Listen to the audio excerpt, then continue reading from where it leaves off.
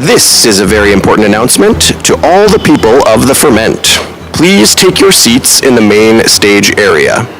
We invite you to silence your cell phones. Our show will begin momentarily.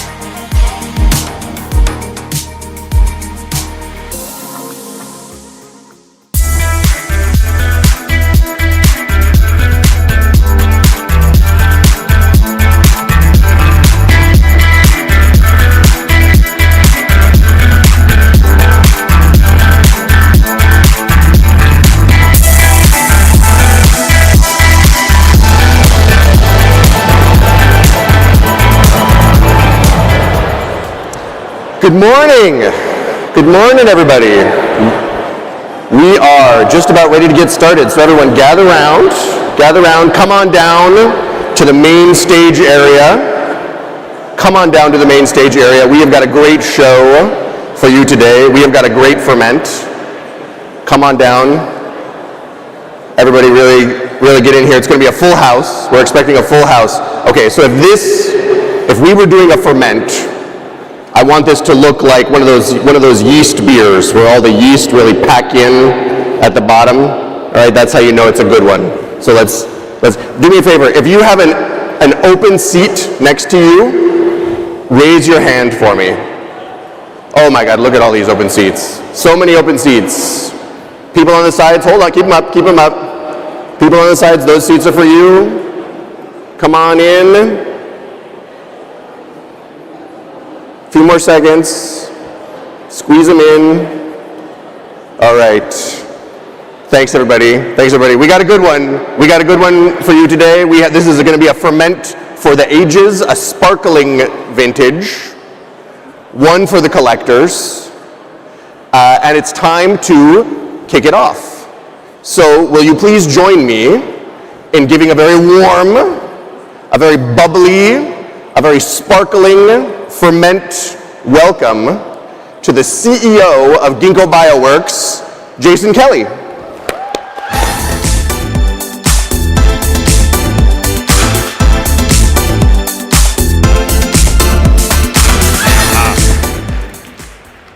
Welcome to Ginkgo Ferment. I want to start by thanking Quinn Berkman and the Ferment team for putting together this gorgeous venue we all get to experience today. Let's do a round of applause.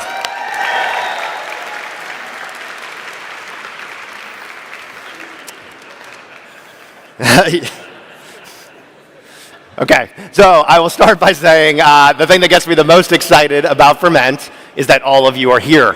Okay, this is a very self-selected group of people. You're interested in how to apply AI to biotechnology, synthetic biology, automation, biosecurity, and you have an unbelievable range of different backgrounds. So you should really all meet each other. And to support that, we have over here a really cool button station where you can pick out the biotech button that best describes your vibe. Okay, and ask people about that, get to know them. We do Ferment to get you all here in the same room. Also today, we're going to have 17 of our customers up here for lightning talks. We heard from you last year, this was what people liked the best, you're getting more of it. And then tonight at the party, I want to thank Aqua and Ayana and Motif and Burb because we're going to get to eat and drink some of the products of Ginkgo's customers. And I really encourage you to go upstairs and you can visit some GMO plants from Light Bio and Living Carbon. All right, so again, but meet each other today. All right, this is my favorite slide, I'll be honest. One of the earliest hypotheses about Ginkgo was that you could have a common engineering platform for any industry in biotech. And I think we pretty much accomplished it. If you look at our customers in agriculture, 3 of the largest ag biotech companies, many of the large chemistry companies, and many of the large pharma companies, and many of you are in the room today, as well as a lot of startups that want to be these companies in the future. But I have to say, the missing column that we pretty much filled in 2023 was in biopharma. And this is an area we've wanted to get Ginkgo into for a long time. Deals with Pfizer, Boehringer Ingelheim, Merck, and successfully completed our deal with Biogen. We grew the number of programs we did 70%, revenue 40%. Biopharma is becoming a thing on top of Ginkgo's platform. And that's why I was so excited yesterday to announce our expansion of our partnership with Novo Nordisk. And we're lucky to have Marcus Schindler, the CSO of Novo, here with us today. Unless you've been living under a rock, Novo is changing almost the way people think about what medicine can do for people. And I'm so excited to hear what Marcus is going to share, being interviewed by Jen Whiff, our head of Chief Commercial Officer here at Ginkgo.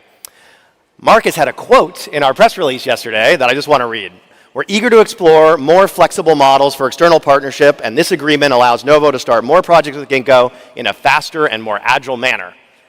Faster and more agile. I'm going to be announcing a new service offering at Ginkgo that I hope you're all excited about, that's going to make it a hell of a lot easier to access our platform agilely today, so get ready for that.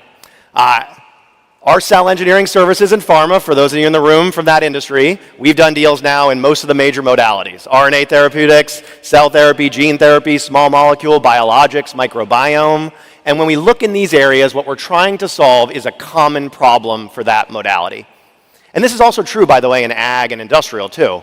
You all are developing products, but regardless of what disease you're trying to treat with an RNA therapeutic, for example, you'd like RNA to last longer in cells, to be more efficacious. That's a common problem for every RNA therapeutic. Well, to give you a sense of scale, we ended last year with nearly $1 billion in the bank. I don't spend any of that money on clinical trials. I don't spend it on ag field trials. I don't have products. I spend it on things like that robotics infrastructure over there that you really need to go see that we build in-house at Ginkgo. I spend it on trying to solve these common problems in these areas that'll be relevant to your industry. So come tell us what is the thing you'd like to solve? What are those pre-competitive common problems? We want to work on them. And you're going to be lucky to hear from 3 of our technology leaders today, Emily, Uri, and Shadi, talking about some of those challenges in enzymes, RNA, and cell therapy. It's not just biopharma that grew last year. We love all of our customers in these other industries as well. We grew 78 new programs last year. So that's more than 1 new R&D partnership a week with you all. That's 30% growth, and you'll see many of our lightning talks are going to be across an incredible range of industries. I think you're really going to enjoy hearing what people are doing with it. Okay, so our cell engineering solutions, I'm really happy with it. It's growing well. I love the pharma thing. But I have to admit, I'm a student of the tech industry, and I'm a little jealous of how I see they've organized themselves. So you probably heard about a company called NVIDIA. It just hit $2 trillion in market cap, all right? They sell GPUs. They sell these semiconductor processors. Amazing thing about NVIDIA, they don't have a semiconductor fab. They don't manufacture their own chips. $2 trillion company. They use a company called Taiwan Semiconductor. It's part of the reason the US and China are concerned about Taiwan. Taiwan Semiconductor is not like outsourcing manufacturing of something easy. This is basically the only place NVIDIA can get their chips made because it's so advanced. So there's a total dependency. Look at OpenAI and Salesforce and Netflix. These are built on top of the cloud providers at Google and Microsoft. There's a dependency. How did OpenAI scale to 200 million customers in 6 months? Well, they were using Microsoft's server infrastructure to do that. Well, what does it look like for us in biotech? No dependencies. Everybody's building all their own stack, doing their technology in-house. And I looked at Ginkgo, and I said, well, are we helping this problem? And the answer today is only a little bit, right? If you look, I've got a little Ginkgo lab code up there. That's a Ginkgo scientist on top of Ginkgo's Foundry and code base. That's who gets to use my infrastructure today. Someone like Shadi on that last slide. She orders, actually, almost virtually. She's basically on a computer, ordering services from our infrastructure. And I looked at that and I said, well, why couldn't that be a scientist at your company instead, ordering from our robotics, accessing our data? And so I went and I talked to a bunch of you about this. And I said, hey, if Ginkgo opened up our platform to you, would you care? And two things came back to me loud and clear. First, those of you who are working on the application of AI, and I'm going to talk about this, need lots of data, and you're interested in getting access to our robotics. And then secondly, many of you are engaging with traditional CROs in the market, and they're coming up short in some areas, and you'd like to close that gap. All right, so let me talk about AI first. All right, the tech company, this is Jensen Huang, CEO of NVIDIA. You might recognize him with the black leather jacket. I'm thinking about start wearing a black leather jacket. Yeah, no, I'm not. I'm just going to read this quote from Jensen. Where do I think the next amazing revolution is going to come? And this is going to be flat out one of the biggest ones ever. There's no question that digital biology, we would call it synthetic biology, is going to be it. Biology has the opportunity to be engineering, not science. When something becomes engineering, not science, it becomes exponentially improving. It can compound on the benefits of previous years.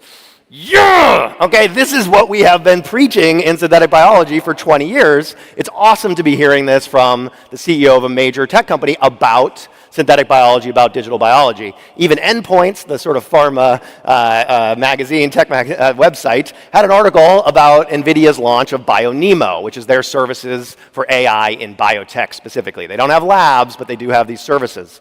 Great, we should bet on NVIDIA. We should welcome them into the club. And I like that they're a big tech company saying AI is going to matter in biotech. That's a signal. You know where there's another signal? At the White House. This is an executive order that came out last year on AI. It's great, you should read it. I'm going to highlight one part. They basically say, hey, if you're building an AI model and you use 10 to the 26 flops, it's like that amount of computing, you better call the White House. You better let us know, all right? Because we're worried it might be something dangerous. However, they added, or if you're using primarily biological sequence data, in other words, you're training a model on DNA, 10 to the 23rd. So actually a lower limit if you're training a model on DNA. Two things about that. One, in addition to text and images and video, the only other type of AI model mentioned was DNA-based models. Okay? These are a real thing that's coming, all right? Number two, they're more worried about them than they are the language models. So I would encourage all of you, I was asked to chair a National Security Commission down in DC. It's been eye-opening for me over the last year to engage more with the government. I encourage those of us in the industry, I see some of us are from our government here today, but if you don't engage, please do engage, both on academia and industry. It will help. And the last people who are betting a lot on AI and bio is Ginkgo Bioworks. We signed a $300 million deal with Google Cloud. We acquired PatchBio and Reverie Labs, two leading AI biotech companies, to bring that talent and compute infrastructure in-house. All right, but I know I got a bunch of scientists in the room, and everybody's always a skeptic. Hey, is AI a bunch of hype? And so I want to give you a little bit of background on how AI actually works so you can think about how it applies to bio. So if you'll bear with me, I'm going to just nerd out for 5 minutes about how AI works. All right, so ChatGPT, how did OpenAI make it? Well, they trained a large neural net on billions of human sentences. Let me explain what that sentence means. First, what is a neural net? All right, and this is an old school neural net. Okay, it's not exactly what they did, but it's close. Okay, so a neural net, and apologies to the neuroscientists, is supposed to model a human brain. Okay, it's not a human, not at all. But think of it like those two circles at the tops are like neurons, all right? So you have these circles, they're nodes. They're connected by lines to another circle below. That's like neurons being connected. Fires. So these nodes can fire, and they send a signal down the line to the node below. And on each line is a number, 0.5, 0.25, let's say. Those are called weights. So when you hear about weights, that's what they're talking about. And you send a signal down, and the node below says, oh, 0.5 and 0.25, let me add them, 0.75. And if it has a rule, if you're above the threshold of 0.5, I fire. So he fires, and he sends a signal to the nodes below him. And that's it. You just have these signals propagating through based on this firing. And the magic of OpenAI is they built a model like this with 175 billion lines, weights. So just unimaginably big, all right? So that's the neural net. Now they train it. They trained it on these human sentences. They took, and this is in number of tokens, which you can think of like fragments of a word. So 3 billion words from Wikipedia, 60 billion from books, and 410 billion from something called Common Crawl. This is a scrape of the internet. So you saw New York Times is suing OpenAI? That's why, okay? Common Crawl. So they took all these sentences, and let's say I have a sentence with 10 words in it. I leave out the fourth word, and I give the other 9 to the neural net, and it fires, and then down it goes, and out the bottom, it tries to predict that missing fourth word. I know what it was. I had the original sentence. If it's right, I say, good job, neural net, and I leave it alone. If it's wrong, I update the weights. And then I leave out the third word, and the sixth word, and the ninth word, and I do this billions of times across billions of human sentences, and I swear to God, that group of circles and lines learns English grammar. It learns to write poems. It learns English. And if I give it Chinese sentences, it learns Chinese. All right? It was not designed to know English. I just showed it enough stuff. Does that make sense? And they weren't done after they did that. That wasn't ChatGPT. There was a second step. They did something called reinforcement learning with human feedback, RLHF. Sounds very serious. Basically, it works like this. Hey, ChatGPT, write me a poem. Comes out with 5 options, and I, as a human, say, that one's good, that one's terrible, that one's in the middle. And I rank the answer. It's expensive to do that. I have to pay people to. But that type of learning made this neural net more conversational and made ChatGPT. So those are the two things together. Unsupervised learning plus this more expensive reinforcement learning led to the biggest computer science breakthrough in the last 20 years on top of that neural net. So what does this mean for biology? Do we have any sentences that are written in letters and read end to end in biology? Yes, we do. We have genes. Okay, a gene is read end to end. The letters are all A, T, C's, and G's, but you could leave out parts of that sentence and ask the neural net to predict what's missing. And this is exactly what was done with things like AlphaFold and ESM and so on. And so where are our sentences? They come from nature. Who has the most of them? I actually think Ginkgo might have the most of them. We have been collecting, we just announced the acquisition of Biome today, which may add another 500 million to this stack. We have to deduplicate. But we acquired Warp Drive Bio, Radiant, Lodo, Zymergen. We have been piling up metagenomic and microbial gene collections. The purple bars are what's in UniProt. Okay, about 250 million genes, about more than 2.5 billion in our database. This has only been available to Ginkgo scientists and AI engineers until today. So one of the things I want to do in the interest of people building on top of each other in the industry is we're opening up this database. And Ankit Gupta, who came in through our acquisition of Reverie, said, I can't emphasize enough, we have an outrageous amount of compute power, we should advertise that more forwardly. So for those of you that are AI folks in the crowd, we have hundreds up to thousands of reserved GPUs and TPUs that we can put on top of this data, plus your data to train models. Okay, and so I want to make this available to you today. Second, that second step OpenAI did, where they did reinforcement learning. What does that look like in biology? Remember, what's a good poem? Well, these models are going to generate DNA designs. And you're going to want to say, hey, design me a protein that binds well. And you're going to want to measure in the lab, does this design bind well? You're going to say, make it more soluble, make it less viscous, whatever. You're going to measure those characteristics, and that's the equivalent of giving feedback to the model about whether it's doing a good job. That is expensive because it's lab work. And so the other thing I'm excited to announce today is lab data as a service.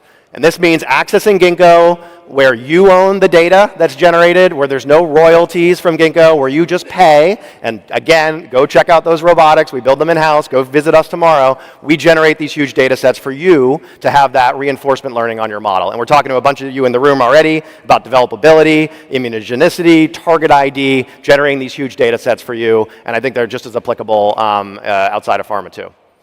Okay, we have an awesome panel to talk AI. Karen and Molly and Aya and Debbie and Anna Marie are going to be up here right after me. It's going to be amazing. And they're going to tell you what's happening practically in the market. I love this. This is a Wall Street Journal article that basically says that Common Crawl, like all the data on the internet, was not enough for the next generation of neural nets that OpenAI is building. And so if that's not enough for them, let me tell you, we are short on it for bio. So you're going to hear from Renee, sorry, move forward a slide, Renee and John. So Renee is the head of ARPA-H.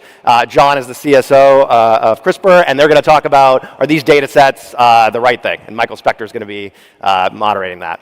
Okay. I'm just going to draw your attention one more time to that model thing. You could roughly interpret this like the government saying that the DNA-based models are 1,000 times more dangerous than the language models, that they're setting 1,000 times lower limits.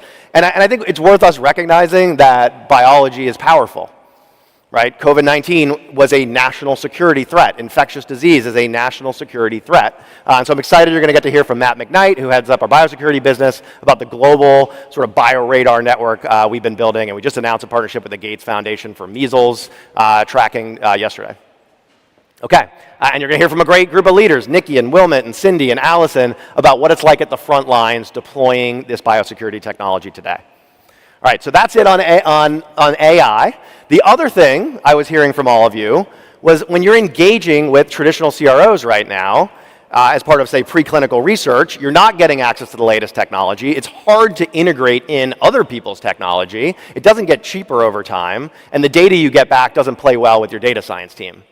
And so that's another reason we've decided to open up lab data as a service. Is I looked at this and I said, all right, well, what does it look like to be a Ginkgo scientist ordering from our infrastructure? Well, you get transparent pricing and turnaround time. You know what it costs when we run the robotics. You know how long our processes take. You get data back in a beautiful format. You get access to our technology network. I'm going to talk about in a minute, but all these technology advanced companies that we're bringing to integrate with the platform. You get all these things already. And so the question is, could I open that up to all of you? And we're going to be, and by the way, be patient with us. This is the first step on a long journey, but we are opening up our first lab data as a service where you can order it just off the menu. So antibody developability, expression, target binding, thermostability. We do a ton of enzyme performance assays, stability, salt tolerance, activity, and so on. You'll be able to order these things. You'll know what you're paying for. You'll know how long it takes. Again, you own the IP. There's no royalties. This is just lab data as a service. And boy, I hope I can make it cheaper for you next year. All right, and the reason I believe this is you can look at Ginkgo, and this is our last earnings call, we increased the number of programs on our platform 36% last year. Alongside that, our cell engineering G&A fell 6%, and our R&D fell 18%. So we're getting cheaper on a unit basis as we scale. Right? And we have a thing we call campaigns internally. It's basically generating large end-to-end data assets. That fell by 50%. And so later today, you're going to hear from one of our tech leaders, Will Serber, about what we've been doing. And again, I encourage you to go check out the automation that we are building and Will's team is building in Emeryville. That automation plus operations, we have an operations team that's driving operational efficiency, as well as bioprocess improvements, dropped our costs 50% last year. Well, if we can keep that scaling up, that means that I should be able to drop costs for these services over time to you as well. I want to spend a minute on the technology network. At lunch, if you go upstairs, you can meet a bunch of these companies. Many of them are in the room. We added 30, this just got announced 2 months ago, 30 inaugural members of our tech network. There's sort of two ways to engage with Ginkgo as a tech network partner. You could be adjacent to us. So Ginkgo does a cell engineering project, and then you need, fermentation optimization from culture, or downstream manufacturing from resilience, or something like that. Or you could build directly on those lab data as a service offerings I just mentioned above. You could be an AI company where instead of trying to do the lab work yourself, you push it through to Ginkgo. And I'm super excited that we have our first instance of that. I want to invite Steph, the CEO of Cradle, as our first tech network partner building on top of the platform. Come on the stage, Steph.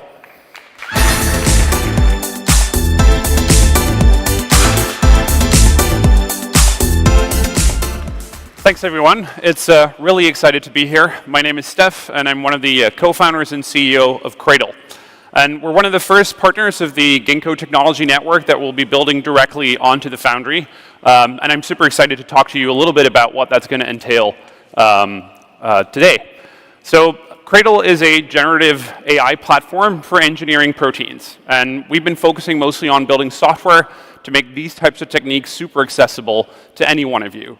A lot of biotech companies out there don't want to hire 20, 30, ML engineers to go build models for them, and so we provide best-in-class machine learning software that you can directly use on the internet, share with your CRO, and work with your team. Now, why would you want to be using this type of generative AI to improve, and engineer your proteins? This is, I think, a really great example of a customer that we've worked with that we're trying to improve activity, thermostability, and a lot of the cool assays that we just talked about for a P450, which is typically a pretty finicky enzyme to be working with. So our customers spend about 10 rounds of optimization on this protein, and they told us we're really about to shut it down because we can't get to target product profile to make this a commercially viable molecule. And so we came in with the Cradle platform, gave the software to their science teams, and within 3 rounds, they were able to optimize this protein to target product profile, significantly increasing the speed by which they were able to get to market. And obviously, what I'd love to happen for every one of you here is that you can get a lot more products into the market a lot faster. Were it not for Cradle, in this instance, this molecule would have never made it to the market. So what are we doing with Ginkgo? And it's basically what Jason has been saying to you just before. One of the first partners that are going to be integrating directly with the Foundry here. So if you're a team of scientists and you really want to start working on your molecule, but you don't have the bandwidth to build a workflow, you don't want to build and train custom models, you can come to Cradle and build directly onto the Ginkgo platform. Now, why do we like Ginkgo? There's a couple of reasons. First of all, they have a really high throughput, high quality assay setup here that's really tried and proven. So that's awesome. Turnaround time is actually quite short. I think for a lot of our customers, when they build in-house workflows, 10 to 12 weeks is a lot more common. What you're seeing here on the slide, 6 weeks turnaround time. That means you could double your time to market. And it's very scalable, very predictable. So how would that work? This is what Cradle looks like today. You would go onto it, sign into it, work with your science team to really select the right set of sequences that you want to then go and build. And then typically what would happen today is there's a little download my sequences button there. People would go to Twist, order their libraries, get everything to be built, sent to them, and then they would run the experiments themselves and bring the data back. With Ginkgo, you will now have the Built with Ginkgo button that will get here, where you can directly order some of these amazing assays on the platform and get tested straight away. And within 6 weeks, you'll get an email into your inbox that all of your experimental data is ready for analysis to maybe go another round. So we're announcing today our first launching customer, ScienceCo, formerly known as Solvay for some of you, to really deliver that impactful result to them in a short amount of time. Really excited to be here today. We'll be upstairs during lunch and we'll be roaming around. You can see the little Cradle logo here. So find me if you're interested in using the surface as well. And excited to be here again. Thank you. That's awesome. Okay, I have to admit that 20 years ago, PhD Jason Kelly, miserably pipetting at the bench, is very jealous of genetic engineering from your browser. Okay, this is why we're doing this. I'm really excited to see it. Okay, so again, those are the two things we're trying to enable for you. We wanted to give you data, and we want to close this gap with what you're seeing from your CROs in terms of lab data as a service. And just to flag it, Cell Engineering Solutions isn't going anywhere. Okay, and I mentioned like Shadi, that's our lab scientist, the Ginkgo scientist with the logo. She still has access to every service at Ginkgo. all of the data, all of the intellectual property. So for a lot of these big projects we're doing with many of you, you really need to access the whole suite of services at Ginkgo. That's still going to happen. I think most of our conversations will stay the same. But I want you to take a look and watch that website, and we'll send you announcements as we add more to lab data as a service, where over time, it should ultimately get to the point where you have access to the same set of infrastructure that Shadi does. All right, and that's the history of things like Amazon Web Services, right? It started with Amazon.com engineers using it, and they had access to doing tons of stuff. And the first thing AWS launched was just a way to store files on the internet. And then they kept adding, and they kept adding. And today, it doesn't matter where you work, you have basically access to the same set of tools that the people at Amazon do if you use AWS. That's where we want to get with this service eventually. And if that tickles you, you should come to one of our developer workshops. We're going to have scientist-to-scientist meetings. There's a link in that QR code. Sign up, and you can learn more about our lab data as a service. Come to our open house tomorrow from 8 to 12 and go see what you can have at your fingertips at Ginkgo. I'm going to end on this. So Ginkgo launches a magazine every year alongside of Ginkgo Ferment called Grow Magazine. Our edition this year was on scale. And there's a great article from Claire Evans, I encourage you to read it, called Against Scale. And she said, in synthetic biology, the way forward may not be a matter of producing at scale, but rather inquiring at scale, changing the volume at which we converse with the living world. Right? What I'm hoping happens with these AI tools and with this scale of data that you can get back is it's almost like a translator from you into the language of biology. Right? Like that's what ChatGPT can translate for me into other human languages. Why can't these neural nets also ultimately translate to let us communicate and inquire at scale with biology? And I know that sounds crazy, but I just want to show you two photos that mean a lot to me that shows that this has happened before. So this is a photo of Tom Knight right here in the front row, my co-founder here at MIT in the early 1970s. Standing in front of his master's thesis, which was a refrigerator-sized mini computer. All right, if you wanted to program that thing back then, you better have been Tom. You better have been an expert computer scientist surrounded by expert computer scientists who knows how to use an oscilloscope, okay, right? This picture up here on the right, this is my daughter Quinn last weekend, using ChatGPT, my GPT function to update the weights of a 1 trillion parameter neural net from the comfort of her living room. 50 years apart. What's it look like if we make these investments in the next 50 years of bioengineering? I'm excited. We're going to end today with a panel where you're going to hear from Alexis and Christina and Bruno, moderated by, could you go back one? Moderated by Christina, who are the two directors and the producer for Vesper. And it's an indie movie. It came out about a year ago. It is my pitch, the best biotech movie since Jurassic Park. Okay, and that is high praise from me, all right? And it is a bit dystopian, I'm not going to lie, but it envisions a beautiful world where there is a young female bioengineer named Vesper. And what they view in terms of what you can design with biology and how she does it is worth seeing, and we're going to show some clips from the movie. Also, if you want a little taste of that future today, back at the button stand, you can smell a fragrance from Archaea. It is the scent of an extinct flower. It's for sale at Nordstrom's. It's like Jurassic Park in a bottle. And up in the back corner, I encourage you to go up and see 50 glowing petunias that we have in a display up there from Light Bio that have been engineered to glow in the dark. All right, and this is a little taste of what it's like when you start to expand the accessibility of this technology to more people. And I want to end with that. You know, Ginkgo's mission has been making biology easier to engineer since the day we started the company 15 years ago. It's always been a little bit like making biology easier to engineer for people that work at Ginkgo Bioworks. And when we are opening up our data and opening up our Foundry, I think we're getting to be true to what we really wanted to do when we started this company, Tom, which is to make biology easier to engineer for all of you, and someday for all of our kids. And I think that's going to be just a beautiful world. Thank you for coming on that journey with us, and welcome to Ginkgo Ferment.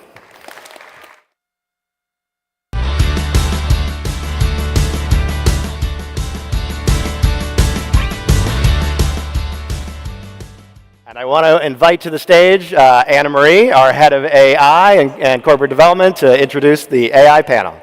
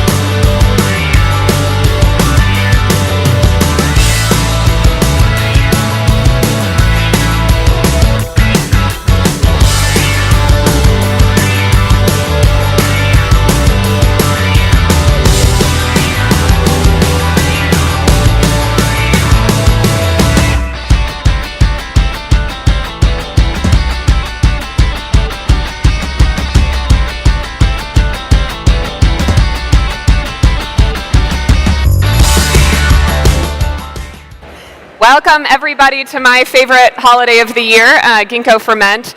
I am so excited for this absolutely, am I allowed to say, badass panel of women talking about AI.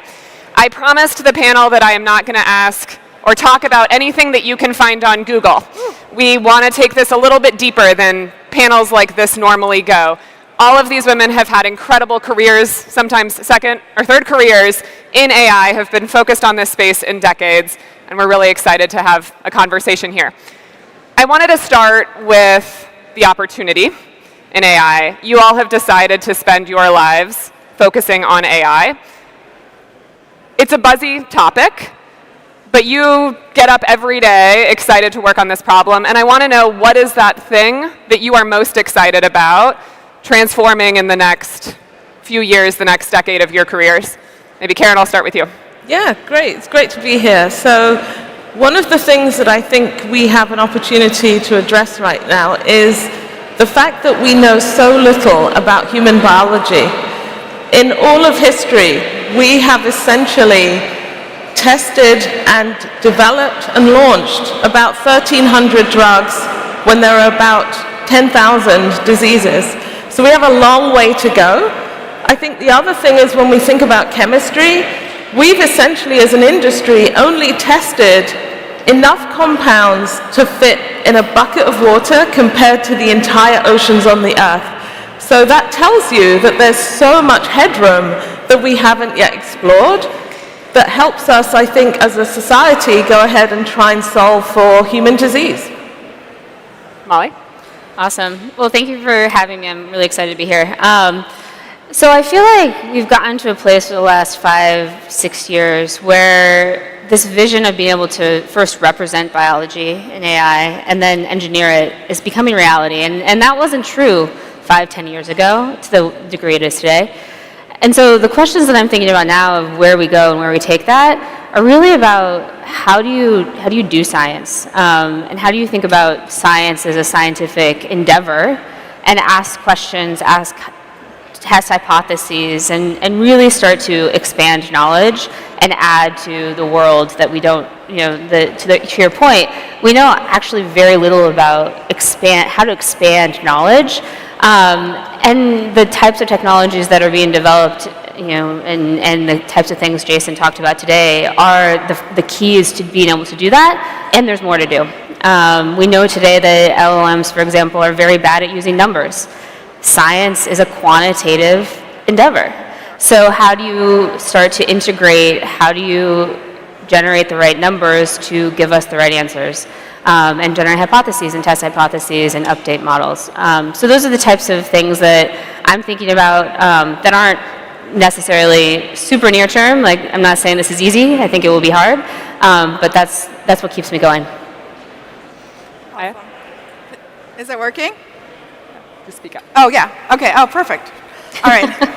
Thanks for having me here. Great conference. I really enjoyed the keynote, right, talking about automation and scale. So I want to just kind of work backwards. I really feel like we're living at a time where a lot of what was either incurable or difficult to treat from a disease modification perspective is actually now, like, we're at the cusp of being able to do that, right? We can kind of see the hints of it coming from, looking just at even oncology, new immunological drugs, that if you give it early enough, in enough patients, with combinations, you can actually cure or even change the course of the disease. And we're starting to take that thinking and apply it to other areas, like immunology. Like, just take, for example, IBD, irritable bowel syndrome. It's a disease that at first, for patients, feels like an annoyance, but eventually it becomes super debilitating. And for me, it's what can we start to learn about the mechanisms of disease so that we can treat patients in a just much better way and find life-saving medicines much faster. And the opportunity that AI now affords today, after it's shown that it could actually do something really remarkable, right? So we can, AlphaFold, that announcement by the DeepMind Google team showed that if you put enough of the right data into an AI system and leverage architectures, whether it's transformer architectures, reinforcement learning, and combine it with genetics and physics-based methods, that you could actually predict every single structure for every single protein in the human genome. AI did this in 2021, right? So now when I think about how we're going to get AI to get to that next transformation, for me it's that level of being able to now measure what we need to measure in biology so that we can truly learn biology. And so while AI is getting better at learning, we are getting better at measuring. Soon it will be possible to take any slice of tissue and measure every single transcript for every single cell type and every single organ in the human body. It's amazing. We finally have the tools and the technologies to measure biology at the right level of resolution, your genes, your proteins, your metabolites, every single cell, and at scale. All right, how are you going to put that to use? How are you going to put it to use to understand biology and accelerate our ability to get to better medicines? That's what I'm super excited about. Debbie, you want to close us off? So I'm going to go very zoom out, and I'm pretty sure you could find this on Google. Apologies. But I wake up in the morning, and what I want to do is build and develop models that make biology a quantitative, predictive science. And I think that the generative models that we've started to talk about now have really opened the world for that. I don't think it's the end, it's the beginning. And one of the things, again, zoom out, I like to say is that just as math-enabled mathematics, as it's called here, physics, AI will enable a quantitative biology for the 21st century as we expect it. Now, my vision, basically after listening to Jason, you've already done it, and I'm not going to repeat that. That's partly a joke, but I do think we're moving extremely fast in what we can do. And the vision here is, making biology quantitative and predictive, and the different models and different data we'll need for that will affect disease prevention, the early diagnosis, as well as treatment and monitoring and sustainability efforts.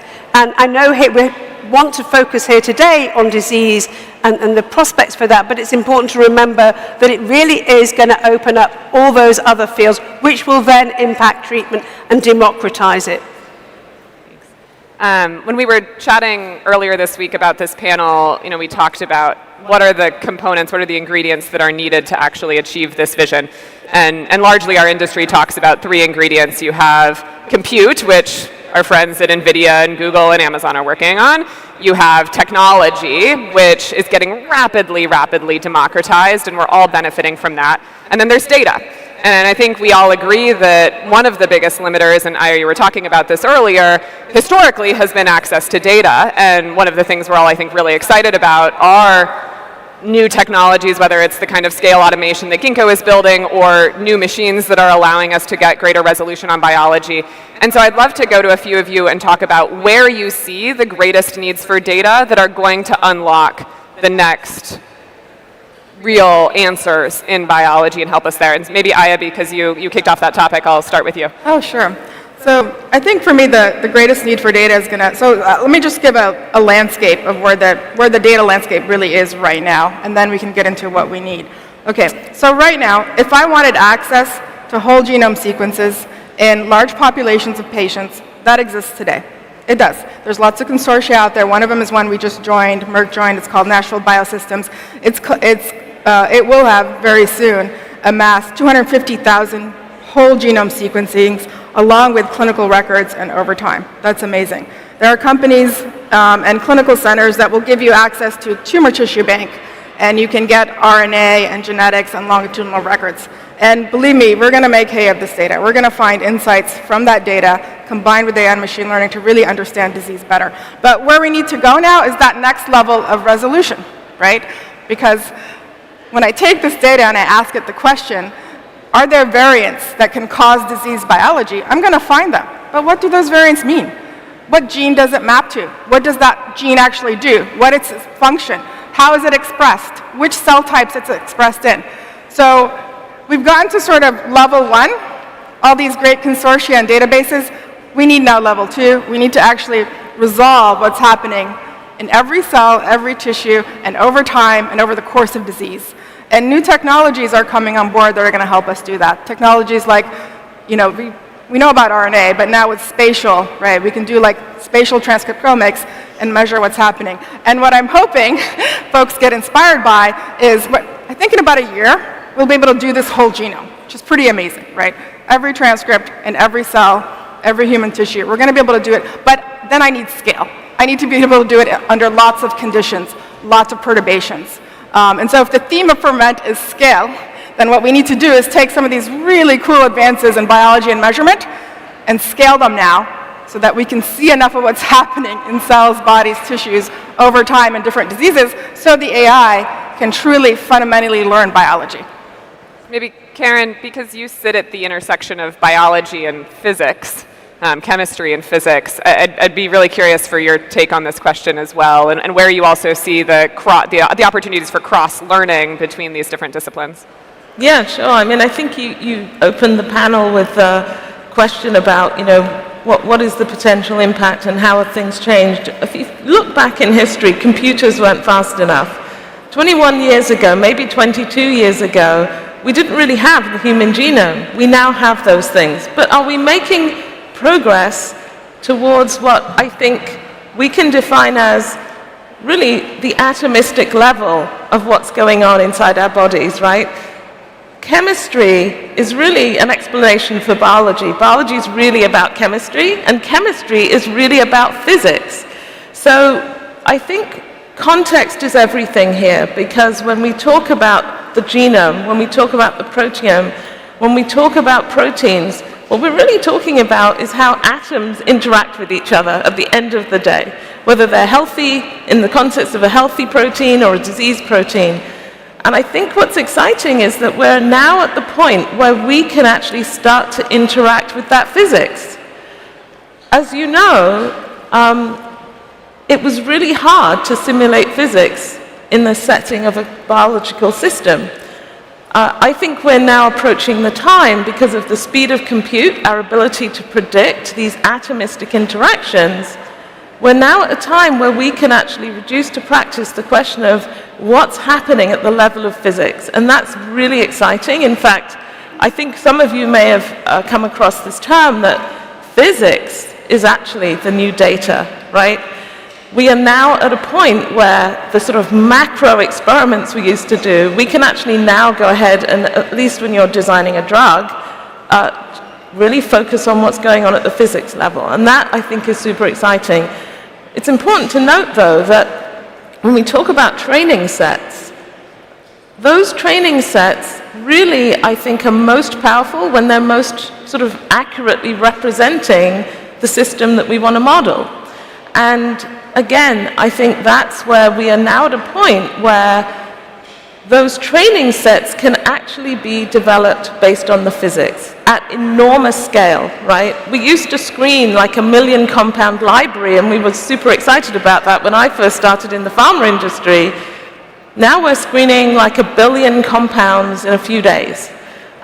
So having access to the physics and being able to scale that physics, I think, and use it as a training set, I think is super exciting. Well, and one of the things we were talking about was the ability to use these models to also inform where to generate data that is most useful, to help identify the context, help identify the questions, so that you're generating data that really answers the question you want to answer. And I know, Debbie, you've got strong feelings about this, and our ability to take advantage of the data that we already have and to ask it better questions and organize it in better ways. And I think you're a leading expert in driving absolutely remarkable results with quite scrappy resources. Thank you. Scrappy, yes.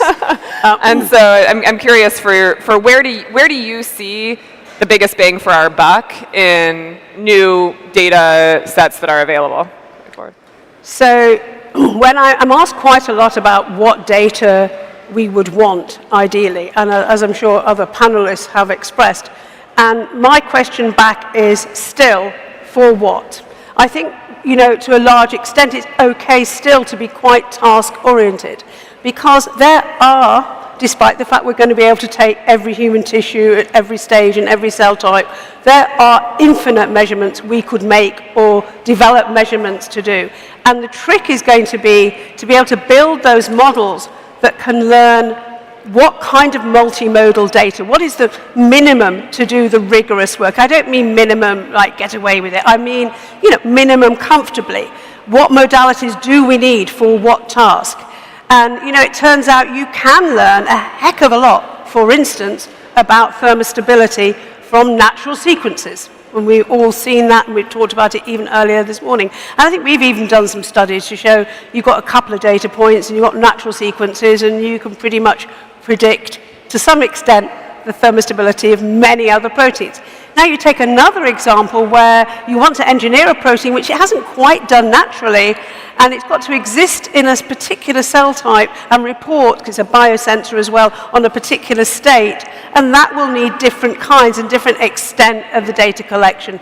So for me, it's about building those models that can be multimodal, and then those models also learning how to learn what data to generate. So a bit circular, but... Appreciate that.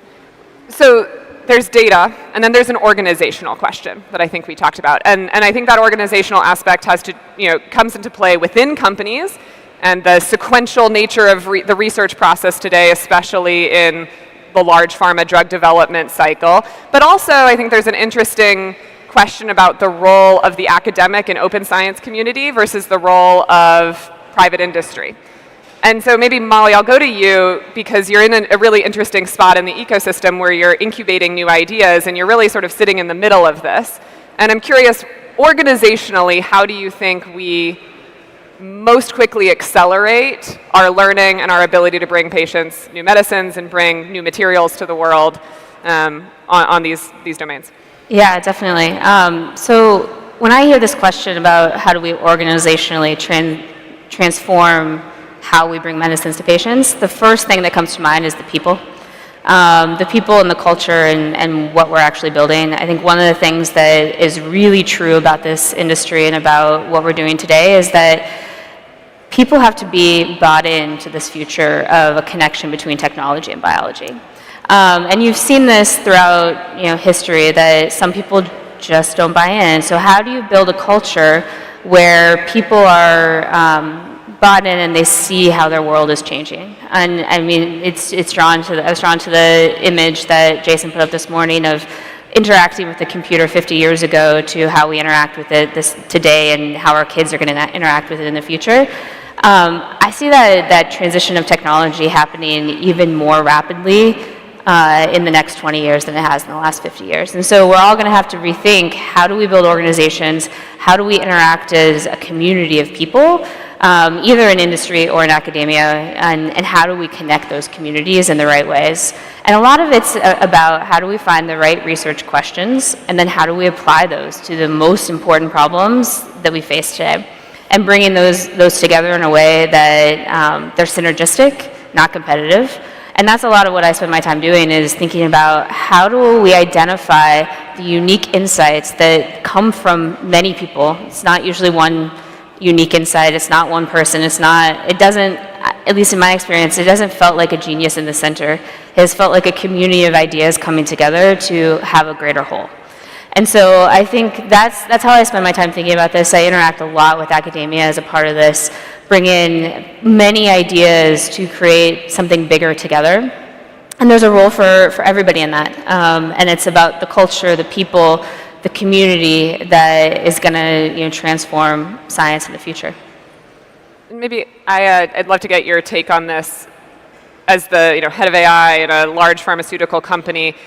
How are you seeing the industry react to the emergence of AI, the importance of AI? Everyone now is trying to adopt it, but I think in different ways and at different paces. Yeah. And where do you see the roadblocks, and how do you think the industry needs to evolve that R&D process? Yeah. So I think, first of all, I think every pharma company is going to have its own strategy around this, and a big part of it is, as many of you know, to go from like an early discovery to drug to market. It's not what can AI do, it's what can AI do for target discovery, what can AI do for small molecule discovery, what can AI do for biologic discovery, what can AI do for predicting safety outcomes, and what can it do for identifying the right patient for the right drug at the right time. So it's many different levels of AI, and different pharma companies have organized differently to go from what I described end to end. But I'll tell you how we're thinking about it, right? So the key for us is you have to embed.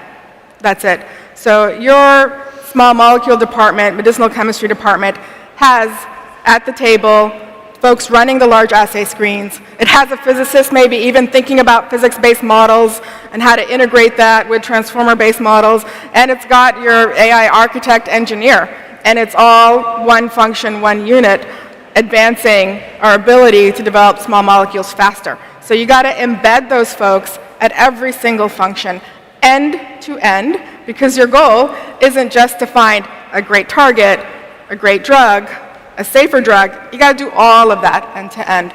And so the big thing is, how do you attract the right talent? And how do you get folks engaged and wanting to do this, and wanting to do this not just like as a kind of little tiny pet project, but excited by the scale of what's possible in pharma, and as well as even how pharma interacts with the biotech system.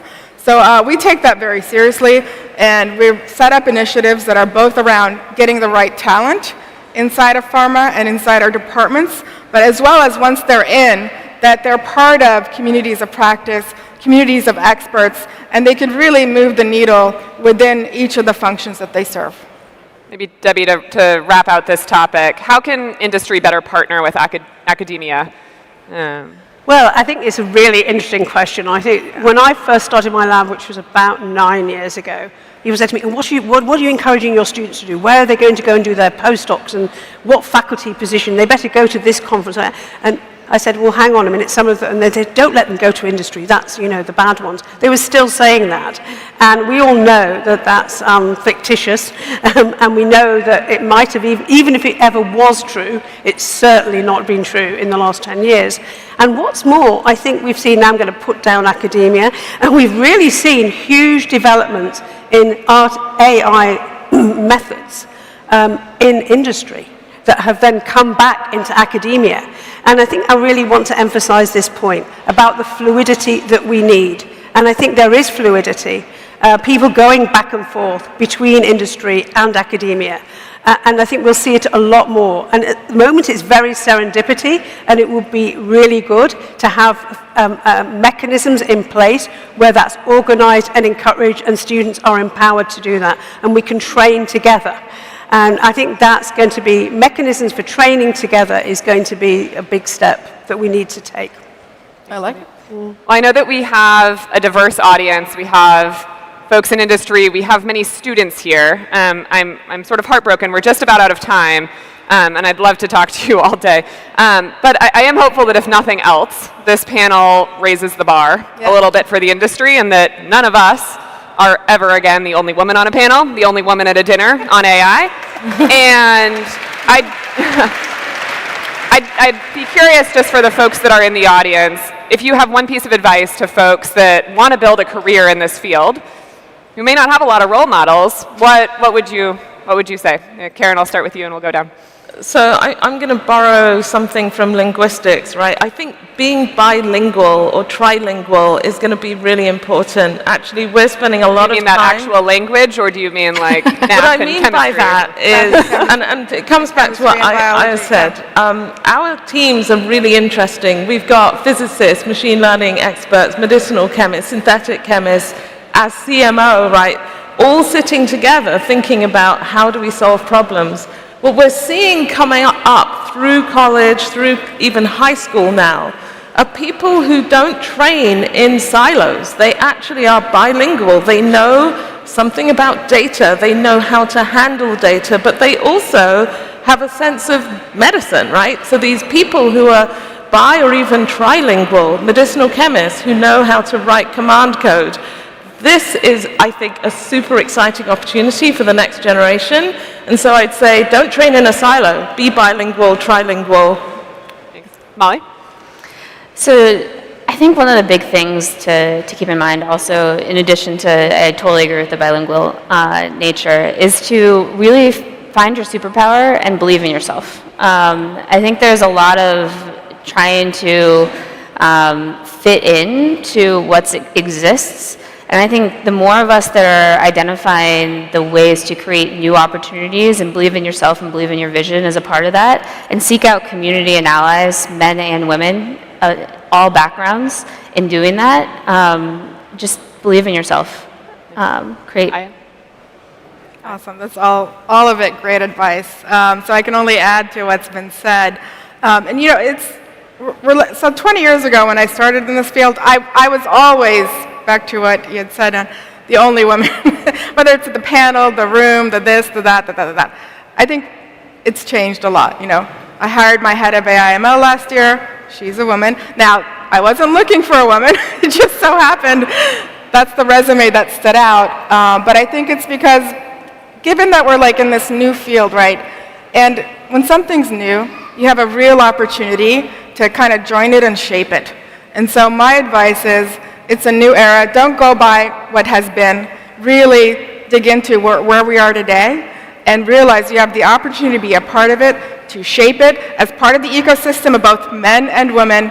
And then lastly, just one word of advice. If this is about targeting all the women out there, just be fearless. You have nothing to fear. You can do this. All right, you. Debbie, take us home. Right, so all of the above, and especially the last comment. I was asked this about 5 years ago. I was on a panel for the Chan Zuckerberg Initiative. And I said, they said, what's your advice to everybody? I said, go big, go bold, learn statistics. And now I would add one more thing to that, actually, is go big, go bold, communicate, talk to people, and learn statistics. All right, learn statistics. Thank you all. Enjoy Ferment.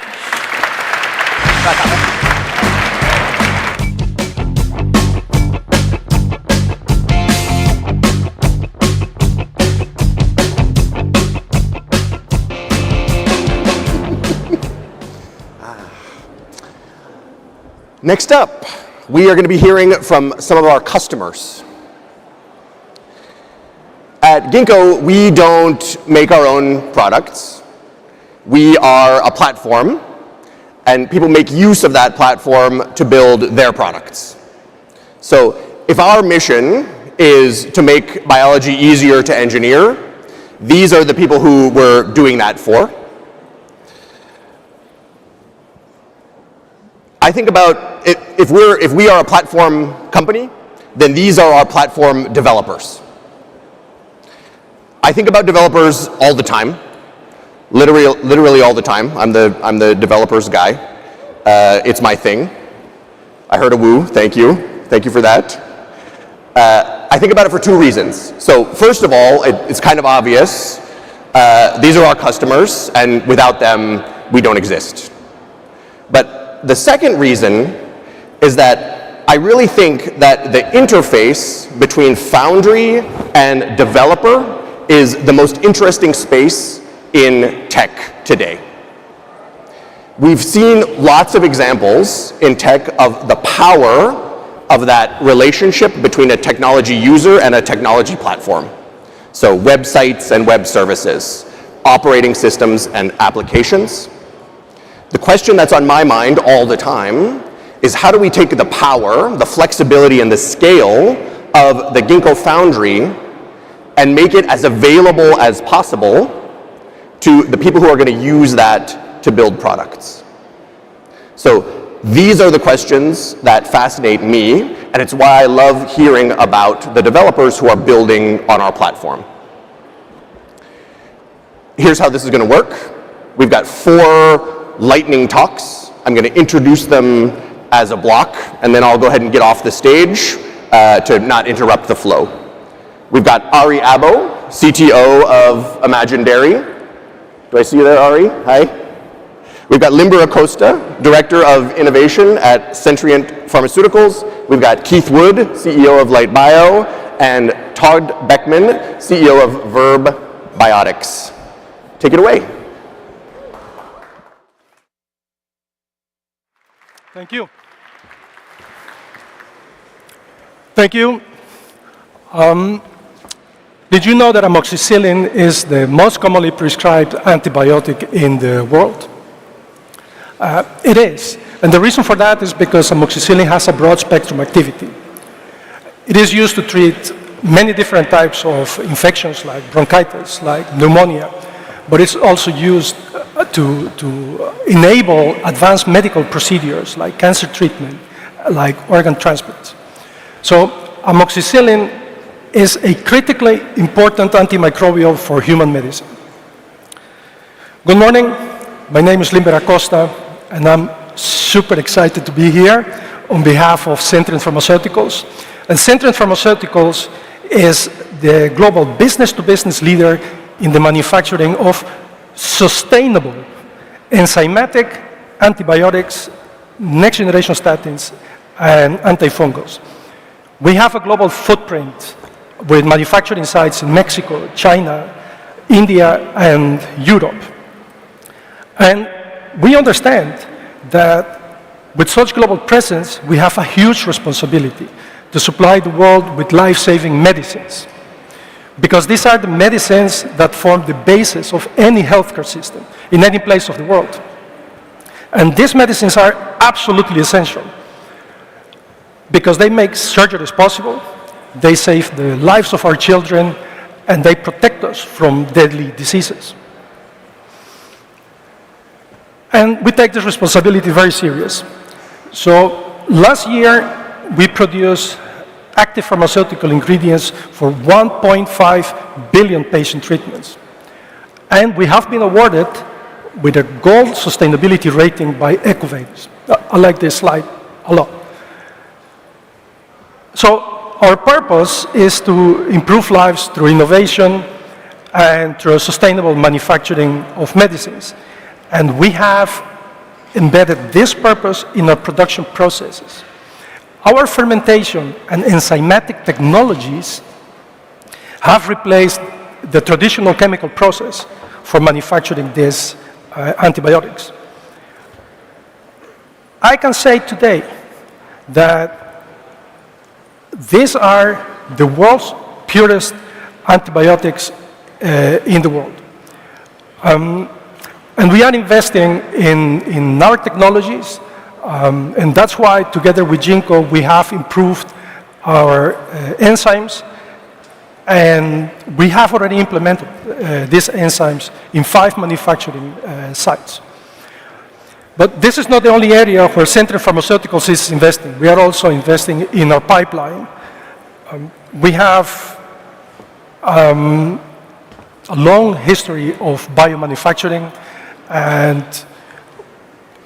we are bringing 80 years, more or less, of commercialization of sustainable antibiotics. So if you want to be part of that purpose, to supply the world with life-saving medicines, and you have a new product or a new idea, please don't hesitate, let's connect, and thank you.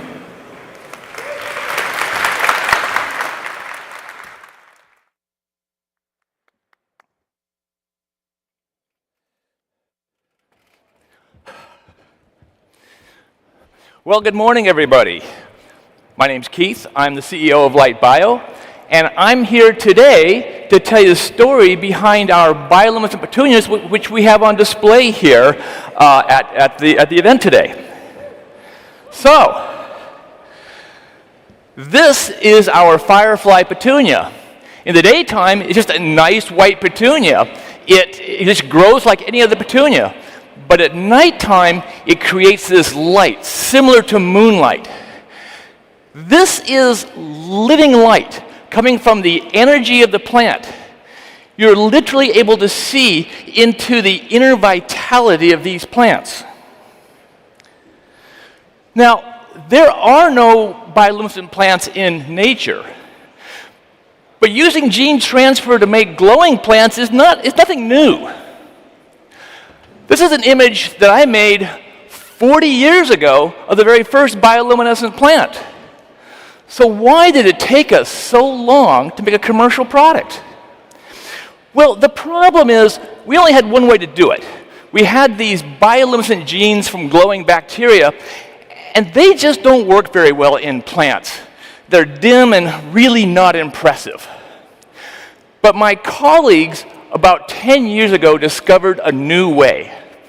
They discovered a new set of genes from bioluminescent mushrooms, and that has made all the difference. You see, these genes encode for a catalytic cycle that uses metabolites that are naturally present in plants. In fact, the only thing that's novel to the plants are these two at the bottom, these green highlighted molecules, which are the substrate and products from the actual light-emitting reaction. Everything else you see comes from the plants themselves. And importantly, it's not just anywhere in the plant, but that lies in the most active part of plant metabolism. So the energy of photosynthesis is used primarily to make cell walls. And cell walls are made of two components mostly, cellulose and lignin. And we've inserted the bioluminescence into that lignin pathway. And so the energy needed to make light comes from the most energetic part of the plants. But even though we are using the natural metabolism of the plants to make light, the genes themselves and the enzymes they encode come from a very different organism. They come from fungi. That's an entirely different living kingdom. And so these enzymes have not evolved to work well in plants. And that's why we are partnering with Ginkgo to make better enzymes. We're making enzymes that will work well inside the plants. And our objective is to make plants that are as much as 10-fold brighter than the plants we have here today. Now, this is not just a pretty flower. This has captured the public's imagination. And you can see this by the amount of wonderful press that we've been receiving.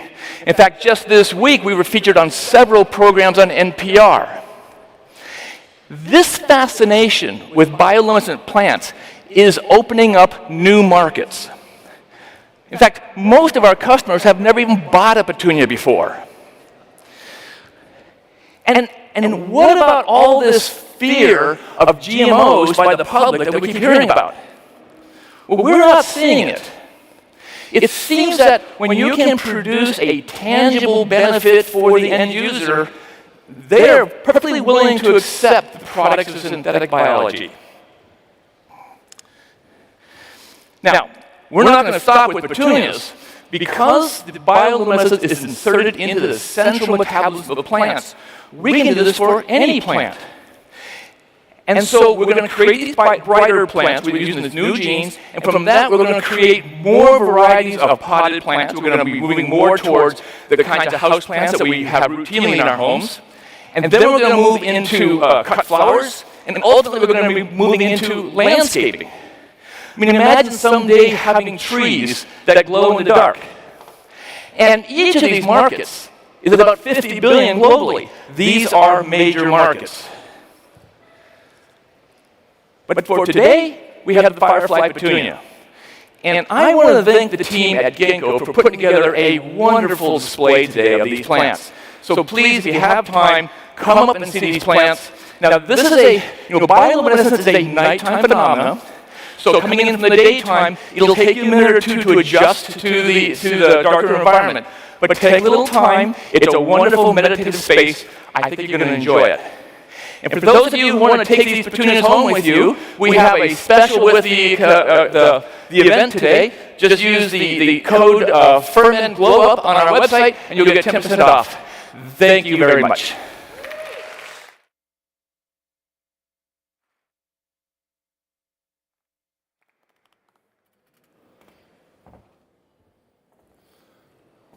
Good morning, everybody.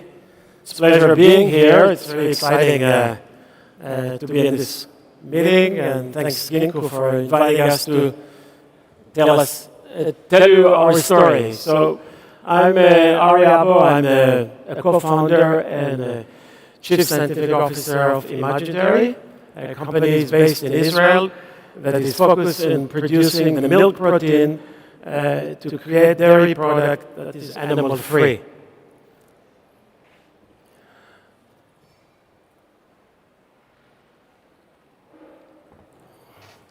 No matter how you slice it, we need a better solution. So everybody here in this room and is extending market right now in different countries like in Asia, love dairy product, the cheese, the yogurt, the ice cream. And however, we have a problem because this is not sustainable. As you know, the dairy industry contribution for global contamination of the environment is about 3.4%, which is about twice the contribution for environmental impact that aviation, the entire global aviation industry. Clearly, we need a better solution, and the current solution that is now in the market is a plant-based product that tries to mimic dairy product, but it's not cutting it right. You know, most of the plant-based products do not provide the nutritional values and the functionality that you can get from dairy products. We are on a mission to create a dairy product without a single cow. And several years ago, this notion that if you generate or produce milk proteins, you could reconstitute dairy products sounds like a science fiction. Several companies in that space were able to show it. However, the challenges here is how do you get into production scale? You can buy purified dairy proteins from Sigma for a few micrograms for thousands of dollars and can do the experiments and can reconstitute the dairy product by having the dairy protein supplemented with fat and minerals, and you can create cheese and yogurt and other dairy products. However, to produce this protein there is a challenge. So we, from the beginning, created a strategy that essentially incorporated AI, functional genomics, and synthetic biology to create a strain that could produce a large amount of the milk protein. The strain is designed to secrete the target milk protein into the media during the fermentation, and when you scale up the process, you can harvest the protein from the media and purify it and use it to generate a dairy product. As I said, the challenges here is how do you actually create an efficient process to create this scale so you can produce a lot of proteins to really disrupt the market. So please play the video. So we were able to generate with a recombinant protein that we made in scale all of this product that you see here.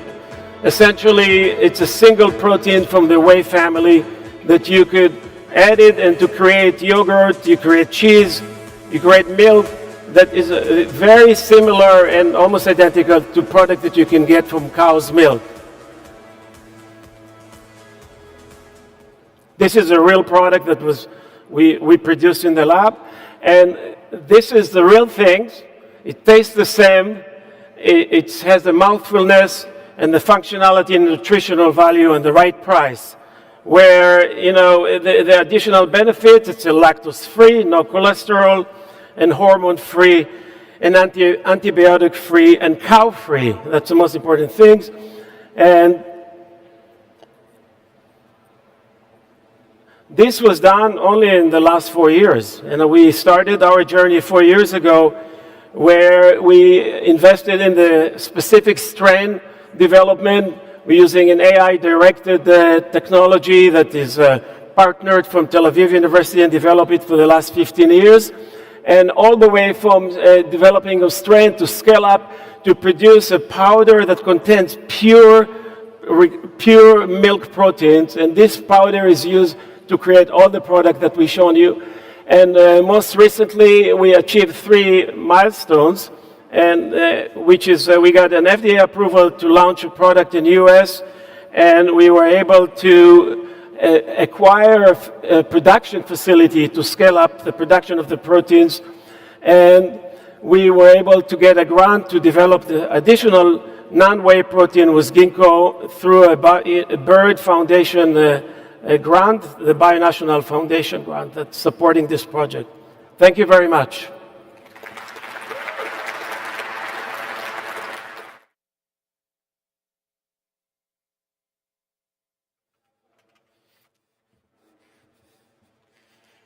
Good morning, everybody. I hope you're having a great ferment. This is such an incredible event.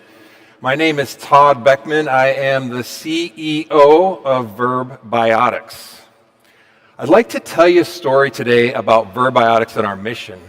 I'm also excited to talk to you today about our first ingredient launch called Keystone Postbiotics. At Verb Biotics, we're on a mission to improve health through gut microbiome innovation. We are a B2B ingredient company.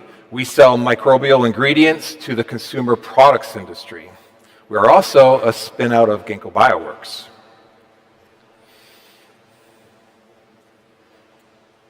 Yes. So let's talk microbiome. So you might have heard this said before that our gut is our second brain. Well, at Verb Biotics, we think it might be the main guy. It kind of is competing. Which guy is number one, this guy or this guy?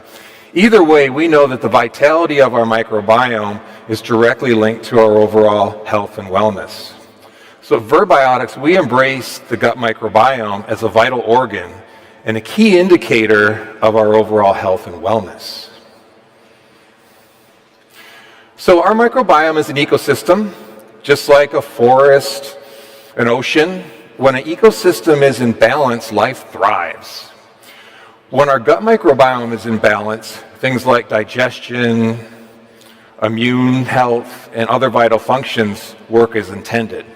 But sometimes life gets in the way. Stress, antibiotic use, poor diet, fancy conferences where we're doing too much stuff can sometimes throw our microbiome out of balance, and we need help. We recently conducted a consumer survey of over 2,000 consumers. We found that 7 in 10 had some type of gut issues, gas, bloating, just general issues. But more alarming, 40% reported that this impacted their life every single day. Let that sink in. 40% have this issue every single day of their life. At Verb Biotics, our North Star is feel the effect ingredients. We aim to make a meaningful difference in everyday consumers' lives. So Ginkgo and our friends at Ferment, well, the other Ferment, Jason Kakianis and team, identified an opportunity in the probiotic industry, the probiotic ingredient industry. Now, this is a $2 billion ingredient industry, lacked innovation. So we decided to spin out a company. So in September 2021, we spun out Verb Biotics, and we quickly got to work assembling an incredible team of microbiome innovators, and we got to work. So at Verb Biotics, we develop microbial ingredients for gut microbiome health that address both foundational and complex health indications. On the foundational side, our postbiotic, we call Keystone Postbiotic, that addresses the foundational microbiome health, which is gut and immune health. We've also launched a probiotic that produces GABA, which is a neurotransmitter. So that really fits in nicely to a gut-brain health positioning. Gut-brain, think sleep, stress, and mood. We're working on other platforms. So as an example, we're working on technologies in healthy aging. In healthy aging, think cognitive, think joint health, think muscle maintenance. So how do we do this? How do we innovate in this $2 billion category? Well, we take a function-first approach. We start with the end in mind. We start with a health indication. From there, we try to understand what's the mechanism of action to implicate that health condition. Then we develop our biotic solutions. Then we partner with Ginkgo to help accelerate our microbial development, as well as accelerate our speed to market. Our first loop through this process is something we call Keystone Postbiotic. So Keystone Postbiotic is intended for foundational gut microbiome health. It has 3 different mechanisms of action. One is for immune support, one is for overall gut health, and the third is for intestinal barrier function. What makes our postbiotic so unique is it's shelf stable. Traditionally, live probiotics, they don't survive in things like beverages or gummies. They just can't do it. Our postbiotic is shelf stable. It's an inert product, so it can go to any format. So today, you should try it. It's an oat milk creamer. We put the ingredient in there. It's delicious. You have to give it a shot. But anyways, that's our story. Appreciate your time. Thank you very much. Enjoy Ferment.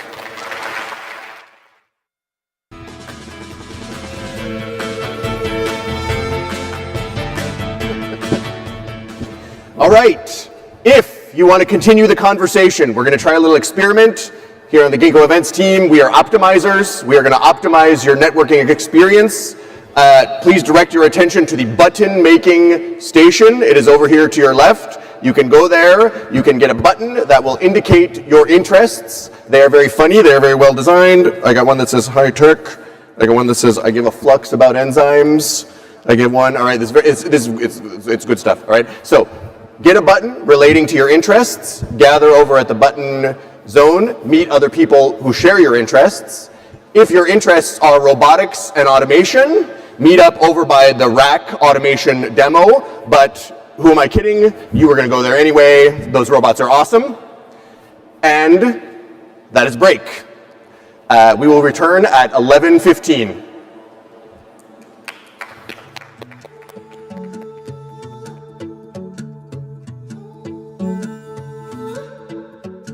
Get on your feet, these sights to see. Rolling hills or city streets, ocean to ocean and all in between. It's out there just waiting on you and me. Take it in, we got no plans. Good things come to those who can. Live moment to moment and all in between. It's out there just waiting on you and me. So look alive, 'cause while I was waiting for you, paradise is on the other side of the floor. We don't know, taking a long way. You and I were born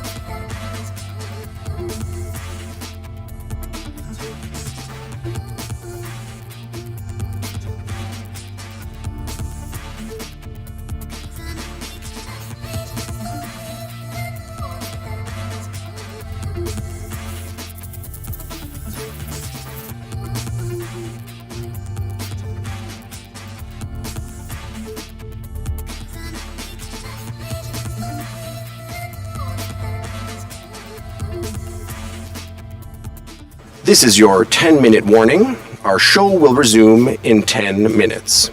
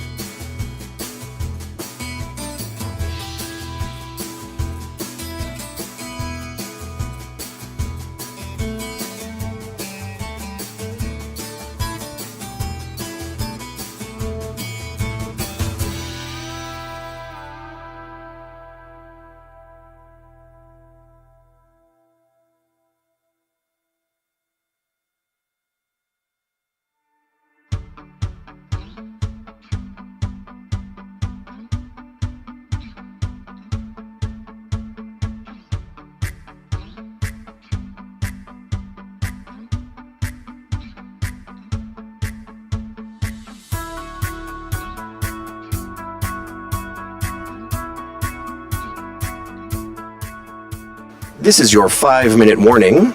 The show will resume in 5 minutes. Repeat, this is your 5-minute warning.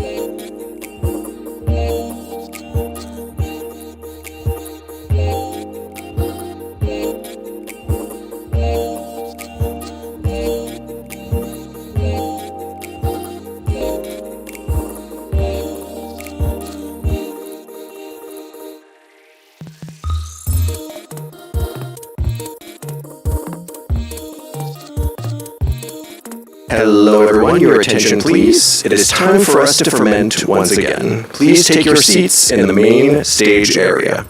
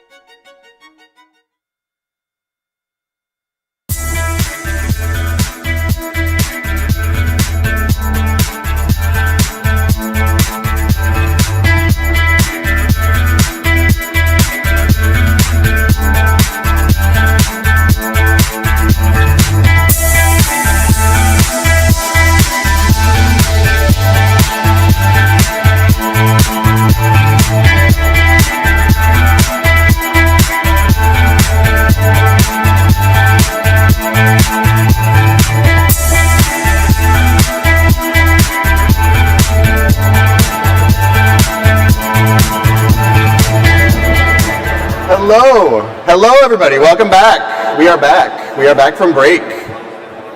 Welcome back. Come on back to the main stage area. We got a good one.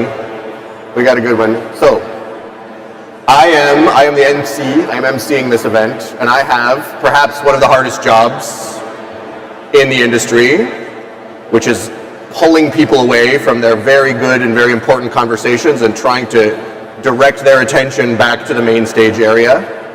It is very hard. It is very hard to do this. I'm going to try. I'm going to try a little provocation. Let me hit you with a little provocation and see if I can bring in everybody's attention.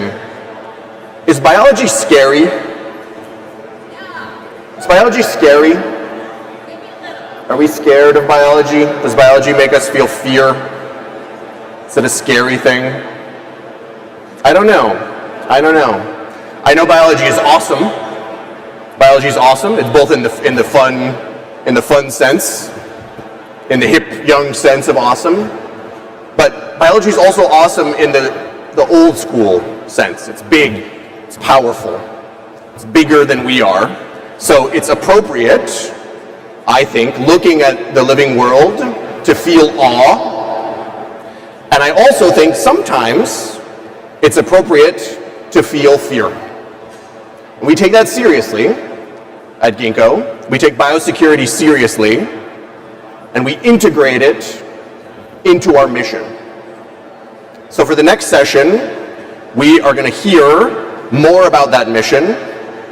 And so please join me in welcoming to the stage the General Manager of Biosecurity at Ginkgo Bioworks, Matt McKnight.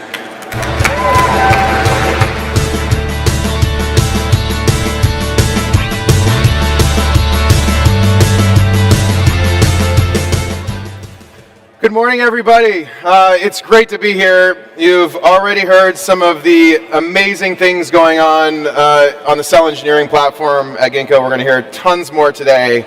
But I'm also excited to have the opportunity to share a bit about what we're doing, like Jake mentioned, around building the capabilities and technologies to ensure we also have a safe and secure future with biology. It's something we care very deeply about here at Ginkgo.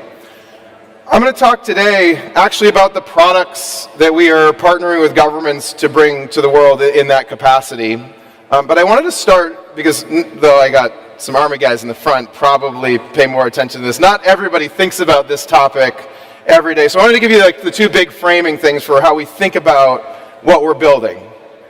First, we live in an age of pandemics. And that's not just like a tagline, right? Actually, and I'd encourage you to read this report led by Anita Madav, our head of epidemiological analytics at Ginkgo.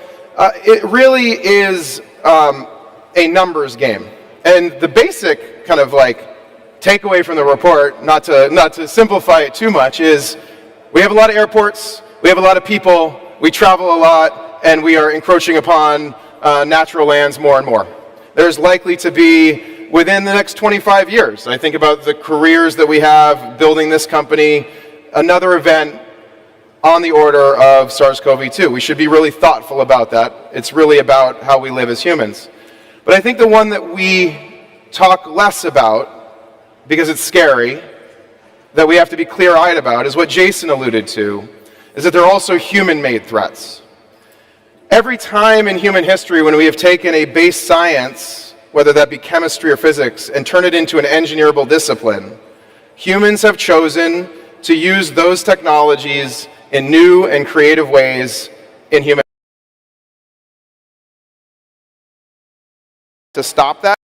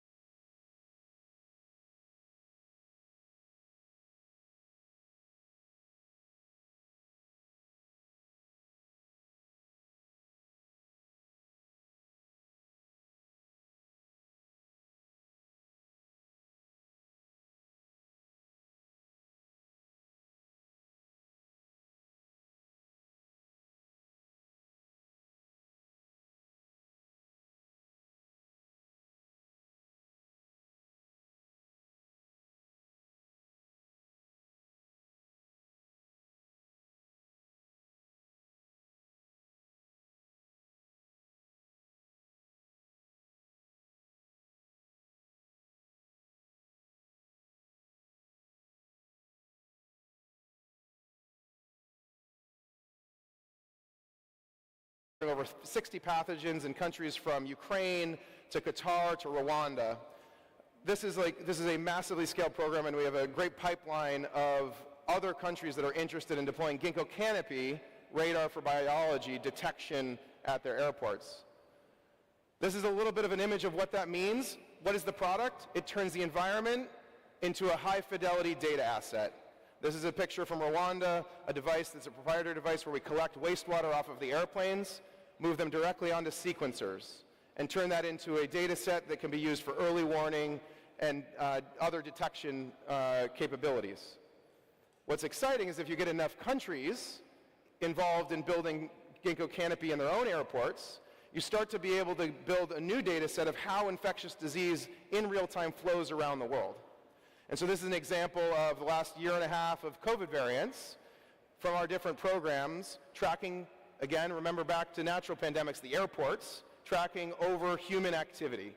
How do pathogens move in correspondence with humans?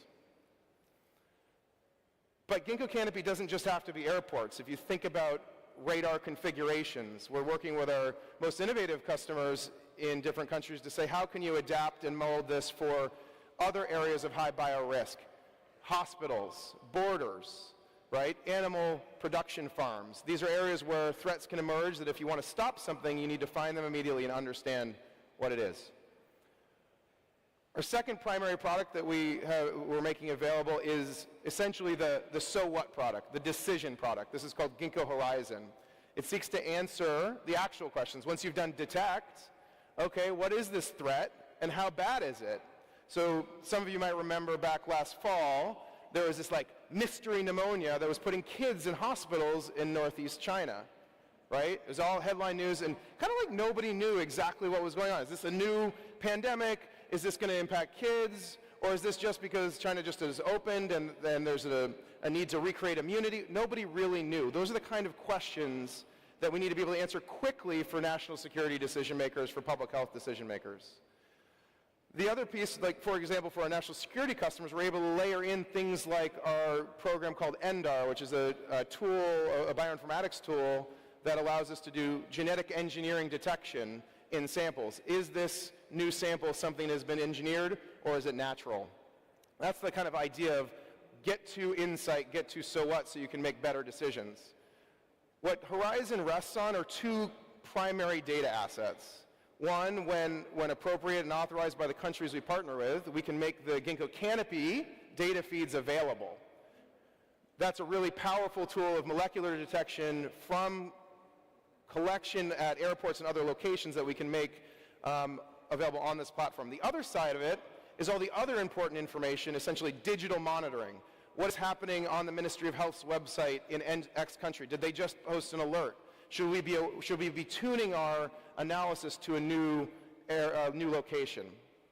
Today for our customers, this is available in a set of data feeds focused on those questions, but also we're launching and building this into a set of interactive platforms to increase the pace of decision making.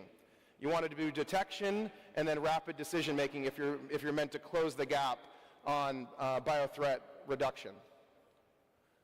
Lastly, if you build this with a mindset like you build cyber, you're constantly improving your capabilities.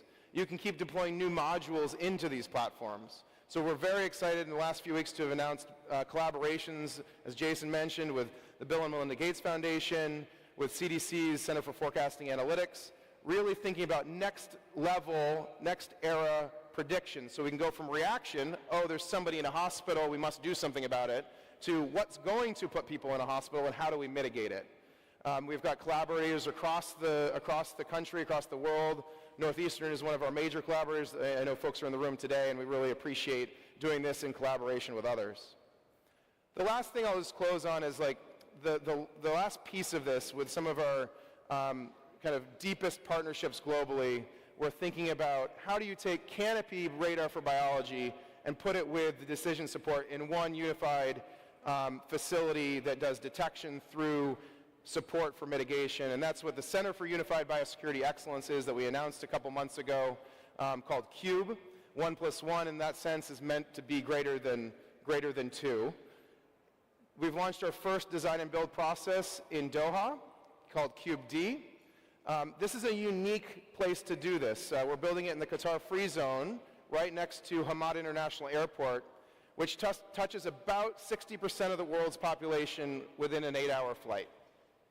It's a really powerful place to put detection for global biothreat alert. What is it actually? It's a large-scale sequencing, biobanking, bioinformatics, and analytics center, right? It both serves our major programs with Qatar, but what's really unique about it is it gives access to data generation to partners at nodes and other countries around that can't necessarily always be versioning the most cutting-edge bioinformatics analysis, the most cutting-edge data interpretation, environment to data type mindset. So I would say in closing for us, if you were going to take those first two threats, natural and man-made, and reduce the risk that they impact our next 25 or 50 years, you have to think about doing detection, characterization, and response in hours or days, not months and years. That has to be the aspiration for what we're doing. And it feels like a big task, but also creating a world free of catastrophic biological incidents is a big task. And so Ginkgo is going to do everything we can to push this forward, but honestly, biotech is a big tent, right? It's going to take everybody in this room and beyond this room to do it really effectively. So thanks for the opportunity to give you, we'll keep giving updates on kind of like what we're building and trying to put in the world, but my last comment would be like, you don't actually have to just take it from me. We have an amazing panel today. Allison Snyder, who is the managing editor of Axios, is going to moderate. Allison has, if you go through her writing on biology, biosecurity, biorisk over the last couple of years, has been one of the really thoughtful writers on this topic. Then we'll go quickly down through. We'll take a quick pause to put chairs up on the table. But Dr. Cindy Friedman, really the leader at CDC that put together the Traveler Genomic Surveillance Program, the innovative idea to monitor airports. That's been an amazing program that we've been proud to partner with. Dr. Wilmot James is one of these larger-than-life human beings who has done so much in his career. In this context, I'll let him share some of his other background. He is one of the global thought leaders on health surveillance and how to do that, in particular, in low and middle-income countries. And then Dr. Nikki Romanek, who is the Deputy Director of the Office of Pandemic Preparedness and Response Policy at the White House, working closely with General Friedrichs, figuring out how we protect the United States and the world going forward. So thank you for your time, and I will turn it over to the chair people and then to Allison and the panel.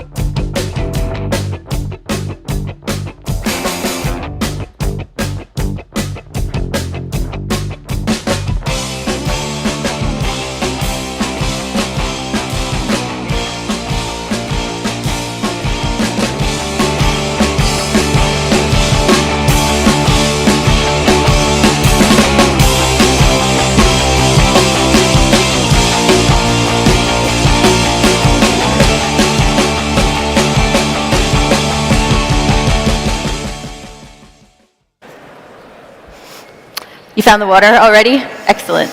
Hi, everybody. Thank you so much for being here. I'm really excited to talk to this group. You've all been have very extensive experience sort of putting science and engineering into practice around this issue.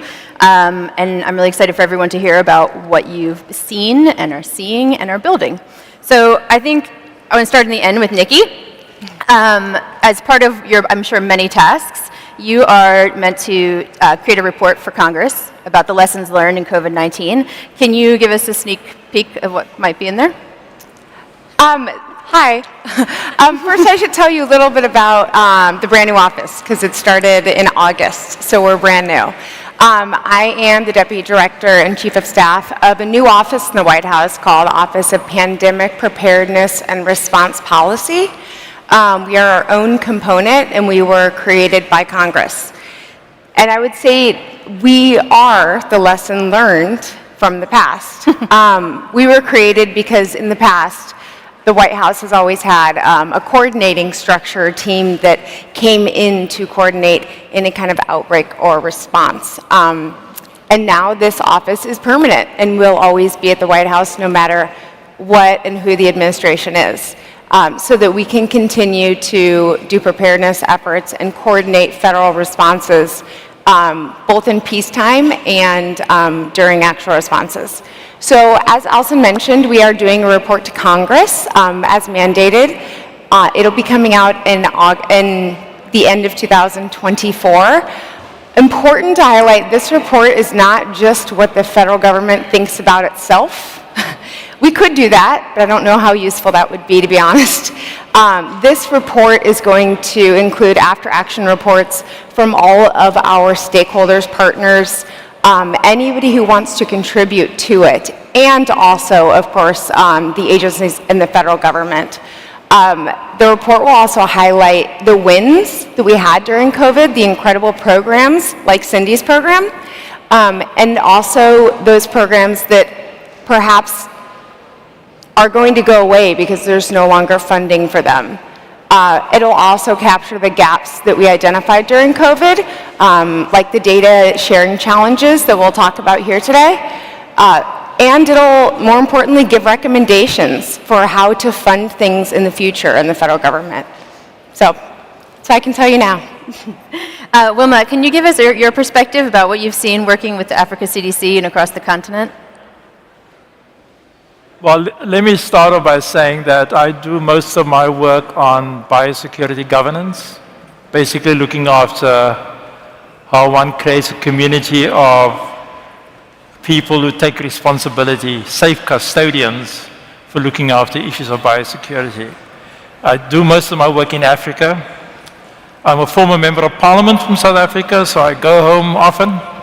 And 4 years ago, I would go home and speak to ministers in government and raise the question about biosecurity issues, and they would say, well, that's a Western issue. It's not our issue. This is the West worrying about security globally. They don't say that anymore.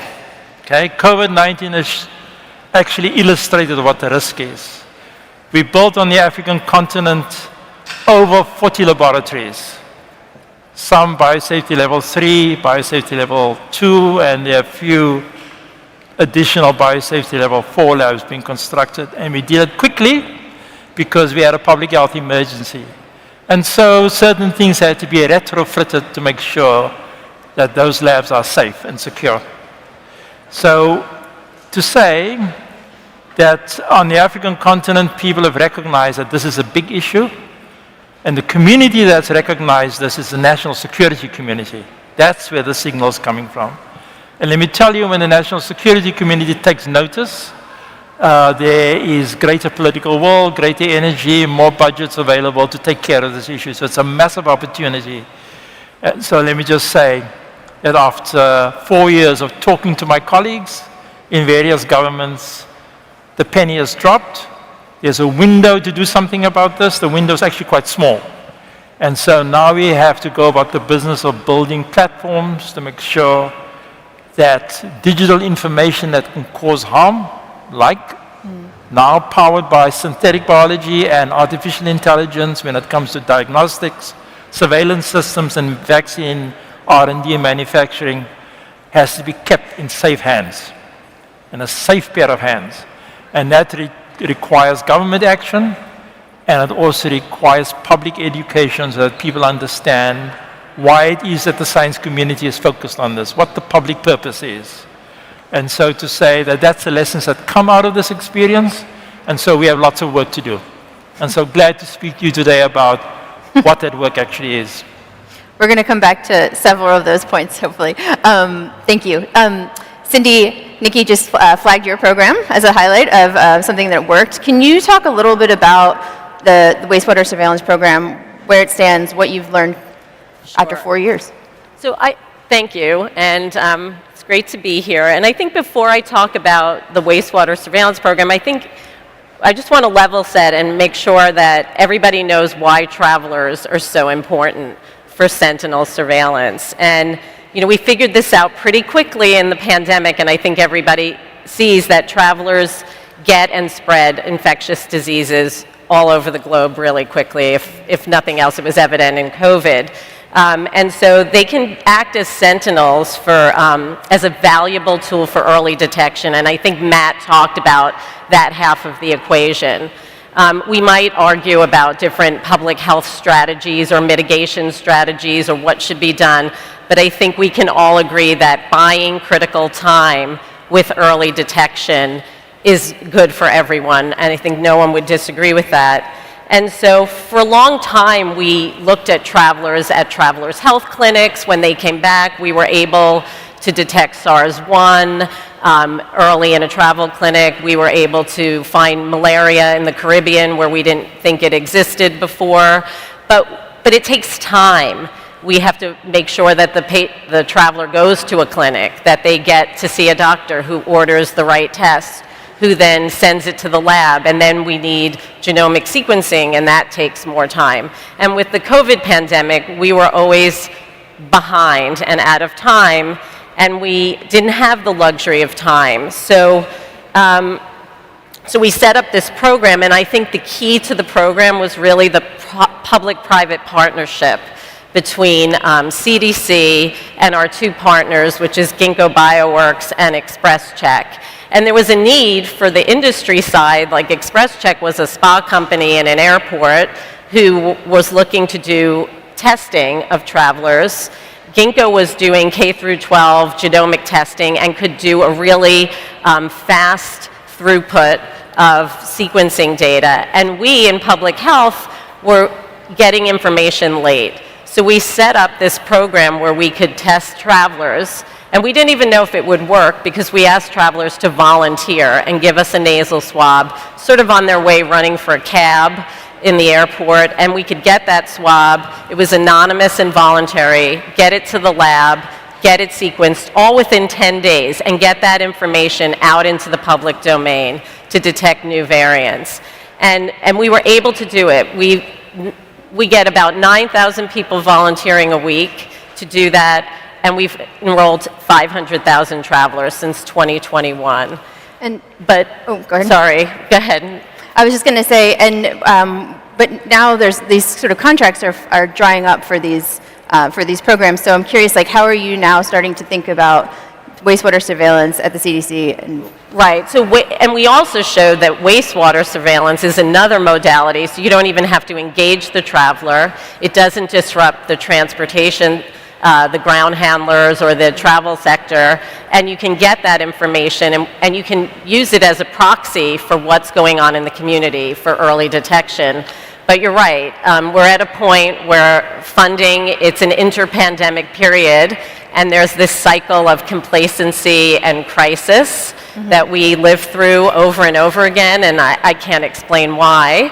But I think collaboration and with global partners, there are some models showing that if we do airplane wastewater surveillance, the group at Northeastern that Matt mentioned, Alex Vespignani's lab, has shown that we can buy 3 months of early detection capability if we have about 10 to 20 nodes of countries that collaborate with wastewater surveillance. So we can go from a cycle of crisis and complacency, or complacency and crisis, to collaboration and stability if we work together and combine resources. Can I ask, and Matt mentioned it, and I think I hear about it a lot, data and information sharing being sort of a linchpin in all of this. How do you think about, like, what is the mechanism right now? You each represent very different parts of this process. What is the mechanism right now for like putting the right data in front of the right decision makers with the right amount of time so they can make the decision? How do you think about that? Nikki, maybe do you want to? I mean, I think I heard your question. It's hard to hear you. It is hard, yeah. Sorry. You just asked about data sharing, correct? Yeah, it was, okay. Yes. So for us, our goal, we are a coordinating entity across the entire federal government. So it is very important for all of the different programs that share data, including the VA and DoD, every program within the federal government to be sharing the data themselves. It is something that we are working on to make sure that everybody's coordinated, but it was a gap that was identified during COVID, so it's something we're working on hard to try and get those agreements. But then on top of that, it's important to get data sharing agreements from every single jurisdiction, which is something CDC is working very hard to accomplish. But as the coordinating entity, we just are trying to have all the different data sets. Imagine if we could actually have the data from all of the different areas that the DoD is in the entire United States and the world. That would be a great data set. So we're trying to think a little bit outside the box to try and coordinate everything within the federal government. And then how do you think about the handoff to something like the African CDC, right? I mean, going even further beyond, what are some of the what are some of the concerns about how data is distributed, shared, accessed? I mean, it's really important when you're fighting a pandemic that you have a common set of norms in terms of which data you collect. And as you know, data is collected on a national basis. And so the kind of fancy word is an interoperable data collection system has to be built. So that when you share data, you're sharing the same data, not different data about this or that. So you need some norms to guide that. So what's required is to, in fact, define those norms, define the systems, get the categories down as globally applicable categories. And then you need to try and harmonize that with individual countries.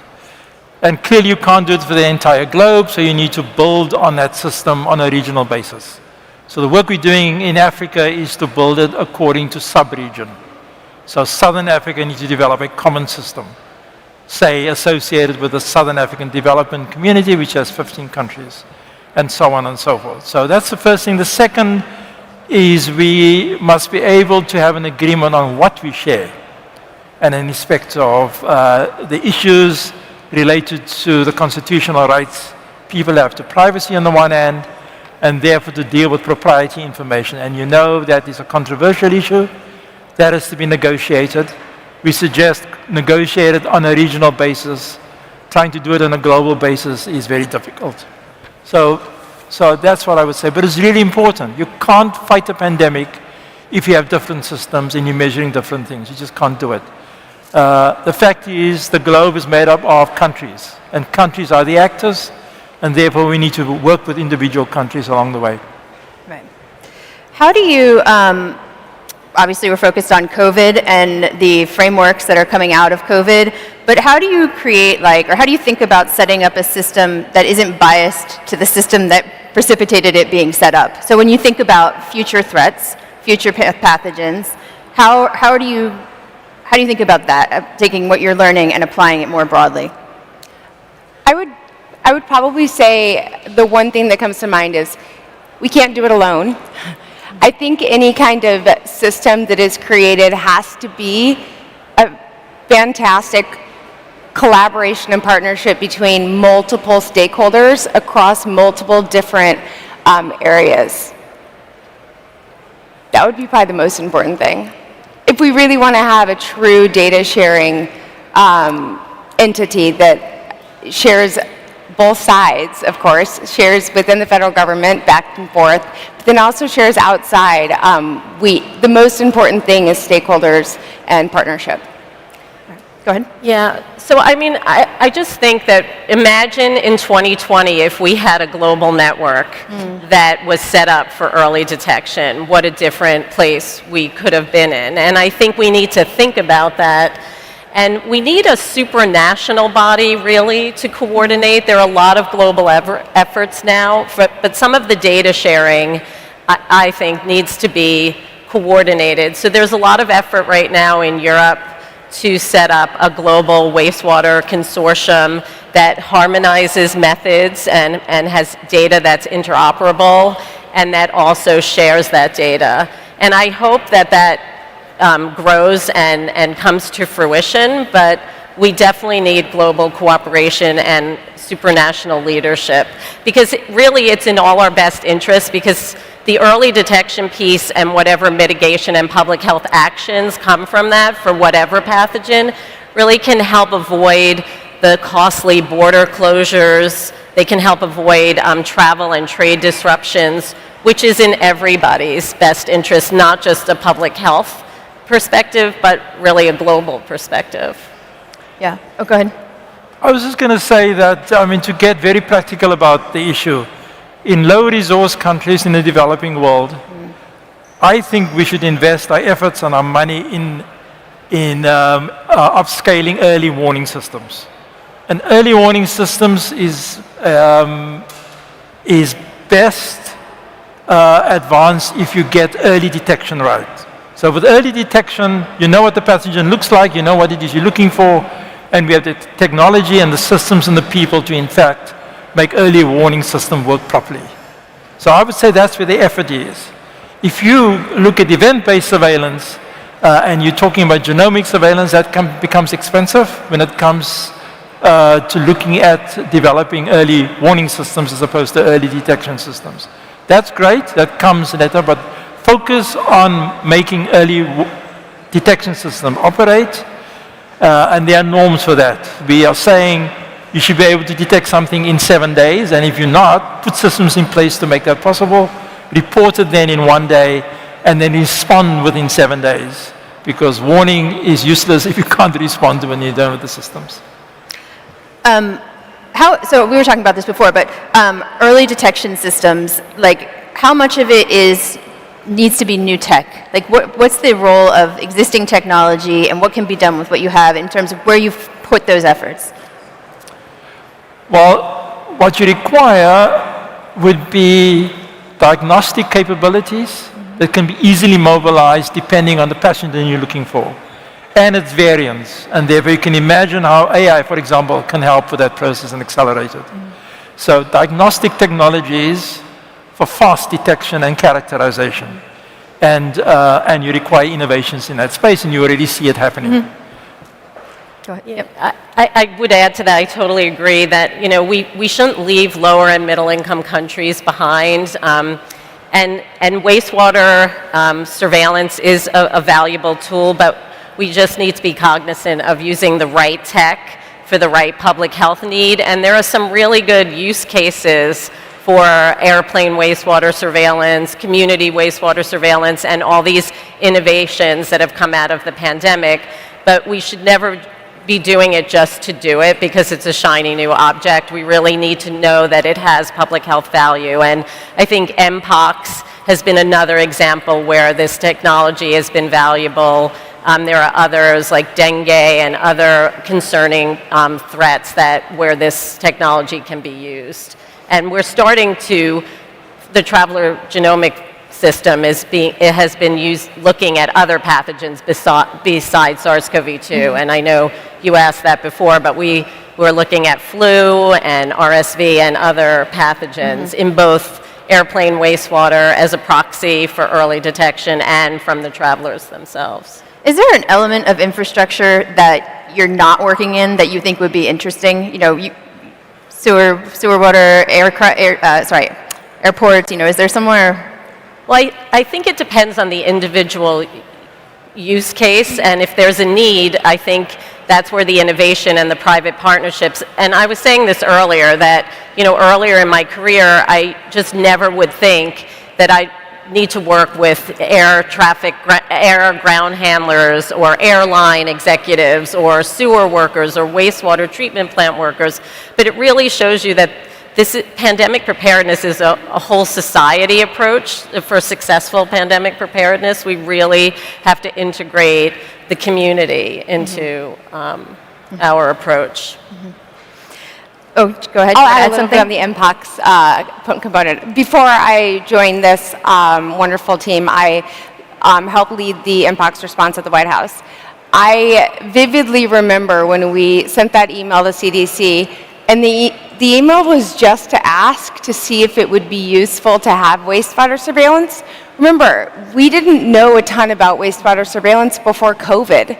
So we just floated that thought over just to see if we could actually use it, in this case, data for action.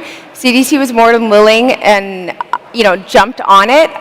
We did wastewater surveillance. I will tell you that wastewater surveillance ended up being not only data for action, we identified clusters before they happened because of the wastewater, and we were able to have public health interventions immediately on the ground. It was incredible. Journalists love to talk about AI, so I will ask, how do AI, gene editing, and other sort of, emerging technologies change the calculus in terms of when you think about the threat and the response from your perspectives? Do you want to start? Go ahead, you can start. The benefits of AI applications when it comes to biotechnology are extraordinary. And we can speak about the potential for how it would improve clinical medicine, how it would improve public health, and how it would improve biotechnology innovation. And the benefits are, I think, are extraordinary. But the risks are also great. Mm-hmm. We don't understand a lot of the risks. But you can imagine how AI can power the production of pathogens that are enhancing their transmissibility and enhancing their pathogenicity as well. So it's really important for us to develop biosecurity systems as we go along the way. So for me, I would imagine, not being a scientific expert in the area of artificial intelligence, to say that the potential for risks, for benefits, are extraordinary. And I won't put a number on it, but it's certainly more than 50%. And I would imagine if you're sitting with 90% benefit and 10% risk, that's a good balance to have. And what we need to make sure is that we have systems in place, guardrails in place to look after the risks. We have just like a minute left, so I'm wondering if either of you want to add to that from your perspective. No, I would just say that I think that AI, if we have limited resources to set up a global network and get airplane wastewater and know where the pathogen or the risk is coming from, we can utilize, with the data that we have, we can utilize AI, machine learning, to really put the data together into models and predict where an outbreak is occurring. Because it's hard to get all of the nodes set up, and so I think AI could be a tool that would be beneficial. Nikki? When I think of AI, not only do I think of what it can do in pathogen detection, but also medical countermeasures. I think the options are endless. And my personal passion, which is diagnostics, I think AI is probably a resource that will take us further in our preparedness efforts than anything else has before. I'm excited. But as Wilmot said, it's really important to have guardrails to protect against bad actors. Thank you all so much. I really appreciate it. It was great to hear from you about very, very different things. So thank you. Thanks for being here. Thank you. Thanks.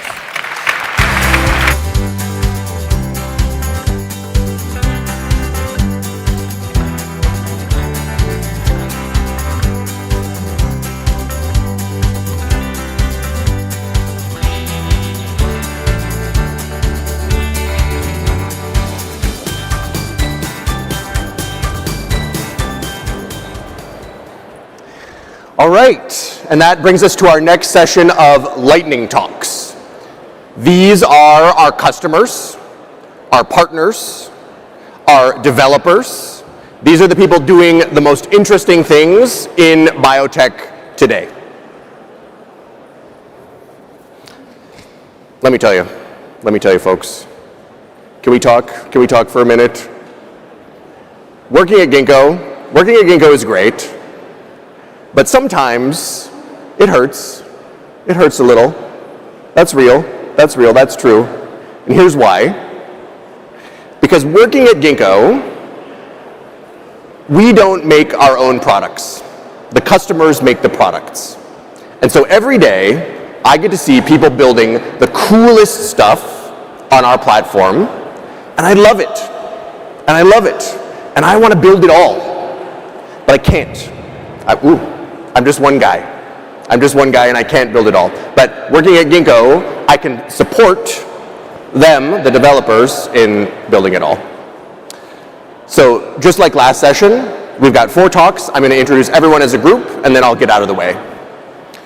We're featuring Benoit Hartmann, Head of Biologics R&D at Bayer Crop Science, John Wells, CEO of Factorial Bio, Trent Monroe, Senior VP of Therapeutics at Microbiome, and Julian Silvestre, CEO of 11 Biosciences.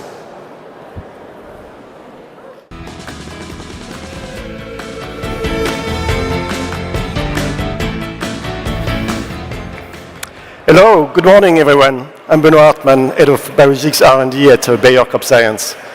Really excited to be here today with you in Boston to share our vision for the future of biologicals in agriculture and also the role of synthetic biology in that. Last Sunday I was actually flying from Europe to the US and was reading the New York Times in the plane. So first page and then one full page inside. The title of the first page. Angry farmers are reshaping Europe, nothing less than that, due to the EU requirements to cut the use of pesticides and fertilizers. New York Times. Pesticides are providing clear benefits for the growers. They want to protect their crops, their yield.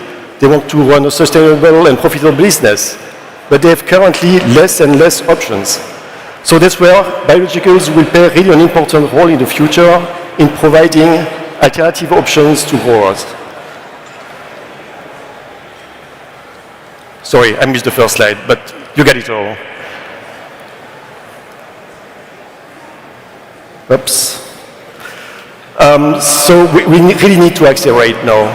Biologicals do not have a huge share of the market right now. It's really limited. Why is that? I think the first thing is that not a lot of science has been invested in biologicals. The second thing is that it's complex. We are talking about a lot of different microorganisms, about plant extracts, natural products, very diverse, very complex. There's not one company that can invest in all these technology platforms. It's so complicated. Acceleration will only happen through collaboration.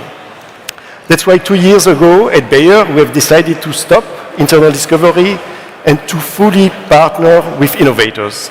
So we are partnering with innovators that are able, that are willing to push the boundary of science. So what does it have to do with synthetic biology? The next generation of biologicals will be designed, will be produced for specific properties. Properties like providing a very good level of protection against pests and disease, doing things that chemicals cannot do, fix nitrogen, sequester carbon, so really exciting things, a lot of opportunities to come.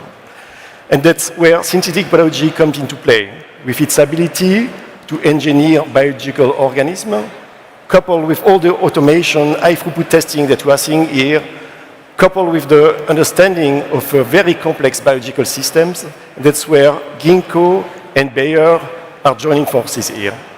As an example, we have one project that has the objective to fix nitrogen for cereal crops. They don't do that. Soybean do that, but cereal crops, corn, rice, wheat, does not do that. And the objective is to design, to produce a microorganism that is just applied on the seed, able to fix nitrogen from the air, transform it into a usable form for the crop. So really exciting, and we are really excited about the progress that the Ginkgo team is making. So in summary, we all need to have happy farmers, not angry farmers. For that, we need to accelerate the impact of biologicals in agriculture, and this will only happen through collaboration and through pushing the boundaries of innovation. Thank you.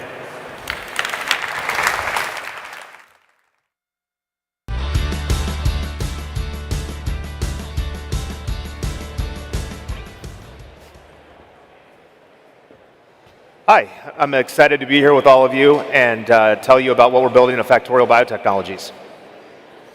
I'm John Wells, the founder and CEO, and we're enabling full resolution NGS at scale. So the solution that we're developing over the last 15 or 20 years, there's been a lot of value created for patients and researchers performing what we call bulk NGS library prep, where you take a population of cells, you lyse them, and you purify the nucleic acids and sequence, and you get sort of an average of all the cells in the population. And it turns out that in order to really understand biology, you need to be able to characterize cells at single cell resolution to understand the differences between these cells. And what we're really excited to power with our early access customers are applications like understanding tumor heterogeneity and subclonal expansion under selective pressure, and also be able to characterize off-target edits at genome scale in CRISPR systems. And so how we're doing this is we're unifying single-cell NGS content and throughput.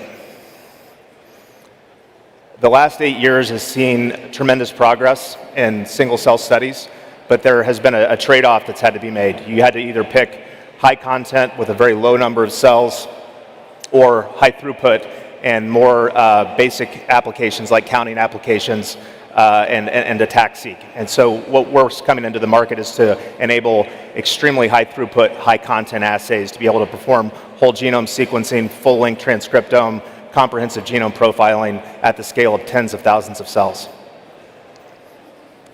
And how we're able to do this is we've developed chemistries to perform massively parallel reactions inside of intact cells. So we can prepare complete NGS libraries inside of cells, massively parallel on all of the cells in a suspension simultaneously. And what this allows us to do is perform complex stacked reactions, but at an extreme scale. So not on one cell in a well, but on tens of thousands of cells simultaneously. And you can imagine it takes some special work with enzymes to prepare libraries inside of cells, and we're happy to be working with Ginkgo Enzyme Services to really realize the full potential of our platform. So it really is a very simple workflow to go from cell suspension to single-cell whole genome libraries in a single day. So you perform our in-cell library prep, and then you load this microfluidic chip that we have, that our instrument can process 4 of them in parallel. Each chip can process up to 40,000 cells. You load the chip in a single stream and put it on the thermal cycler, and you have a library in a single day. And when I'm back up here, hopefully in a couple of years, what we'll see is that we've generated a significant amount of high content, single cell genomics data, applied advanced analytics and model training, and have new biomarkers and drug targets to show for it. So thank you very much.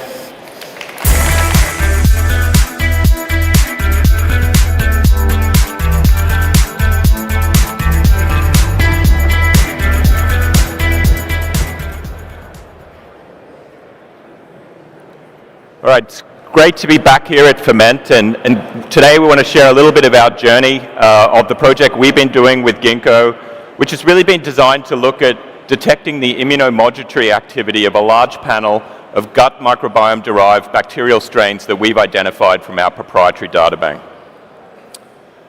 Now, when we think about microbiome therapeutics, there's really 2 aspects that I want to highlight.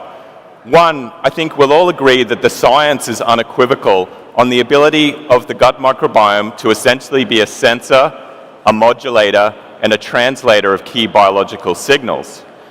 However, our ability to identify the source of these signals and then harness them as precision therapeutics has really lagged And at Microbiome, we think it's lagged due to 3 primary problems.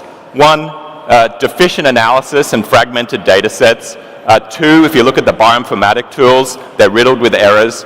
And 3, generally underpowered data sets to try and make the correlations that we need to turn these things into products. So the way that we've addressed this is to think about a very large-scale combination of host data and microbiome metagenomics with deep neural network analysis to really identify the biological dark matter, the things that other people can't see, and then turn that into the products of tomorrow. So what's been super exciting in our program with Ginkgo is that we've been able to probe our proprietary data set and extensive microbial biobank to drive initial lead identification of around 200 strains. And importantly, that was down-selected from around 60,000 genomes, and we used a bioinformatic rationalization to identify these. We've then worked with Ginkgo to design both a high-throughput growth system and then a deep bioanalytical cascade to probe the biology that sits underneath that. We're about 2 years into our program, and we're now super excited to finally narrow down on those lead organisms that we're going to take forward. I also wanted to share with you what does this actually look like, how far across the microbiome are actually going. So if we look at our full 200 strains, you can see that it spans the complete phylogenetic space of the microbiome. If we narrow down to around the 30 or 40 that we've selected now, we're still seeing a huge amount of diversity. And typically these are things that no one else has seen before, they've never been cultured before. These are really novel bacteria. I guess I just want to finish with showing what have we actually seen in the data, what's been the snapshot. Well, we've seen an incredible dynamic range of the ability to modulate the immune system. We're talking about inflammasome activity, we're talking about Th1-driven activity, and then we've been able to actually do that down selection looking at a raft of measures, human metadata and disease association, assay potency and biological activity, and finally, in silico safety and manufacturability. So with that, I'll wrap up and just say in summary, this approach has been super exciting for us to deploy a large-scale drug discovery program for autoimmune disease on an unparalleled number of unique microbiome-derived strains. Thanks very much.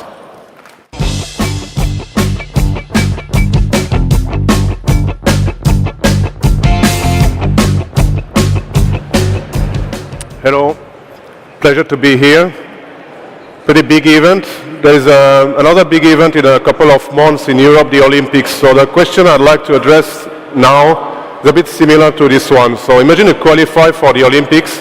Would you rather train, prepare for what's to be done there, or go to bed and wake up on the starting line?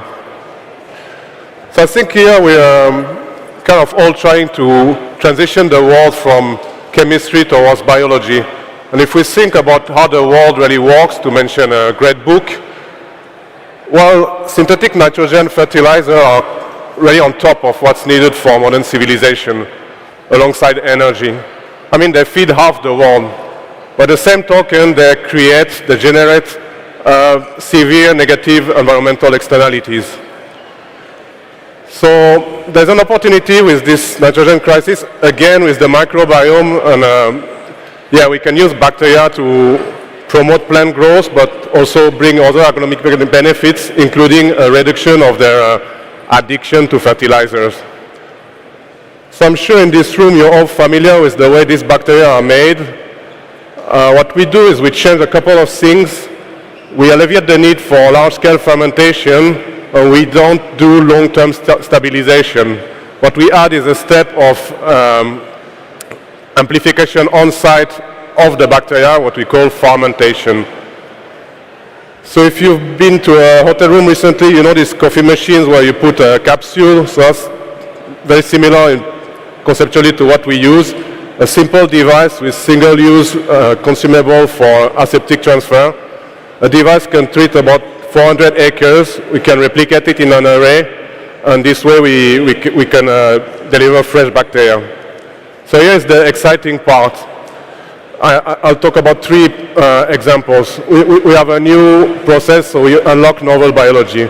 So the first thing, and I think yeah, I appreciated the M&A announcement from this morning, is we can now use bacteria, requalify bacteria that were previously discarded in any screening because they were great, but they had poor manufacturability. They are difficult to stabilize.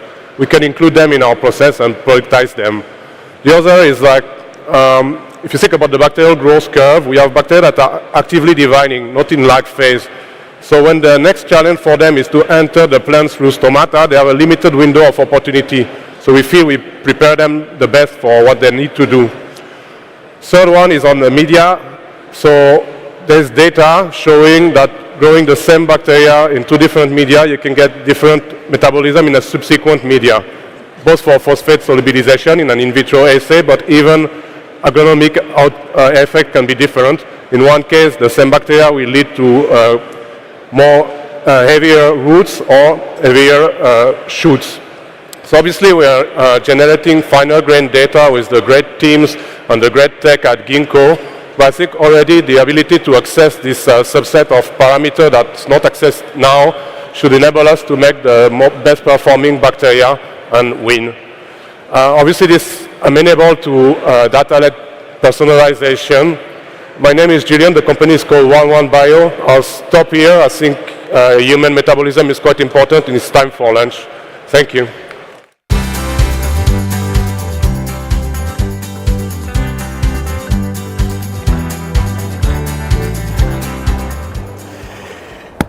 If you want to continue the conversation, here's what you're going to do. You're going to head over to the button-up zone, and you are going to get some buttons that are thematic. They're going to indicate your interests, and they're going to help you find other people who share those interests. Y'all remember the movie Office Space? You know, Office Space, you know, from like Jennifer Aniston's character. She works at that restaurant where you have to wear flair. But you all remember that, you know, from the 90s? I'm a millennial. That's a fun movie. It's like that. It's like that. It's fun. Don't forget to check out, if you want to connect with our TechNet partners, they are upstairs behind you and to your left. You can hang out with our TechNet partners. The Light Bio exhibition is also up there, so check that out. And that is lunch. We will return at 1:45.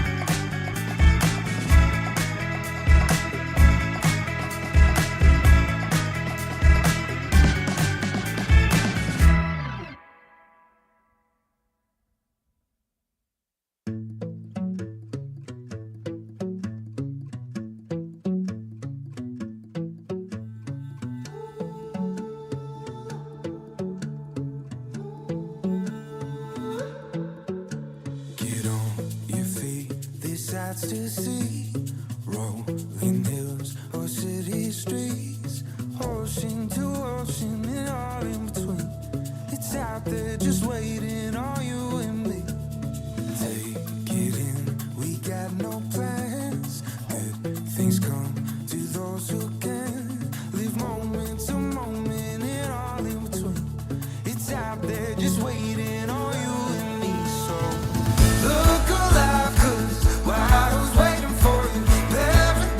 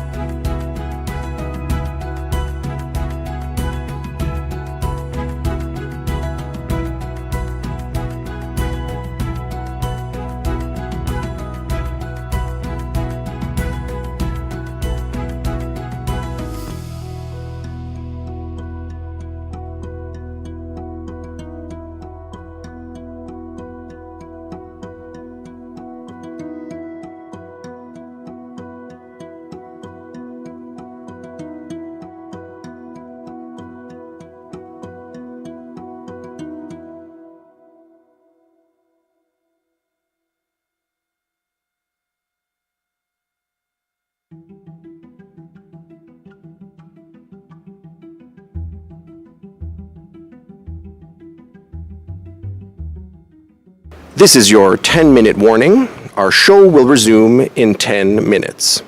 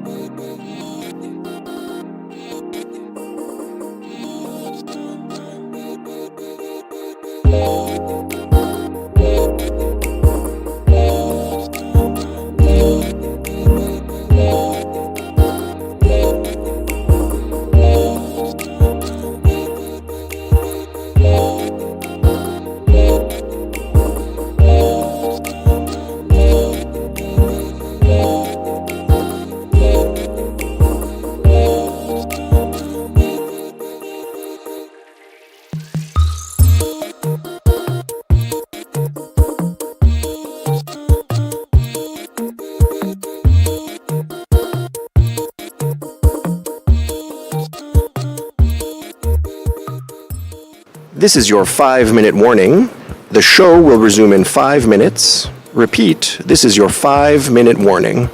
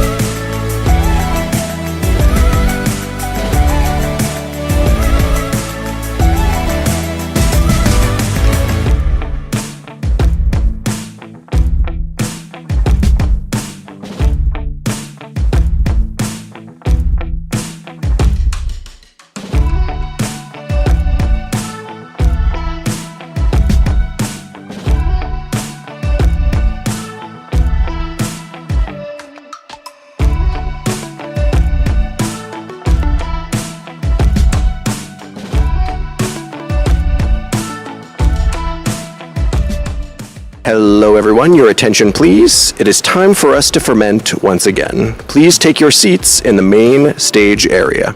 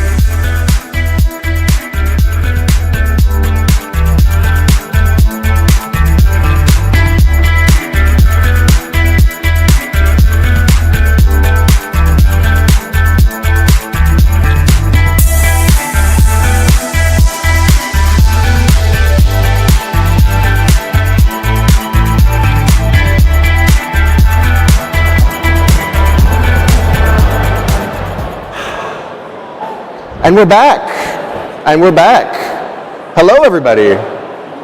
Hello, everybody. I hope you enjoyed the lunch break. Please make your way back to the main stage area. We got a good one for you. We got a good one. Let me set the scene. Let me set the scene, all right? It's a Thursday afternoon here in Boston. Outside, it's starting to gently rain. But in here, we are very cozy. We are very thoughtful. We are ready to gather round and enjoy a nice fireside chat.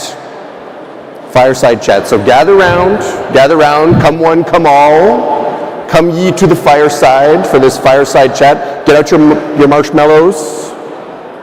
Your, what else do you do at a fireside? Your campfire coffee, bring it on over. Bring it on over. This is going to be a good one. Come and join us for this interactive fireside chat. You guys.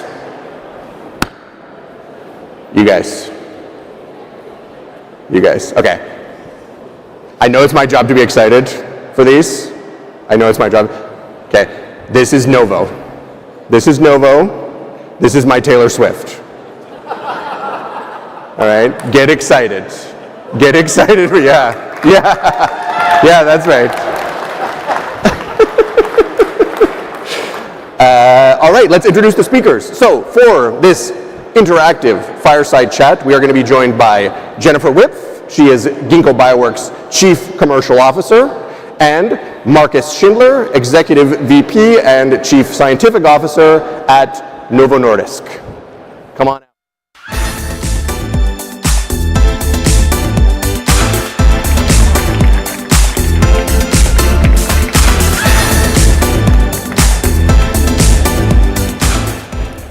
Thanks, Jake. I'm glad we can help you into your Novo Nordisk era. Before we begin, we mentioned we're going to have some audience participation, so we're really excited to field some of your questions, and I'll be able to choose them here on my screen. Jake, can you give everyone the details on what they should do? Yes, that's right. All right, so this is going to be an interactive session. So go ahead and get out your smartphones, your smart devices. We're going to put up a QR code. There it is, here on the big screen. So you can scan that, and it will take you to an app that is going to allow you to submit questions. You can submit your questions. Yeah, I love it. I'm loving all the smartphones. Is it working? Can I get some? Yeah, it's working. All right, very cool. So you can put your questions in there. They're going to be beamed through the internet to Jennifer's tablet, and she is going to choose her favorites, and she is going to ask them live here on stage, bringing you into this fireside chat.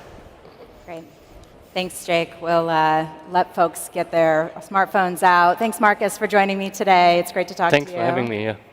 We're going to talk a little bit about R&D productivity and the goal of sort of achieving growth and innovation. So maybe I'll start with a provocative question, if you will. Late last year, Wall Street Journal published an article about a trillion-dollar pharma company. Certainly, Novo Nordisk and Lilly are on the watch list to be maybe the first. What's your take on that? Why are there no trillion-dollar pharma companies, and is that something we should be pursuing? Yeah, it's a great question. Thank you. And I don't have a complete list of trillion-dollar companies out there, but if I recall, it's largely around computers, telephones, and online shopping, and oil, I think, as well, and not health, which I think is an interesting reflection to start with. And by the way, we did some headline news in Europe or in Denmark when we actually overtook a luxury consumer goods brand as Europe's most valuable company, which was a great day because, health was more important than handbags, which I always think maybe is something for us to think about, where actually capital goes. But the point is also, market cap is obviously how the company does financially and how they perform, but also expectations. And I think that's an interesting one. And the real question to me usually as a scientist is, or the one I enjoy is, how many millions of patients are we actually serving with our products, with our therapies? And currently that number is somewhere around, for Novo Nordisk, 45 million, which is amazing. Yeah, but that leaves, if we just talk about obesity alone, 950 million roughly people without any treatment. Right? And then you can, of course, start extrapolating that is a tremendous opportunity also. And we've, I think, taken an unmet medical need to a treatable condition to a market. And then, everybody can have a fantasy how big that market one day might be. So if growth for you is not sort of market cap, it's more about addressing health and providing new medicines, why then is the perception of pharma at an all-time low? If health and medicine is so important, so critical, what's your view on society's perception of pharma and what needs to change? Yeah, and I think we see the polls, we see the results of what the general public usually thinks about pharma. And if I'm honest, I would have thought that post the pandemic, we would, fare better. And I think we did for a time, but again, that has disappeared. And that is interesting because at the end of the day, we would like to be part of a solution, i.e. living a better life, living a healthier life. But clearly now we're seen as part of the problem. Yeah, and it probably doesn't help that politicians also use it for various purposes and, declare a victory against pharma on some things. I don't think that is particularly helpful. Because fundamentally, and this is why I do this job and why I'm here, I go to work because, we change people's lives. And I would argue that probably some of us wouldn't be here today if it wasn't for the pharmaceutical company, the biotech company, and of course the academic work that has been ongoing. In the pandemic, we managed to get from the discovery of a target to a vaccine in less than a year, and then it was rolled out in billions of doses. Actually, in quite interesting ways also how those manufacturers then contracted with governments without middlemen, without people who also made money out of this process.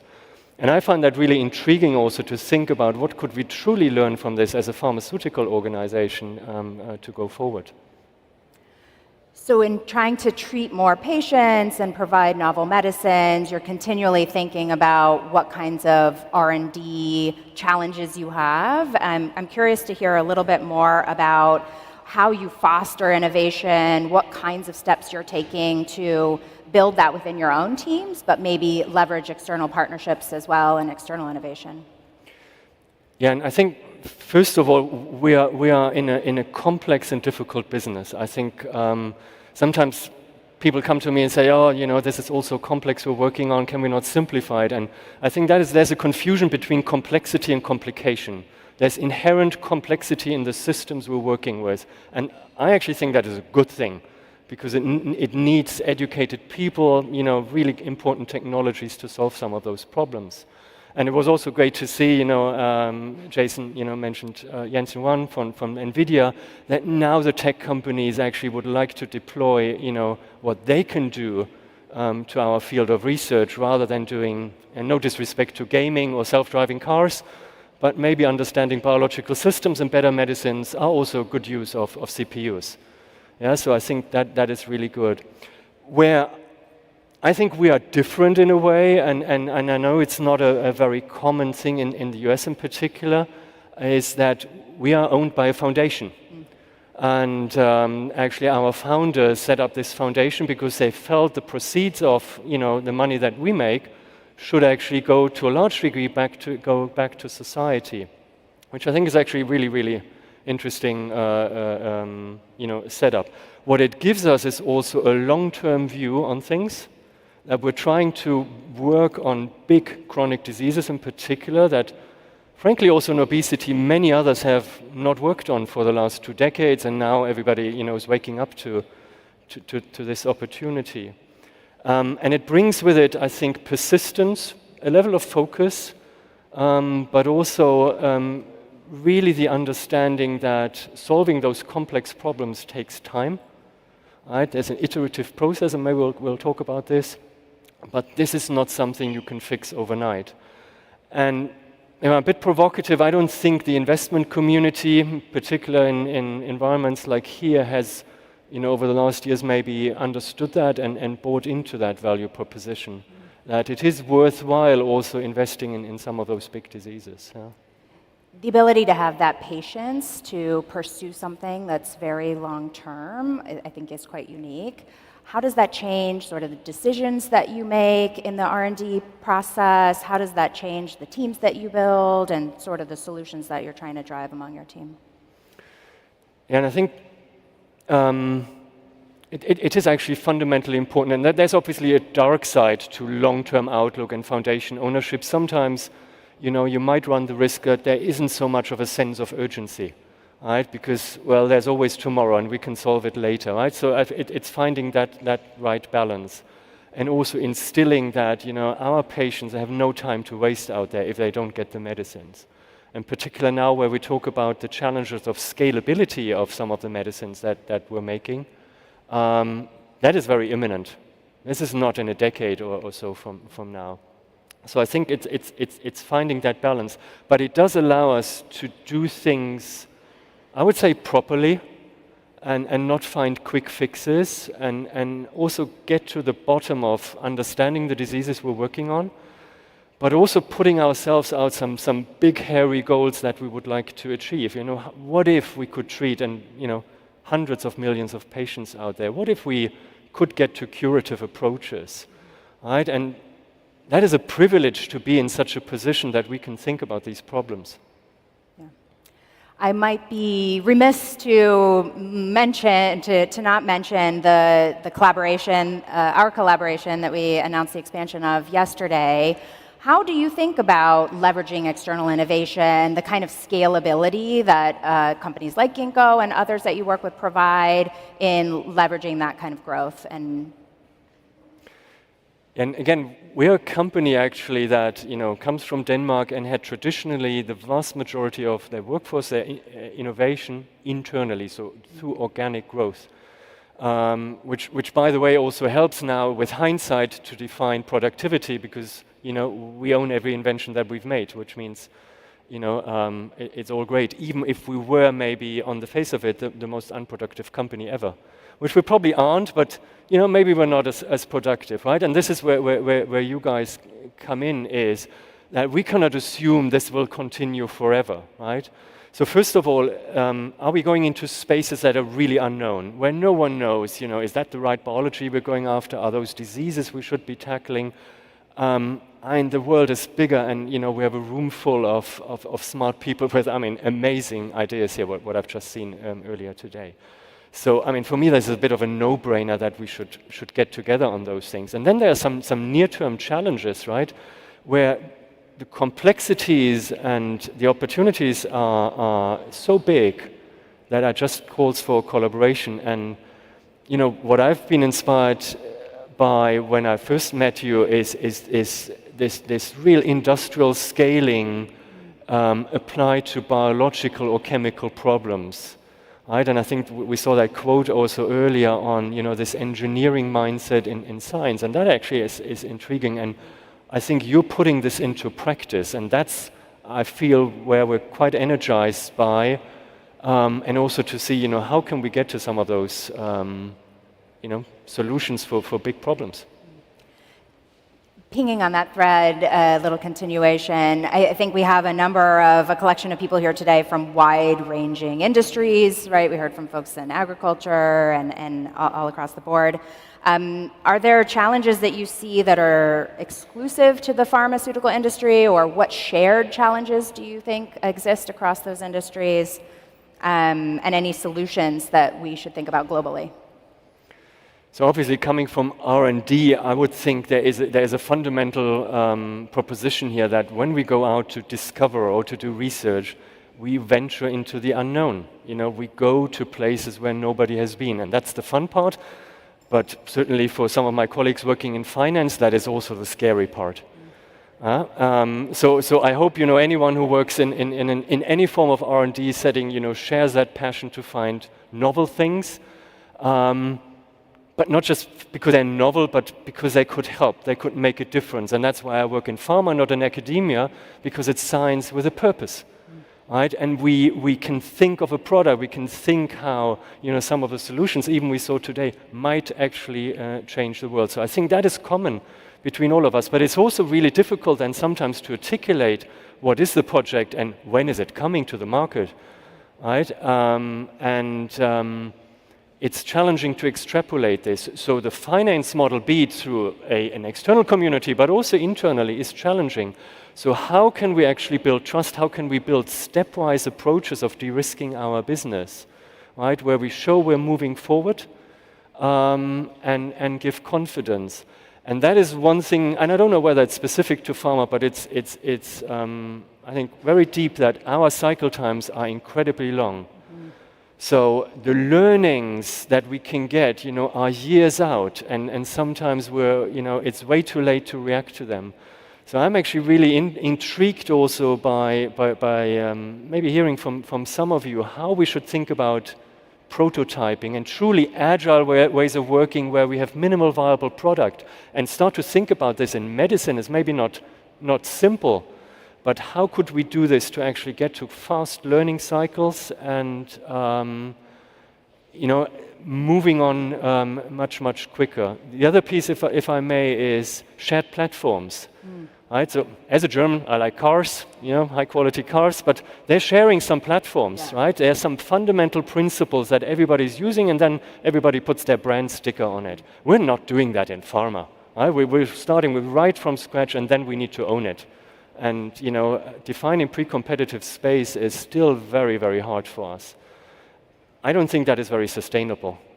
Yeah, and we spoke about data today, right? I mean, who on earth can we think that we will own data, really? Yeah, but we might own the analytics or, you know, the prompting, whatever have you. It's very interesting to think about sort of the tools and technologies that are coming to bear with AI, and some of the, we were chatting about this earlier, you know, this sort of model in pharma that's unique around the ownership of data. How do you see that changing over time, and should it? Yeah, I'm really intrigued by this thought now with machine learning, you know, moving into our space. The machine will make molecules. Those molecules might one day be the best molecules, well, probably not even we can think of, because we clearly didn't think of those molecules. The machine did. So what is then the inventive step? What is then actually IP, right? And how will this be defined? And if you really take that further, then you can think we have a rather unique model in pharma, and maybe also that comes back a little bit to the perception that, you know, we have a protectionist area here where we have decades of patent protection. Nobody can work in this space. What if we were to think about products, product concepts, and improvement of our products, aka medicines?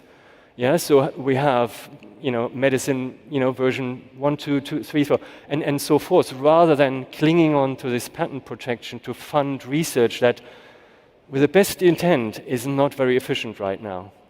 Yeah, and I have no solution for this, but I find this a really interesting thing to think about. Yeah, it's very interesting that other industries have had those common platforms and yet been able to create successful businesses around those, right?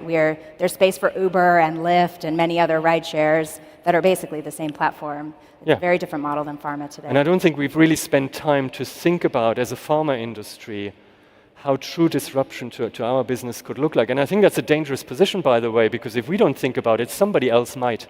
Mm-hmm. Yeah, and before you know it, you have an executive order and things happen that, you know, you clearly aren't prepared for. Yeah. Let's see what has come up from the audience. Let me see if I check my technology here. See. How about, so this is an interesting one. Someone is a maybe ESG follower here, and Novo Nordisk has been working on striving for zero environmental impact by 2045. How does that goal impact your decision making? Does it spark fear or sort of smaller thinking or creativity or a mix? How does that work? Yeah, the first question we should always ask, why 2045, right? And why not earlier? Mm-hmm. So, okay, we said 2045 and interim 2030 and so forth. The important thing here, and this is I think is really important, that this is not just Novo Nordisk as it is today, but actually our entire ecosystem. So you might feel that as well, right? Or any supplier who works with us actually needs to be in this, because I think this is really important in everything that we do, be it on carbon emissions, you know, be it on the usage of animals. You know, it doesn't stop with us and our, you know, walls. It actually is everybody who works with us. And it has impact on our decisions, actually on a daily basis. So environmental responsibility and societal impact are criteria that we're actually using even at the start of a drug discovery project. We obviously also look into the commercial opportunity. We look into whether we can develop it, what is the technology. But can we make it? Can we make it in a sustainable way? Can we actually bring it to the patients that need us? They are core decisions we're taking at that juncture very, very early on. And I actually think that that is important, that it brings us to a sort of you know, full payment model, right? Often we try to make molecules fast and also cheap. But the cheap is short-lived often, because we might use chemicals that aren't particularly healthy. We might use processes that, you know, we can't scale. So to put this at the front and think, are we making the molecule in the right way so we don't have to fix problems later on? Right? I mean, if the molecule is only in the body for a day, then yeah, you have to give an injection or swallow a pill every day. That's not very sustainable. What if we find a molecule that can last a month or a year? Yeah, wouldn't that be cool? We don't need plastic pens for that. Someone says, we love Novo Nordisk. That's a great question. How about, I like this one. Marcus, what has been your biggest failure, and what did you learn from it? Sorry, can you repeat? What has been your biggest failure, and what did you learn from it? I usually tell my organization we don't fail, we learn. Yeah. So, but seriously, it is an important mindset. Of course, I've made decision where at some point in time, other data were coming out, and I felt, okay, if I'd known this at this point in time, I would have done something different, or I didn't recognize it. I backed a few programs, and I let go of some other programs where I felt, yeah, maybe with hindsight, that wasn't so smart. But honestly, that is a gift of hindsight, right? And it's so easy to live your life with hindsight, right? For me, it's always, do you make a decision at this juncture? Do you have the data at hand? And do you give good attention to the data? Do you allow a diversity of thought, opinion, right? So I don't decide, well, I eventually decide many things, but through wise counsel with many people, and being able to listen and take also extreme positions, I think is really important. Now, a failure would be for me if I don't listen, right? If I close my mind and I say, whatever, I have this preconceived notion, and this is what it's going to be. And of course, I've made some personal failures along the way, but I have to admit, in a work context in drug discovery, I actually don't look back with regret. It's the past. What have I learned from it that actually makes me better going forward? Thank you. There are a number of questions that are sort of all around the same theme, really around sort of Novo Nordisk's focus to date on diabetes and obesity. And the questions are there other therapeutic areas that you all are particularly interested in, and or are there new modalities that you're particularly excited about? Yeah, so for the last couple of years, we've also recognized, that diabetes in isolation, yes, it is a disease and it requires, important medicine. But linked to diabetes are obviously a lot of comorbidities: renal disease, cardiovascular disease. Linked to obesity are dyslipidemia, osteoarthritis, joint problems. Right? So we've actually opened up also the science to say we're a bit more disease agnostic, and we actually work on systems, because our body doesn't really care about the departments that we put up to say, I work in diabetes research and I work in heart research. Yeah, guys, they're kind of interlinked. Yeah, they don't work in isolation, and that was a bit of a culture change, I have to say. So we are much broader in this cardiometabolic space, and at the end of the day, if you look at the results of our diabetes and obesity medicines, we're running cardiovascular outcome trials. So at the end of the day, what matters is, do we live longer? And I would also argue better, with those medicines. But we also do, because, and maybe these days, this is a little bit ignored, we actually have a sizable group working on rare diseases. Novo Nordisk for a number of decades has worked on hemophilia in particular, and factor VIII. We're working with 270 here in town on a potential gene editing approach. We're working on sickle cell diseases. And why do we do this? Because we like to entertain two different, business models. One is, general practitioner, big diseases, many patients, but also specialty care, close to the patient, shorter, timelines from research to development to the market. And that's actually a really interesting, sometimes tension even, but I think a good model we're running. And any new modalities that you're really excited about? Yeah, and that's the problem with me. I'm easily excited. Give me All something new, and I'm like, oh, go cool. Yeah, wow. Okay, why are we not doing this? So, but at the end of the day, modalities this is our tools, right? The modalities in themselves, they are useless if you don't know how to imply them. It's a little bit like AI. We can do a lot of number crunching if you don't ask the question, right? Then you won't understand the answer, right? But yes, we are obviously known for peptide and protein therapeutics. We made an acquisition here in town on Dicerna, on siRNA, because this modality has some interesting features. High precision, right, to the gene of interest, and then usually a long-term knockdown of the gene. And I actually think that actually brings us much closer to infrequent dosing and reducing the burden of treatment on patients and improving compliance. Because if you take a medicine, once every half year or every year, you simply don't have to worry about it. Yeah. But we also have an interesting group working on cell therapies, which gives us an opportunity to replace what is no longer there in the human body, beta cells, or, for example, dopaminergic neurons, where we have a trial running in Parkinson's disease, a trial running in heart failure. And I think those are all really, really interesting modalities to inquire on and learn. They're not mature yet, I would say, but worth exploring. Yeah. And I've probably forgotten 1,000 modalities that I'm interested in. Shall we list them all? Yeah. There's several questions here that I'll try to consolidate. We've spoken a lot about AI and machine learning. So what is your overall outlook? Is this hype, or do you have hope? Phew. I like that. That's probably not for me to say, but I would say generically, in when you see movements like this, yes, there will be some hype and there will be some overpromise. I think we are doing a lot of due diligences also on potential partners, and we're also finding out that, yeah, there's real stuff, and we can see that, and there also isn't. Yeah, and there's a lot of imagination that is not really anchored in reality. But what we already see, we have the first use cases. We worked actually in a collaboration with Microsoft, real impact on productivity and some processes. But honestly, I think that is the boring part, if I may say so. This will be done, and we don't even think about it anymore at some point in time. And the real interesting things are the ones that go beyond human cognition. Yeah, and I think some of our biological systems that we're dealing with are just too complex for us to understand what really happens in real time in a cell, let alone in an organ or in a body.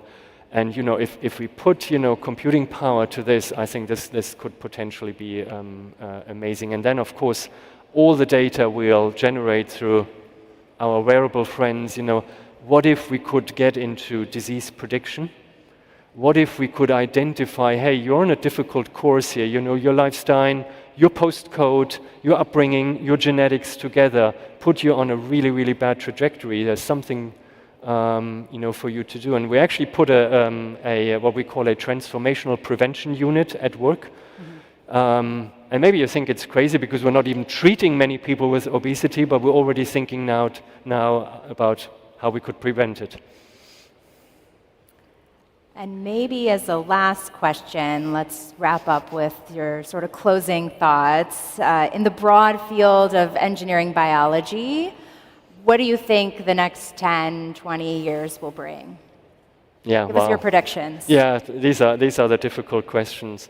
And coming back maybe a little bit what I also said at the beginning, I mean, with all the advances we've made in medicines, I think we're just, really scratching the surface for some of the therapies that we're using. When we simply talk about obesity, people ask me, so how much more efficacy do we want to see in obesity? And my answer is usually, to the point where, people can live a healthy life. And whatever you define as normal weight, that doesn't matter, but where you live a reasonably healthy life. How can we actually roll it out to hundreds of millions of people who might benefit from this? So there's a piece around, moving on that. I was really, as a scientist, inspired about COVID vaccination, and in the UK, the National Health Service actually thinks about a one-shot strategy. So what if we had this thought, you go once a year to your physician and administer a compound of drugs against cardiovascular disease, against diabetes, and so forth. What are the features of the molecules? What are the technologies we should be using to do this? And then really, I would say turn it into true healthcare, because it's sick care right now, right? We're treating when it's late. What if we could actually move the needle to go in early and bring us into a better place? I know these are very big ticket items, but hopefully we can make an impact there. We may have some folks who want to talk about some of those big ideas coming up soon. Thank you so much, Marcus, for joining us today. And a special thanks to the audience for all of your questions. They're very, very good. Thank you. Thank you.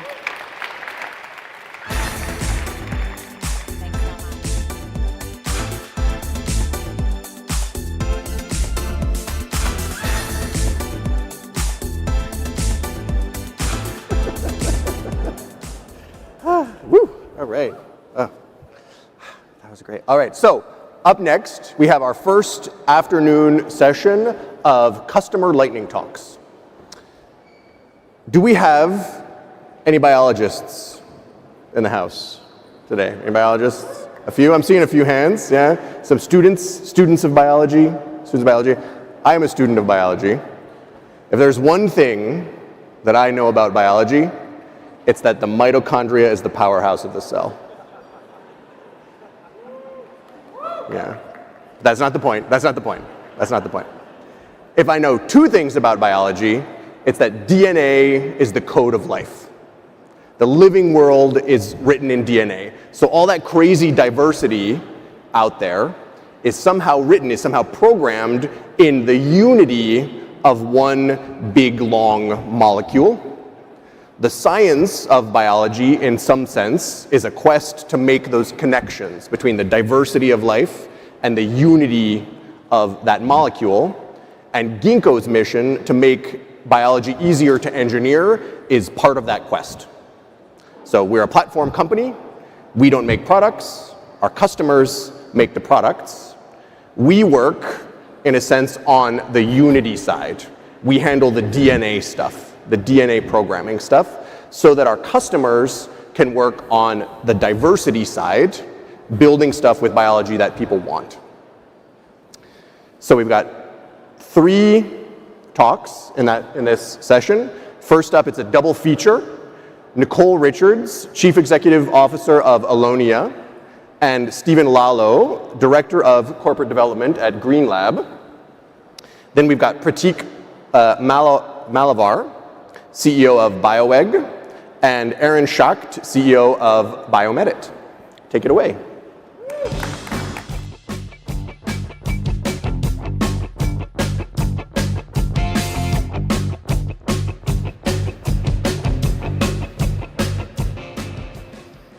Hi, I'm Nicole Richards, the CEO of Alonia.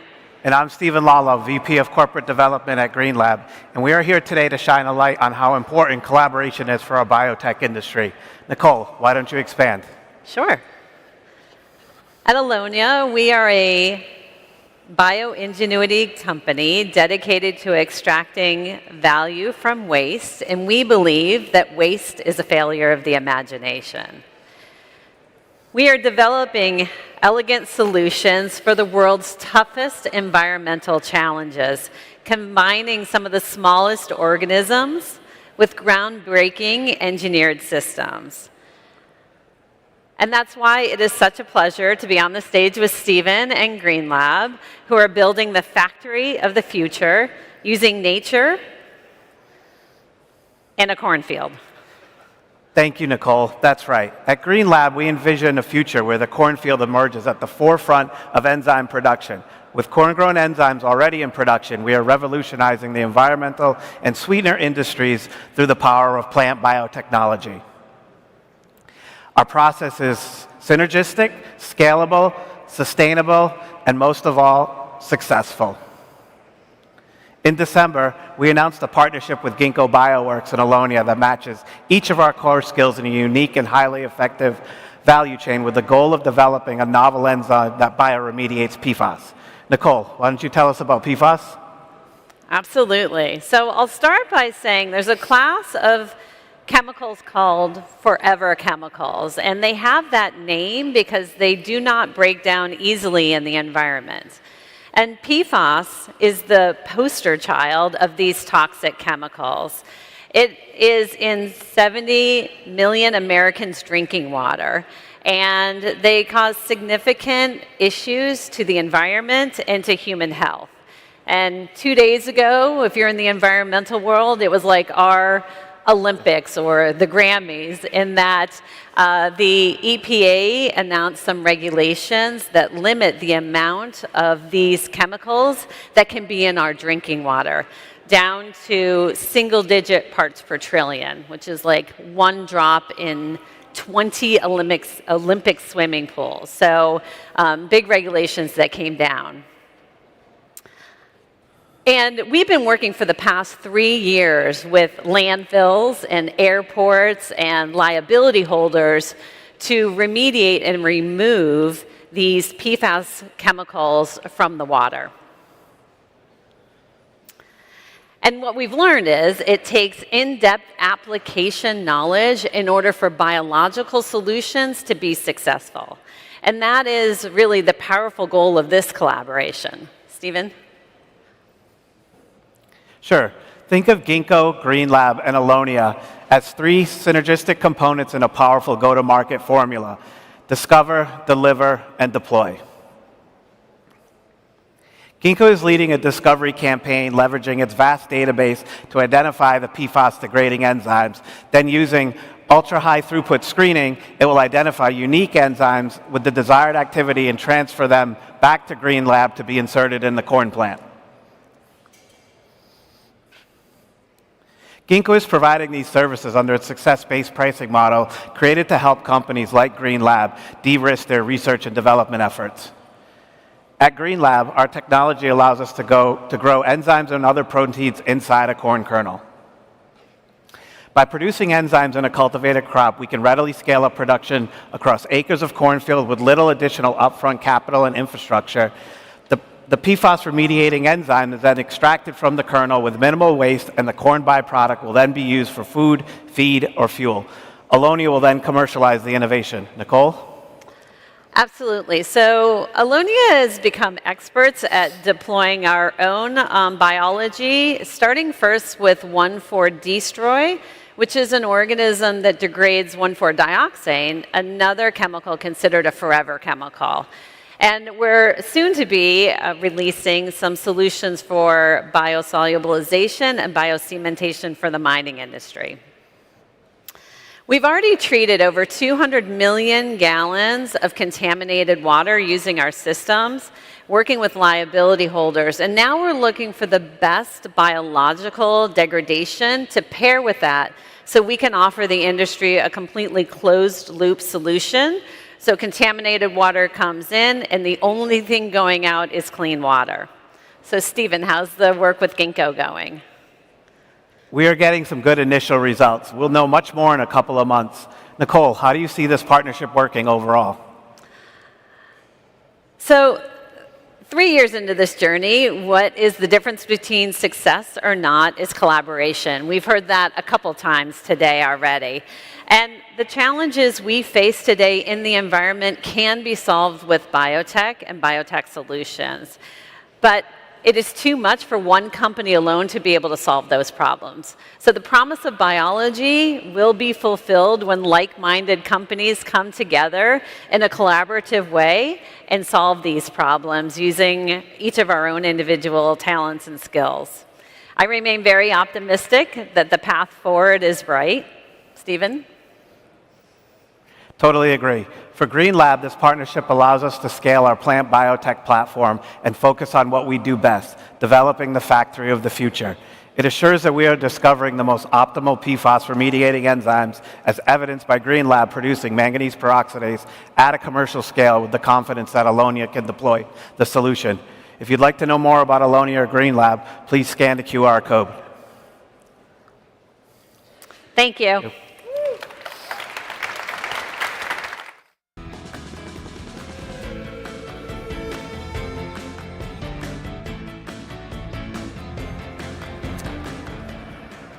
So hi, everyone.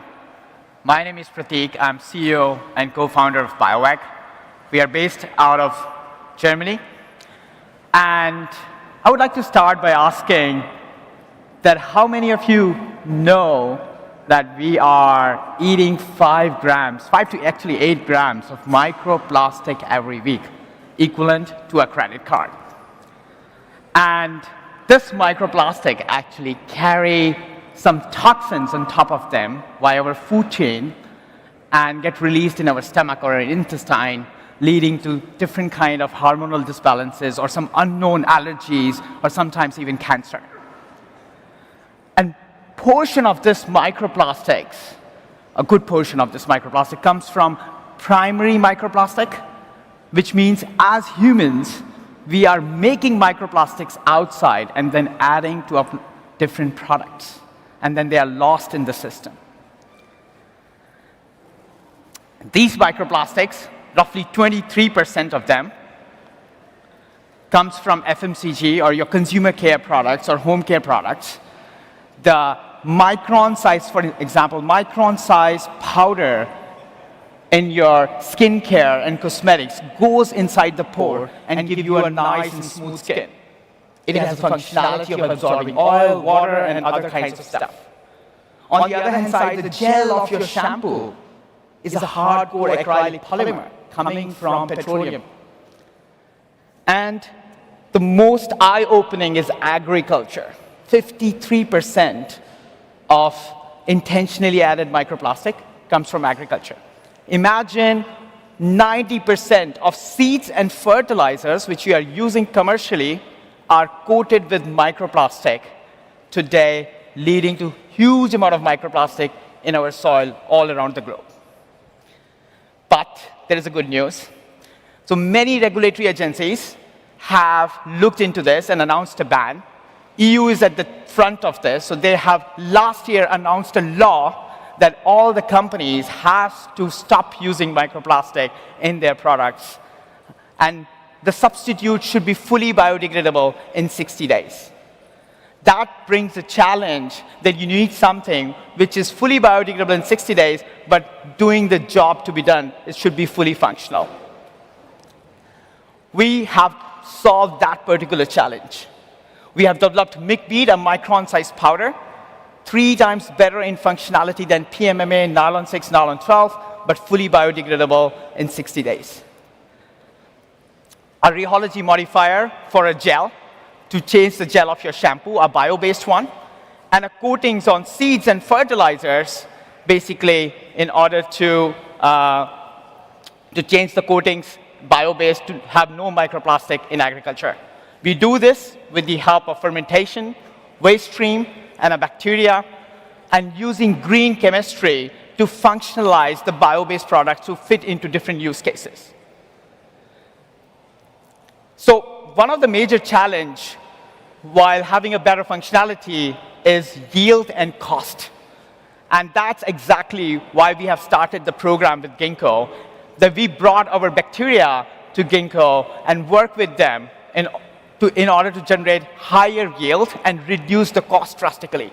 We already have strains which are 3 to 4x in terms of yield and reducing the cost on a drastic level. These are not only going to bring this product on a global level with a very cost-effective nature, but we are able to reduce the carbon emissions up to 60% as compared to the ones which are used today. These are some of our clients with which we are trying to change your shampoo and my shampoo and the shampoo of everyone and other cosmetic products and agriculture, but this is just the start. This is basically a revolution to make sure that our day-to-day ingredients should be fully bio-based, functional, with the help of biology. We have a cosmetic line, which we have rolled out with a couple of different clients. It's not only biodegradable, but better in functionality in skincare, lipstick, mascara, having a better matte effect. If any one of you would like to try it, please reach out to me. Thank you.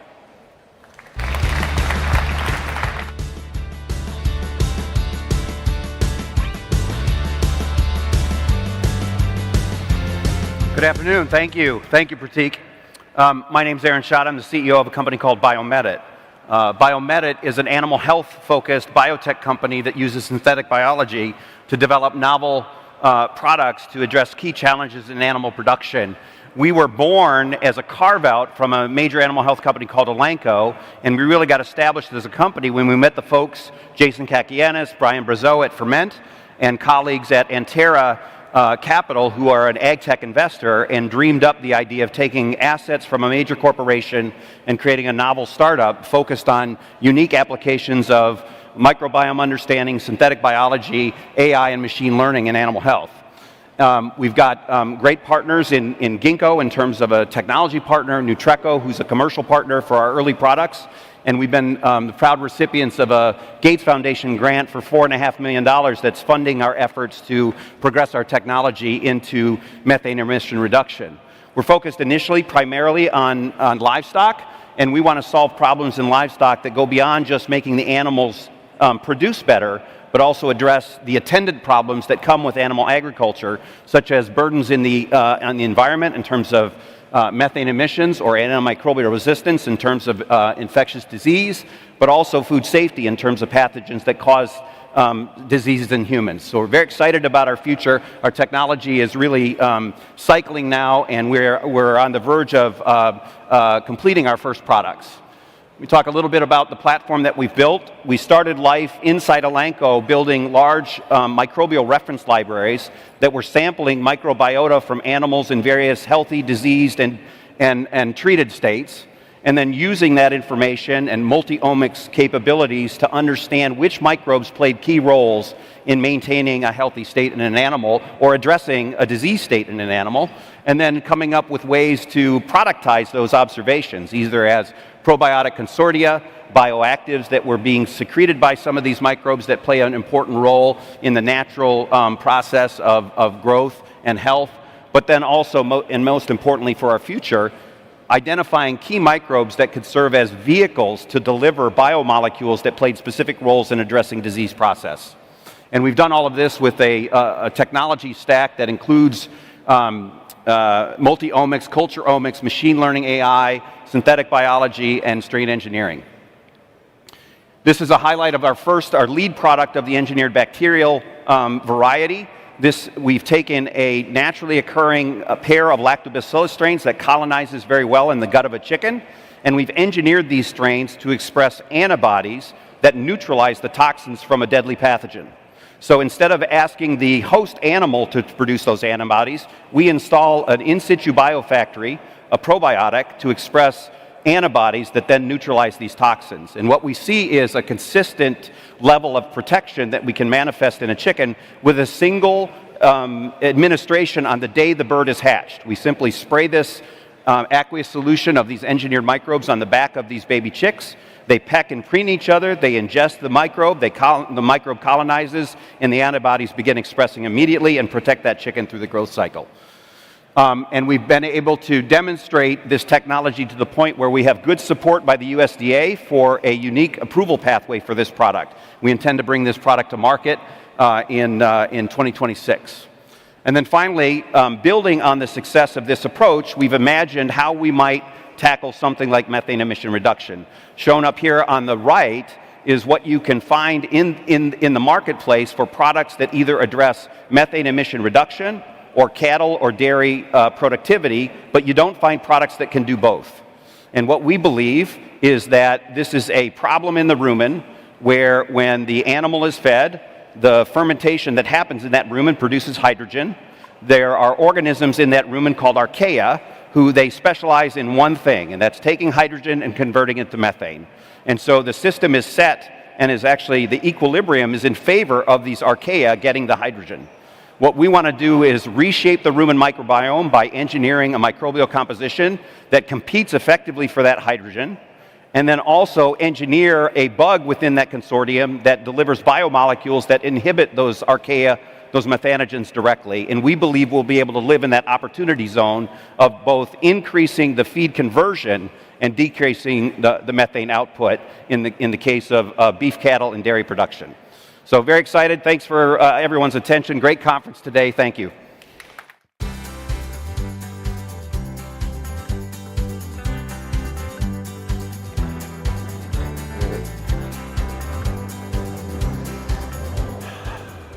All right. So as we set up the fireside here, I'm going to kill some time with a little story. I love synthetic biology. And I am very online. And because I love synthetic biology and I am very online, I get a lot of questions. Hands down, the two most common questions that people ask me are you making dinosaurs and are you making Pokemon? Hands down. And I say, no, you're crazy. You don't understand this company at all. That's impossible. We're a platform company. We don't make products. The developers make the products. You're asking the wrong question. The question is, are we making it easier to engineer dinosaurs and Pokemon? Okay. Are we set up? And the answer is yes. It's obviously yes. All right. So next up, a fireside chat with a brilliant scientific storyteller and two brilliant scientific leaders. Please welcome to the stage Michael Spector, staff writer for The New Yorker and visiting scholar at MIT. We've got Renee Wegrezin, director of ARPA-H, and John Terrett, head of research at CRISPR Therapeutics.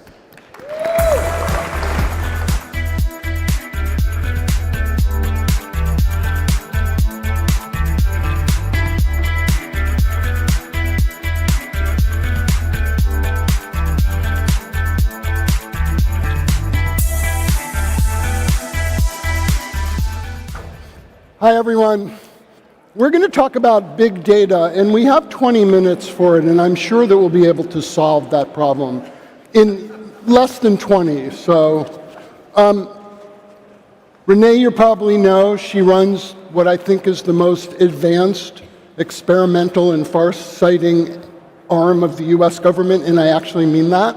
That's a rare thing to say, but it's true. John's company is changing the world as we speak. They already have a revolutionary product out to edit your way out of sickle cell anemia, but you've probably heard of their other work, and he'll talk about it. And what we're here really to talk about is like how we can obtain, share, and understand the data that exists so that it makes sense and it can be leveraged for these wonderful developments. 25 years ago, I wrote a story for The New Yorker about this small company in Mountain View that was trying to figure out how to do a search engine. And I was talking to Larry Page, and I said, what is your goal here? He said, it's simple. I just want everyone on Earth to have access to all the information and all the data that exists right in front of you, easily and cheaply. And I looked at him like he was insane, which I thought he was, and then he said, of course, the problem's going to be once we're able to do that, you're going to have to figure out a way to share it, aggregate it, use it. And I think that's where we are today. We have endless amounts of data sets. Some are owned by private industry, some are owned by government, some we don't even know, some are from different countries, and it's very important that we figure out a way to share that data if you want to solve some of the big, terrible health problems that we actually are, for the first time, capable of solving. So I'm going to ask the first mean question to Renee. Okay. How do we do this? How do we start making it possible to access the data that you would need to get your job done? Well, I think at ARPA-H, we think a lot about first principles. And so one of the realities is with the federal government, there's a lot of requirements to share data, but what a lot of people don't know is we don't collect a lot of that data because it's very inefficient to do that in an automated way, in an intuitive way, and to do that at scale. And so some of our first investments as an agency has been to make those tools through our biomedical data fabric is a great example. It's like the least sexy thing that we do at ARPA-H, but it's one of those first things that we need to do. We think once we can bring together and aggregate that data that we know is of high quality and is curated and is tagged in a way that can be used for AI, that's going to be very critical to then bring our tools into the real world. We were talking before the panel today, for example, if we could incentivize pre-competitive data sharing across companies, we may be able to have enough data to train models where before you even start an experiment, or start a clinical trial, you will know if it will be successful and be approved by the FDA. If you had that power with the tool, everybody would use it, but the problem is that we don't have enough data out there to be sharing. And so this is something that we're really trying to work on, incentivizing that data sharing, whether it's looking at genomic sequencing after using a CRISPR tool, or doing a drug trial on a small molecule where most of the data is actually negative data that you never share. So that's one of the things that we're really trying to drive. Maybe I can add to that. It's all very well having data, but you have to be able to use it. And like you were saying, formatting for Google back in the day would have been a huge thing. There's loads of data out there right now, and people don't know how to use it. And I like to say there was an experiment on humans done in Cambridge, not far from here, 3 companies started with the same technology, CRISPR Therapeutics, Editas, and Intellia. And if you follow them, they ended up in 3 completely different places using the same data that was available to them about what drugs can we make that might actually work. And we all did different things, and we all ended up in very different places. And then going back to should we share? Absolutely. We were discussing earlier, companies, institutions in general don't like to share everything for competitive reasons. If I think about how many drugs I've tried to make over the past 20 years, 90% fail. Why was I protecting data around those failures? So fail information is as important as positive information. Well, actually, since you mentioned failure, which is one of my favorite topics, there's endless amounts of, people do studies all the time. And when they're good, they get published, and then everyone sees the data. But tons of studies don't get published. They're not good enough. The results aren't what we'd hoped. And you have just an incomprehensible amount of really good data out there that basically gets tossed. Is there some way that you think that that could be used, marshaled, or is that just hopeless? No, absolutely. If failures aren't published, and it's a fairly obvious experiment, lots of other people are going to do the same experiment and fail. So it's absolutely vital that those things are published. And now we get into human nature and scientific journals and all sorts of weird stuff like that. And I know there's open use journals now, but we absolutely need more of that information out there. But so, when Jonas Salk developed the vaccine for polio, he was interviewed famously by Edward R. Murrow, who said, "Are you going to patent this?" And Salk said, "Would you patent the sun?" Now, today, you bet they'd patent the sun. But the point is, there are some things that I think we probably would agree ought to be available to us, and maybe they're not. How do we deal with that in the public arena? Yeah, this is a little bit of a philosophical point. I think that right now, data is so valuable that there's a tendency to want to own the data. And I think we're at this issue. We have companies come to ARPA-H all the time. They don't have enough data to move forward in their product or whatever it might be. So I think we need a frame shift, patent your proprietary process, your hardware, your tools, but more data sharing, so that I think that at the end of the day, it feels really uncomfortable, but that's actually going to be what's needed to accelerate and advance the state of the art. What is the mechanism by which that can happen? Do we need yet another regulatory body? Is the FDA capable of? We should have 10 more regulatory bodies. I'm just kidding.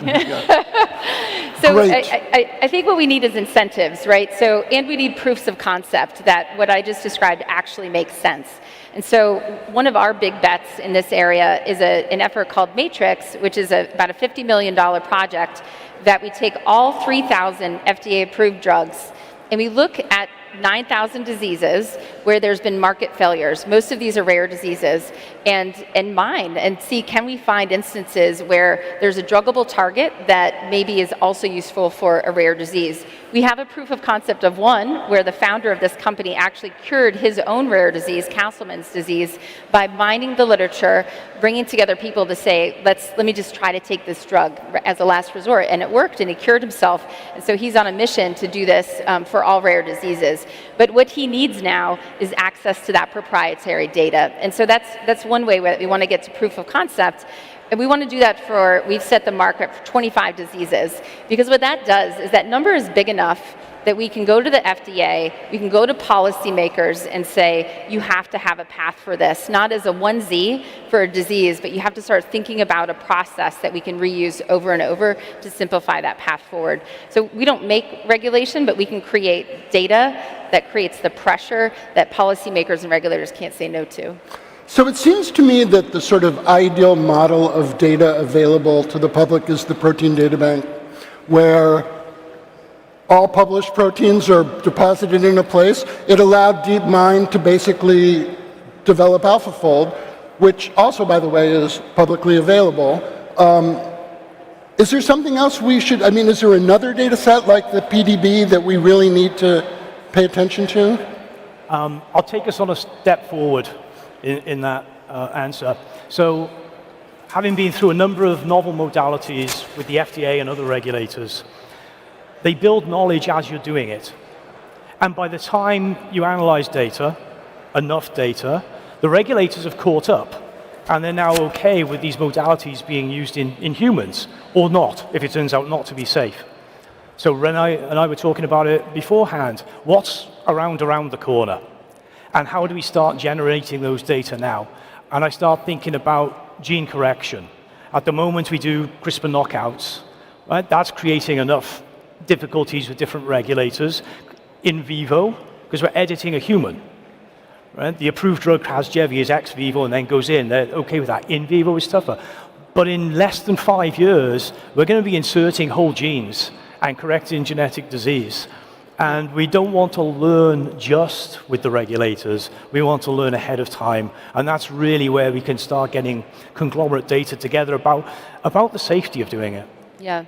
Well, I just want to kind of, add on to that.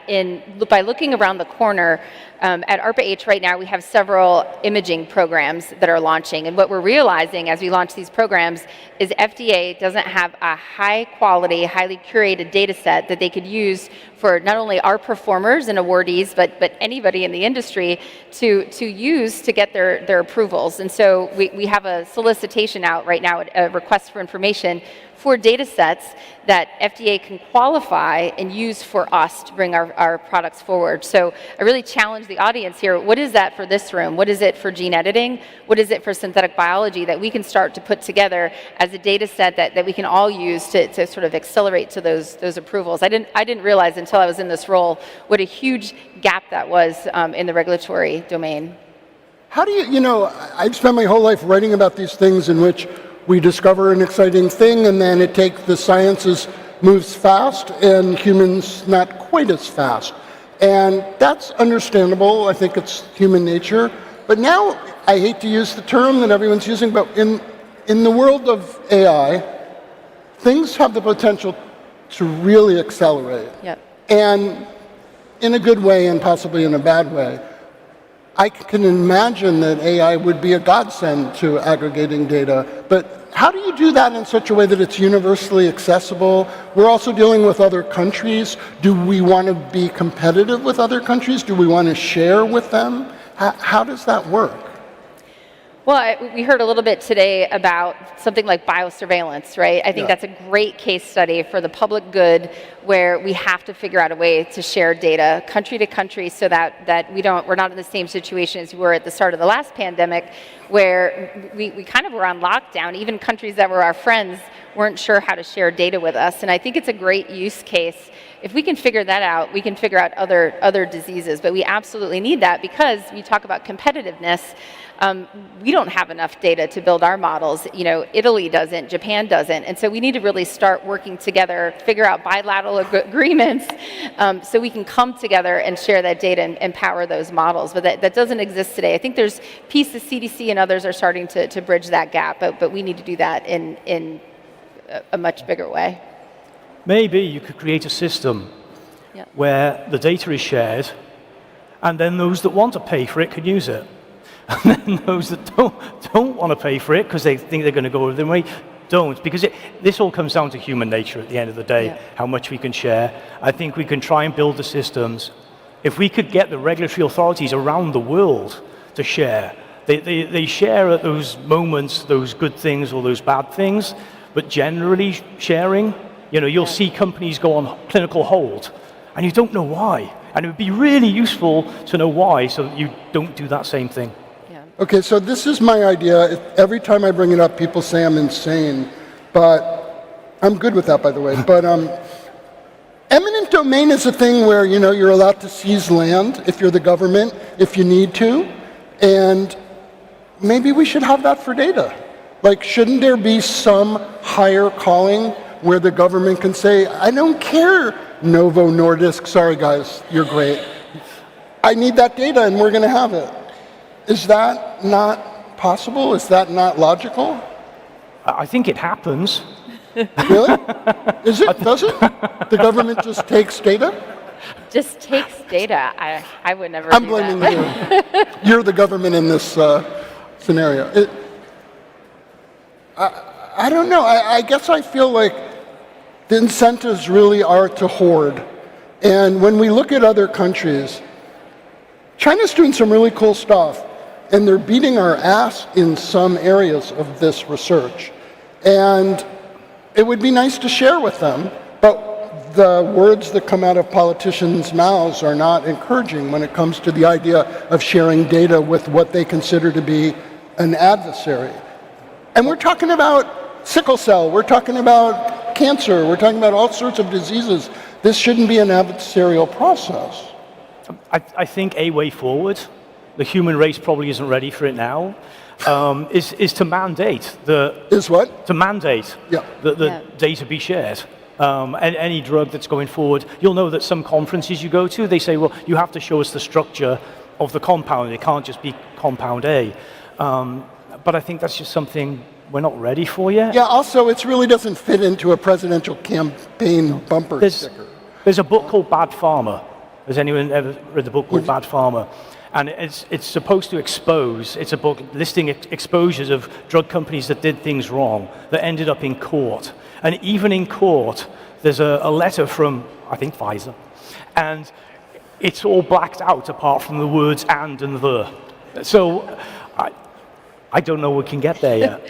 Well, I think you've almost flipped the script a little bit, Michael, from nation states to individuals. I do think that there are areas like rare disease where patients and their families are such incredible advocates. They understand the value of their data, of their sequences. I think that's another really interesting place to start, because in some cases there's 25 people across the globe that have a given disease, and if we're not coming together... And it costs so much to develop a drug. That's right. And your argument is that the data can really bring that down and make it specific. Well, it's, first of all, just the speed to diagnosis is 5 to 7 years now. How can we bring that to 5 to 7 weeks if we start sharing data, right? Like it can be a complete paradigm shift, but we need to figure out how to empower those patients to share data, but then get those agreements with countries. Well, one of the shared data issues that I don't know how you solve is, so we developed the mRNA vaccines in a year, and that was kind of miraculous. Actually, I think there's a company in Cambridge who had the vaccine in 3 days. But you needed time to test it, and there's a certain way that you have to carry these tests out. Would greater access to data and surrogate markers make it possible to move that kind of thing much more rapidly? Because I don't think even though a year is a super fast time, I don't think we want a year anymore. I'll take the first stab, but I think so. And part of the data that we need to be sharing is not just around the right sequences for efficacy, but around manufacturability, solubility, all the things that we didn't have time to think about with the last vaccine, and have those really understood before the next pandemic. Our program, APEX, is designed to do that. It actually separates design of antigen for all the other vaccines that we don't have vaccines for, all the other viral families that we don't have vaccines for, and separate that from manufacture. Maybe it's better as an mRNA or a DNA or whatever that might be. And I think we need to collect that data now so that we have that library to look at and start from. So instead of 100 days, maybe it's 20 days next time. Let me go back to optimism then, instead of like, oh, this is tricky. The data exists out there now for many, many things where we could make better decisions. AI can help that, but we've got to format the data in the right way. Manufacturability would be one of them.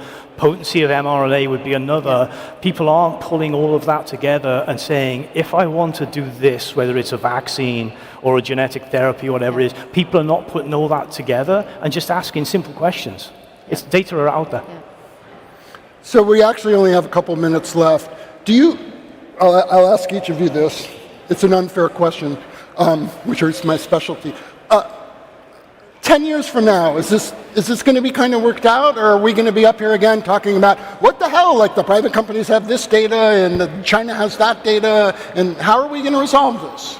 Well, I can't wait to 10 years from now, because even, backstage we were talking about, I think you said it was George Church that got a PhD for 3 years to sequence half the gene, right?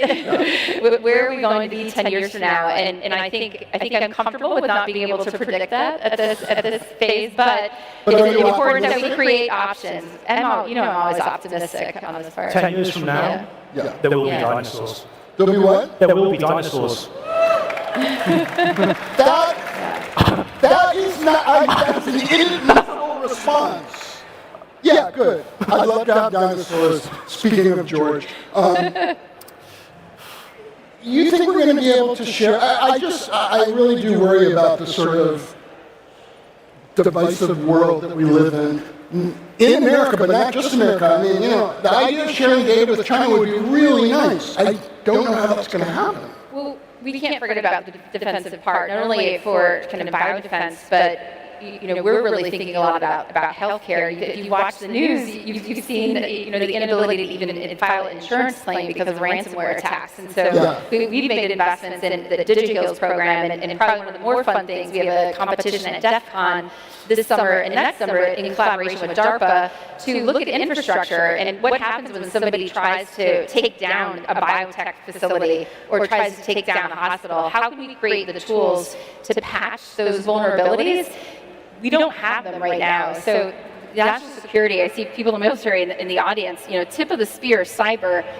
If you came to HHS and understand where we were in healthcare, we are decades behind. And so how do we catch up? And that's going to mean something to everybody in this room when it comes to that data around sequencing, whether it's humans or microbes. Well, I'm being told that I'm done and I should get the hell off the stage. These guys are going to solve the future if anyone will. So thank you. Thank you. Thank you. Thanks, Michael. Thanks, Chris.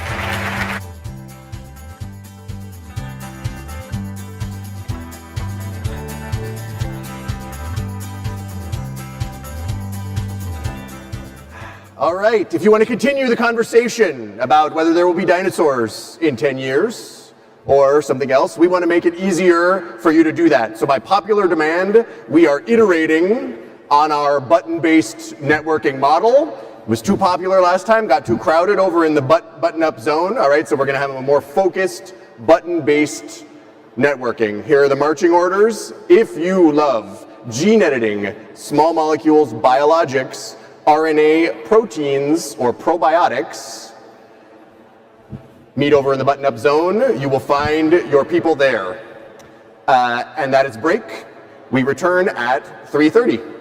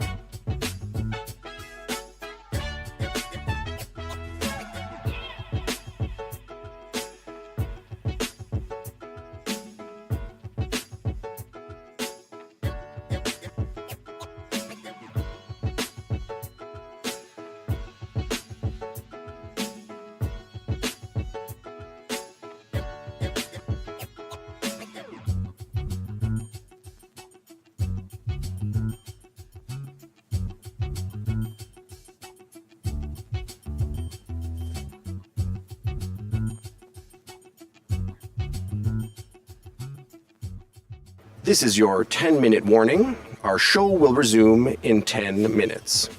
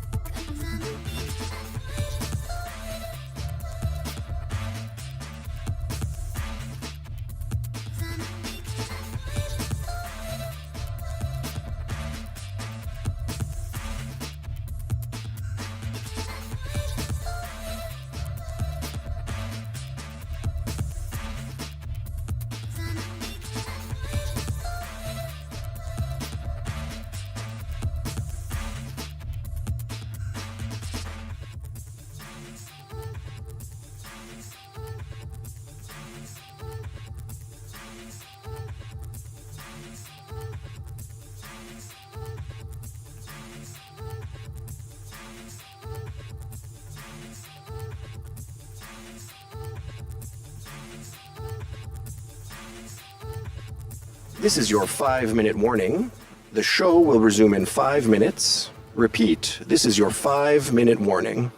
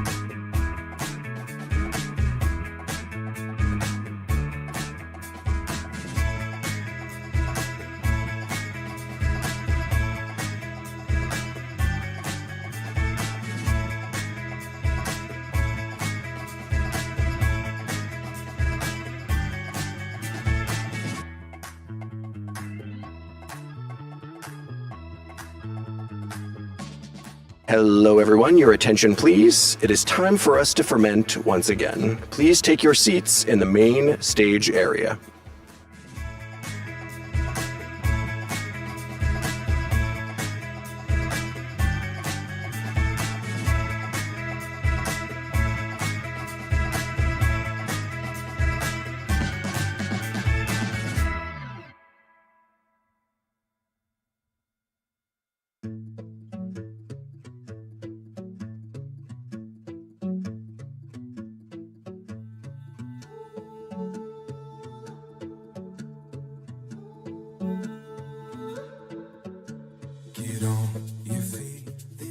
to see. Rolling hills or city streets, ocean to ocean and all in between. It's out there just waiting on you and me. Take it in, we got no plans. Good things come to those who can. Live moment to moment and all in between. It's out there just waiting on you and me. So look alive, 'cause while I was waiting for you, paradise is on the other side of the floor. We don't know, take it a long way. You and I were born to roll.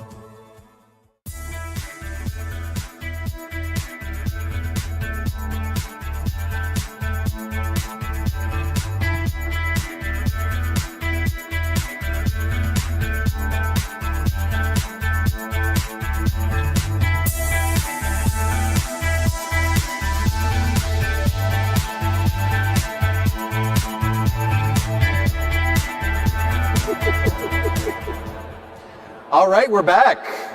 We are back, everybody. Come on, circle back around to this main stage area. We are back. Are you ready? Are you all ready for this? This one's going to be a doozy. Are you ready?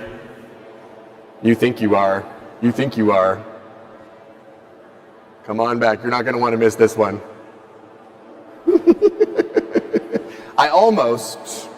I almost hesitate to warn you about the chaos that is about to ensue here on this stage, right here on this stage. I want you to be able to experience it fresh. Here's what happened. Here's what happened, all right? We knew we wanted to show off the new Foundry technologies for this year. We knew we had to do it. Turns out, kind of a lot. There's kind of a lot. We have a lot to talk about. How are we going to make the time? How are we going to make the time?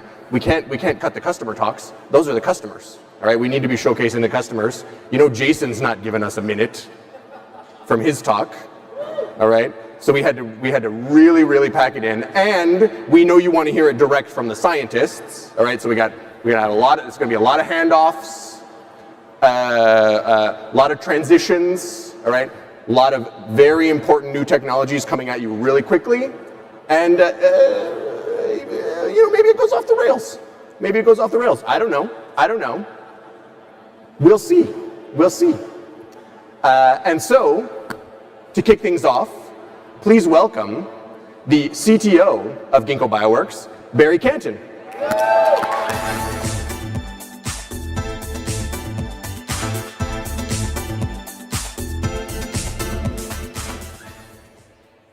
Good afternoon, everybody. I am very lucky in this afternoon session. I'm going to, as Jake says, I'm going to get to tell you a little bit about the technology we use at Ginkgo, and also the scale and the multimodality of the data that we're able to generate. To share that with you all, I'm going to be joined by 4 incredible technical leaders from across Ginkgo. One of the themes that we're going to touch on today is how we combine scale with flexibility. For our partners, scale means that we can work at high throughput, and the flexibility means that we can customize our workflows to suit the specific needs of the project. For Ginkgo, combining scale with flexibility means that we can run many programs across many market verticals and drive our scaling flywheel. But before we get into all of that, I want to spend a minute talking about why data is such a big bottleneck in biology. My guess is I don't need to convince that many of you about this, but I am going to give 3 examples that I think are interesting and impactful. The first example is that there are just many fundamental things that we don't know about biology still today. So researchers, this is on the left here, my left, researchers at JCVI took a very simple microorganism and they made it even simpler, as simple as possible. They eliminated all of the genes that were inessential for the cell to live.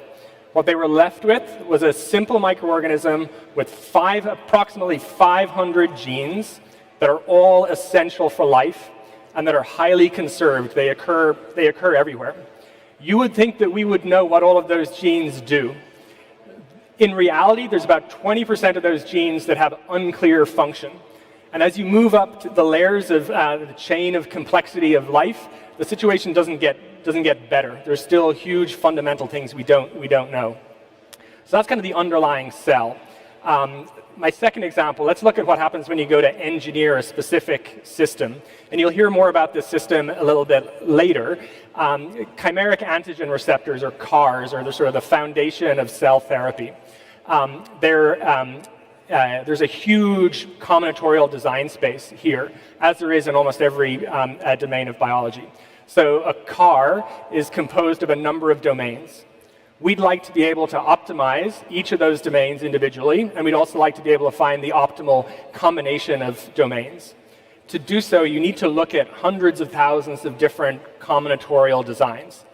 And the real kicker is that you'd like to be able to do that in a context that's relevant, a disease model that's relevant to understand a challenging tumor environment.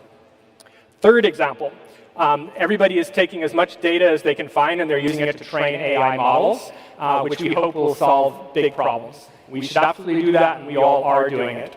But a finding that is common across technology and biotechnology is that while we have really impressive AI model technology, and we have incredible compute, thanks to partners of ours like Google, models tend to be undertrained because there is a shortage of the right data in order to be able to train them effectively. AI has really thrown a focus on this data shortage, but at Ginkgo, we were worried about data before it was cool to be worried about data. This is something that we have been thinking about for a long time, as long as the company has been around. One more slide. What we've been building at Ginkgo, our Foundry, that many of you have seen or have heard about, is really, you can think about it as being a data engine. It's a collection of capabilities for generating high-quality, scalable data that is deep and that is multimodal in nature. And throughout Ginkgo's development, we've made choices to invest in measurement and testing technologies that give us data that is rich and really allows us to see what's happening inside of the cells.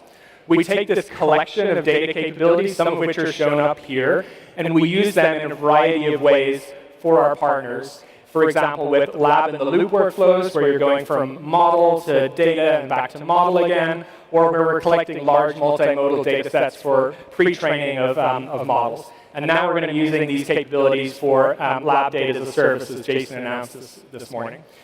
We're able to do that because of an underlying set of capabilities and technologies, including automation, including our biological code base, AI and ML modeling abilities, and also operational excellence. And all of those taken together, they give us the scale and flexibility that allow us to help our partners with data, with product discovery, manufacturing, and making manufacturing cell lines. Today we're going to highlight one of these technologies, it's an automation technology that kind of rethinks how lab automation could work. And I'm very lucky to have the best person to be able to tell you about that, which is Ginkgo's head of automation. This is a technology that was developed at Zymergen and is now being further developed and deployed at Ginkgo. So please, Will Serber, if you want to join me and take it away.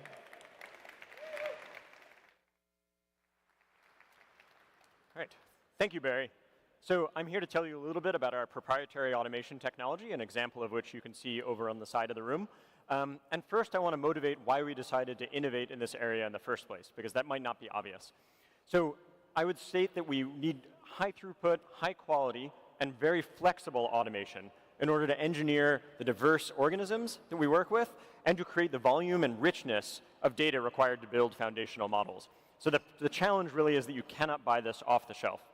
To tell you a tiny bit more about that, it is very common, next slide, it is very common to have a paradigm where you have basically one work cell corresponding to one process or one workflow. And one of the fundamental reasons for that is there's generally in the automation continuum a trade-off between flexibility and scale. So if you want maximum flexibility, you'd be over on the manual side of things. And if you want maximum scale, you'd be on the integrated work cell side of things with sort of walk-up instrumentation in the middle there. Now, we found this to be an unpleasant sort of trade-off to make. And so we set out to make something that was flexibility at scale, which is a fourth level of automation. If we could go to the next slide, which you see here. And I think we succeeded at this. So the solution that we came up with is a technology, a modular automation technology, next slide please, that we call racks or reconfigurable automation carts. The traditional work cell is really a big central arm with a bunch of instruments arrayed around it. And you can see that this architecture is very different. So in this case, we have an enclosure with an instrument inside, and it's got a small 6-axis robotic arm that is feeding just that instrument. And you have all the things, the sensors, the electronics, the data in, the data out, all that sort of enclosed within that enclosure. And so it becomes this little self-contained Lego building block, if you will. So if you put together a bunch of racks, you get a rack system. And you can imagine we spent a lot of time thinking about how to make a system that was easy to reconfigure and easy to build. So the system we have over here arrived in crates from California the other day, and we spent maybe about 3.5 hours getting it to the point where it was actually fully running, which I can assure you is very fast relative to state-of-the-art in the industry. Next slide. So one of the really nice things about having this Lego-like approach is that you can scale very well. So you can make very small systems with, say, 5 racks. You can make really big ones. So here we have ones that we designed that is 185 connected racks for high-throughput phenotyping. There is no other technology that could make a system anything like this. Next slide. So I'm focusing mostly on the hardware, but we spent honestly probably more effort on the software than the hardware. It's just a little less fun to talk about, but I'll tell you a bit about it. So here we have a display of the work cell, the rack system level view. And what we have is at that Gantt on the top, every instrument has its own row. The red line moving along is time. And then every colored brick is an action occurring on an instrument. One of the things that might not be obvious, so if you had a really big rack system, it would be very painful if you could only run one workflow at a time. So we put a lot of effort into our scheduler and enabling running of multiple workflows at the same time on the same system. So the different colors there, the blue, the purple, the green, are totally different workflows running on the same system. Next slide. So it is not just cool technology, it is also meaningful in terms of the value delivered to the organization. So as we've gone from level 3 automation, which is to say traditional work cells, up to racks, we have commonly found that we can reduce the labor time by as much as 80 to 90%. Sometimes we are able to have a big impact on cycle times as well. So for example, if we can automate across a team handoff or overnight, we've gotten cycle time reductions of as much as 60% going from level 3 to level 4 automation. One of the less clear things, the last point on this slide, I'll read out loud. So heavy parameterization entirely changes protocol development and use is especially non-obvious. So I want to dive into that a little bit. This is an example of the onboarding of a qPCR workflow onto racks. This is the same process that we would take if we were onboarding onto traditional automation. And you don't have to worry too much about the details. The main takeaway is that it involves a lot of teams, scientific teams, operational teams, and high-tech teams, to not just write the protocol, but also to sort of set up the entire stack upstream and downstream of that so that the operators are getting the right instructions, we're getting the data off, and it all just works seamlessly. And this is a very painful process. Now, we onboarded qPCR, the first couple qPCR protocols, and this worked just fine. But our own automation control software allowed us to take the next step, which you couldn't do on traditional automation, which was we made a generalized, highly parameterized version of the qPCR protocol that let us cut out the vast majority of these teams. So instead of those sort of 5 teams, now it's a program team that is just passing parameters to an operational team, and they can run those workflows, and all the data and all the instructions just sort of comes along for the ride. So this is a transformative change. This leads me to my conclusion, which is that flexible automation drives better scientific outcomes and produces richer data to fuel AI and closed-loop systems.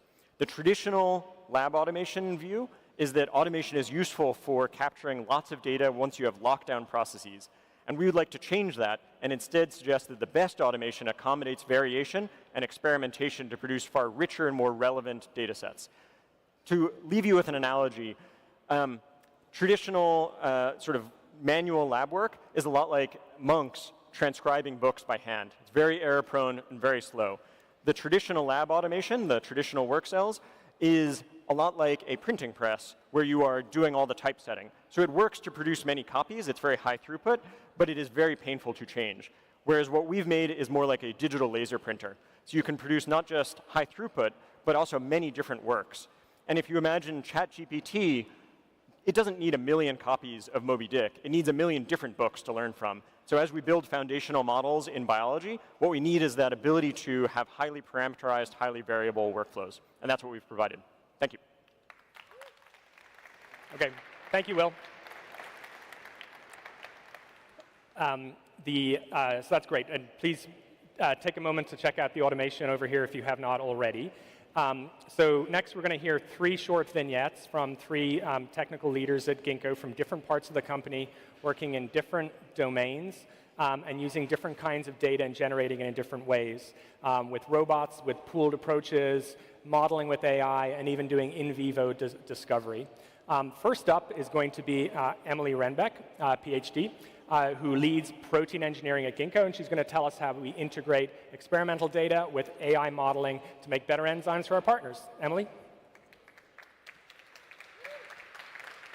Thanks, Barry. Yes, so one of the long-standing challenges in protein design is that protein sequence space is enormous, right? It's something on the order of 10 to the 35 possibilities. Right, so the key question is, how do you navigate such an enormous search space, right? And in a more real-life, practical scenario, when you have a specific protein sequence in hand, along with a list of, let's say, hundreds of known beneficial mutations to that sequence, how do you smartly recombine those mutations in a way that enables you to take bigger jumps in protein diversification and thus performance improvements? Another challenge is that the sequence to function relationship is something that has to be learned. And especially for enzymes, the learnings from one problem space to the next don't necessarily translate. And further, context is extremely important, right? Things like temperature, pH, expression host, et cetera, for determining what the shape of those sequence to function relationships looks like. And so at Ginkgo, we've built a platform that enables us to use experimental data generated in the Foundry to iteratively improve enzymes with a machine learning guided design process. And so we typically start by first screening a library of natural orthologs, which we mine from both public and proprietary sequence databases. And in this process, we always typically discover much better starting enzymes as points for engineering further. We'll then take these lead enzymes and we'll design a first-round protein variant library using all the latest and greatest protein design tools, including some of our own. This library is then screened in the Foundry, and we'll get back a data set that has that sort of sequence to function information. We can then feed this data set into supervised model training, and we can leverage what those models have learned to then help us design the next round of sequences. And this process can be iteratively repeated until we hit some target metric. All right, and so in practice, what we observe is that this approach is incredibly effective across both diverse engineering objectives as well as enzyme classes. And so in these plots, what's being shown on the x-axis here is the round of engineering. On the y-axis is the activity fold improvement shown in teal, and on the secondary y-axis is the library size at each round shown in gray. And so the general trend is an uptick in performance round over round, right? And in this particular highlight case study, we observed a remarkable 80-fold improvement in 3 rounds of iterative machine learning guided design. Another trend that we often see is that in later rounds of engineering, when sufficient data has accumulated and the model performance prediction gets really good, we can often take big jumps in performance in very small library sizes. So in that particular case study, we were able to make a leap from 6 to 10-fold improvement in a library size of only 10 members. And the final point here is that what the machine learning really helps us do is make that smart recombination, right? Both within the space, but also to new spaces. And so these purple bar charts here show an average mutational depth at each round of engineering. And again, it's just really to help us take those bigger leaps in protein diversification and thus performance improvement. So I'm super excited about the consistency of the effectiveness of this approach across both those problem spaces and enzyme classes. And I just want to finish and close by underscoring that it's really all fueled and enabled by the data that's generated in the Foundry, both by those super cool robots, go check them out, but also our exceptional experimentalists. Thanks.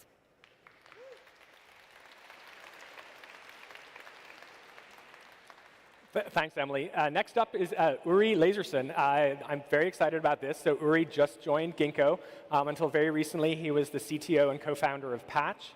He's going to tell us a little bit about the work that they did at Patch, and you'll see how naturally it fits into the Ginkgo platform, I think. So Uri, please take it away. Thank you. Thanks, Barry.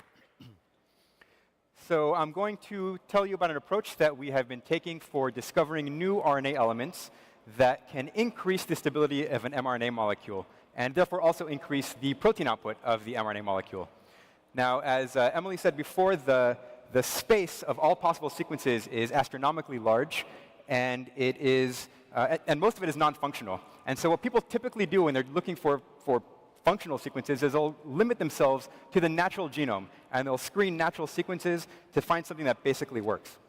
The problem is that evolution is not optimizing the same set of traits that a biotech company cares about when they're trying to design an RNA therapeutic.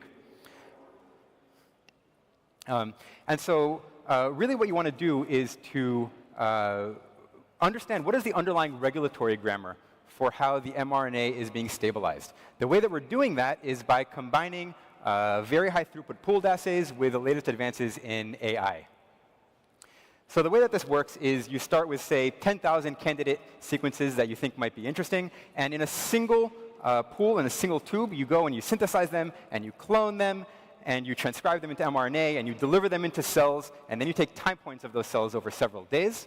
And then you use next-gen sequencing to quantify the abundance of all of the individual mRNA molecules all at the same time. What you end up with is a data set like you see on the right, where every single one of these curves is a unique mRNA that we designed. And over time, on the x-axis, what you can see is that they're all degrading as you would expect. But crucially, they're all degrading at different rates. And so what you traditionally might do is you would pick a dozen of these sequences, the best ones, and then carry them forward in your development pipeline. In contrast, what we actually do is take the entire data set and train an AI model that learns how to map from any given input sequence what is the predicted stability of this sequence. Now, this is the model that's actually going to kind of understand something about the underlying regulatory grammar. And most excitingly is that now what we can do is take tens or hundreds of millions of design sequences and crank them through the model and figure out what is their predicted activity going to be. Now, from that huge set of sequences, you can now take another 10,000 set of sequences and then go synthesize them and assay them and generate a new data set, and then use that data set to update the same AI model. And then you go and you do it again. And the idea is that for, you turn the crank a few times, and for any given set of therapeutic design constraints, you can find synthetic sequences that are going to be better than natural sequences. The coolest thing is that this actually works when you translate this into a mouse model. And so what you're looking at here is we've taken like a commonly known benchmark UTR sequence and one of our AI design sequences, and we've plopped them into an mRNA that is driving luciferase, and then we package it up in an LNP, and we inject it systemically into a mouse, and then we take time points over 2 weeks of that mouse to see how much protein is actually being produced. And what you can see in the curve in the middle on the bottom is that the difference between these two curves is strikingly different. And actually, we can see that the AI design sequence is driving expression at higher levels and much longer. And we even see fold changes that are up to 100x stronger than the commonly used benchmark. So that's it. Thank you, Rui. Thank you. Okay, we're excited to have the patch technology deployed across the Ginkgo portfolio of programs. Last but not least, I'm excited to introduce Shodi Esaji, who was one of the first mammalian cell engineers to join Ginkgo a number of years ago and build out our platform, and now leads a lot of programs in cell therapy. And she's going to pick up the chimeric antigen receptor story that I introduced at the start. Shodi, please take it away. Thanks, Barry. It's great to be back up here to share with you a little bit about how we think about generating large data sets across our biopharma programs. And in particular, the relevance of the model systems in which we're using to generate the data. If you think about the ChatGPT example, again, it wasn't trained on random collections of words and sentences. It was trained on relevant words and sentences from different styles of writing, like Jane Austen or the New York Times. And when we're asking biology to report on what's happening in a complex human disease, we need to get data that's as relevant as possible. And so one example of how we're thinking about this is from our CAR-T story that Barry started out with. We've gotten really good at screening these large libraries in vitro and lots of different tumor cell lines. But we wanted to even push that a little bit more and ask, what is a more relevant model we can use? Can we do this in an actual tumor-bearing mouse? And together with our partners at the University of Wisconsin, we did just that experiment. This is a clinical group that is studying neuroblastoma, which is a devastating pediatric cancer, and they're targeting GD2. And so we built a library that of 10,000 chimeric antigen receptors that also targets this antigen. And to be honest, I was really skeptical about this experiment. It's really hard to work with large libraries, even in simple controlled settings like cell lines. I really didn't think we were going to get this kind of positive preliminary data shown here. So on the slide on the left, right, is tracking the barcodes which report out on each individual CAR design. And so our theoretical maximum is 10,000, and we maintain most of that diversity all the way up until the time that we inject the cells into the mouse. And 23 days later, after interacting in the tumor environment, we're recovering 1,000 barcodes, suggesting that there's 1,000 different CARs that have persisted in this complex environment. Now, I've done enough animal studies to never trust one mouse, and so we wanted to look at how many designs are shared across replicate mice, and that's what's shown in this graph here. And remarkably, there's a number of designs that are conserved across 3, 4, even 5 mice, suggesting that whatever selection is happening there in the mouse is real and not random. And so we're now following up on these candidates and evaluating them as potential therapeutic candidates for our partners at Wisconsin. And so we're doing this kind of pooled in vivo work across our biopharma programs in gene therapy and RNA and gene editing as well. But there's some scenarios for which even an animal model isn't good enough to generate large data sets. So to take one example from genomic medicines, like CRISPR therapies, you need the human genome there to really assess the safety and efficacy of any kind of genomic medicine, and a mouse is never going to do that. In another example, mouse tissues are very small. There's a small number of cells, so you can't accurately screen a large library. And these are scenarios where human stem cell models that we can use in vitro, can recapitulate some complex disease states. So what's shown here is a diagram of a human choroid plexus organoid. This is a brain tissue where the cerebrospinal fluid is generated, and it's an important target for gene therapy. And so we've generated these organoids in our labs at Ginkgo, and we're going to be scaling this and using it for screening promoter libraries for gene therapy applications. So as much as everyone loves data, I would challenge you to think about the relevance of the data. And while we do use simple model systems to build our methods and scale them, we are always thinking about how to push them to more complex models. And that's it. Thanks. Thank you, Shodi.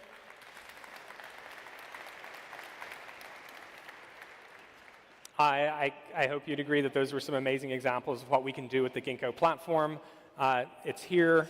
We're able to do amazing things in enzymes, in RNA, in cell therapy, and beyond. We look forward to helping you with your next program to generate data and to solve some real problems. So thank you for today, and please enjoy the rest of Ferment, and we'll see you at the break.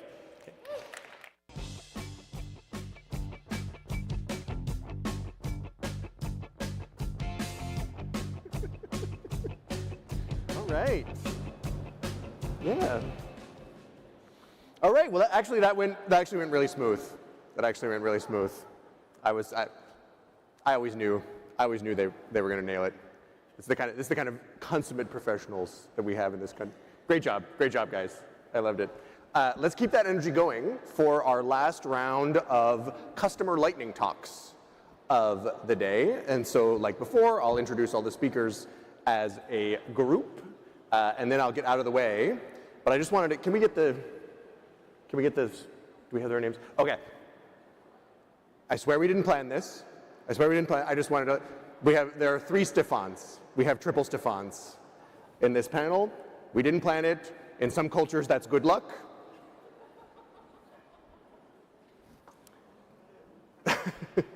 All right. So I am very proud to welcome, we have Stefan Bayer, CSO of Aquacultured Foods. We have Stefan Corgier, CEO of Zymtronics. Stefan Van Senfiet, CEO of Vivici. Satoshi Akamoto, Chief Research Coordinator of Sumitomo Chemical. And Wesley Glenn, VP of Innovation at Ayana Bio. Take it away.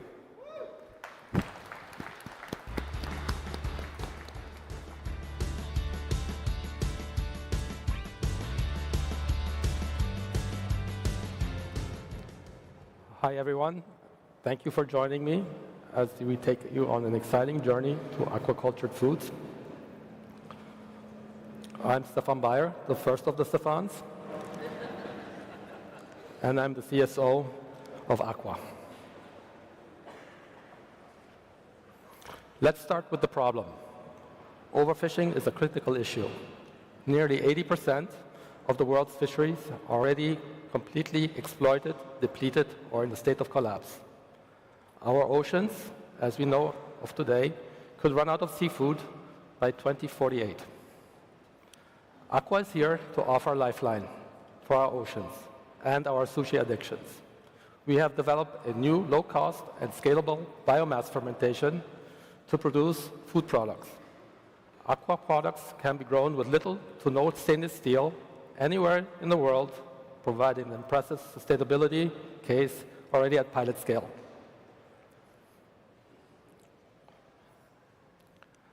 Our patented technology starts with a proprietary microbial consortium.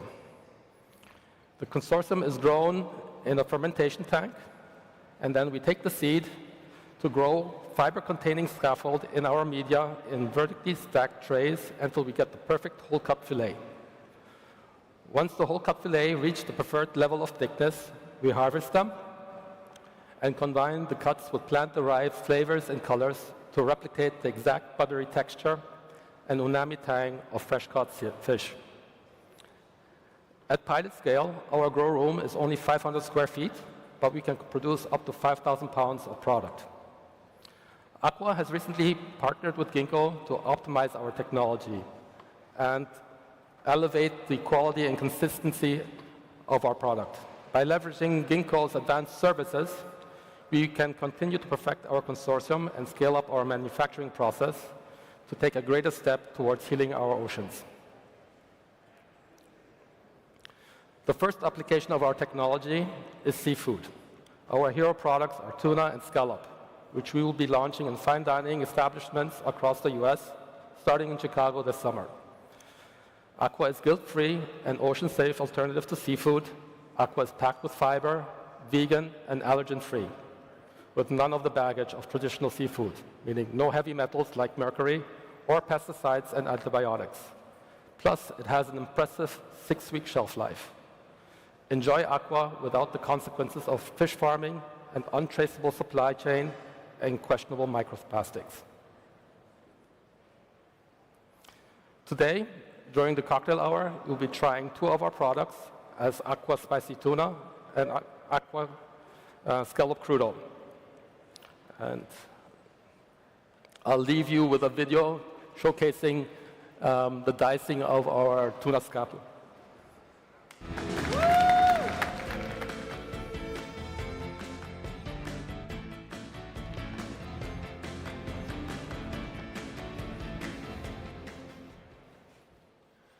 Good afternoon, everybody. My name is Stéphane Corgier, the second one, the second Stéphane this afternoon, and I'm the CEO of Zamtronics. And I'm very stoked to be among, all the biotech pioneers this afternoon.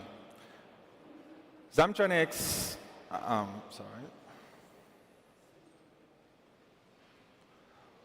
The industry has been innovating on cell-based technology and breakthroughs in fermentation, for decades. But today, we can take it a step further by unlocking the power of biology outside of the cell. Think about it. In a cell, you have about 1,000 of enzymes working together at any given moment for the cell to grow, to live, to reproduce, and ultimately produce some ingredients that has been engineered, for the fermentation. However, there is only a handful of enzymes that are truly used for the production of those targets. And all of these enzymes need to work together under the cell constraints. So why not removing the constraints of the cellular biology and focus the power on enzymes themselves? So we're doing this through the immobilization of multiple enzymes. And we've been working with Ginkgo. We have designed new rules for the design of those enzymes that we can assemble for efficient biomanufacturing. We're really thinking precision by design by integrating downstream and upstream and downstream processing together at the onset of the ideas. And we are building on SynBio because those enzymes need to be produced by fermentation. We think in terms of cores, getting those enzymes together as a set of systems for production. And let me introduce you today with our first core. We call it the lactocore. The lactocore is the set of processes, routes, and enzymes for the conversion of plant sugars into lactose. It bypasses the entire dairy chain where lactose is issued from, and it's a highly decarbonized, hypoallergenic version of lactose as an ingredient, and we are focusing on the early nutrition market. But by building on this lactocore, we have access to all the ingredients that are present in human milk. And those are carbohydrates, known as human milk oligosaccharides, that have a lot of health benefits. They actually maintain the balance, the biological balance between the baby and its environment. And if this balance is broken, that can have dire consequences. There's a disease called necrotizing enterocolitis, which is an acute inflammation of the guts with high mortality rate and also long-term consequences for the infant that can be prevented with some specific HMOs called DSLNT, which is so rare right now that is not even being nobody has enough of it for production. So we have developed a new set of enzymes for the production of DLSNT in its pure form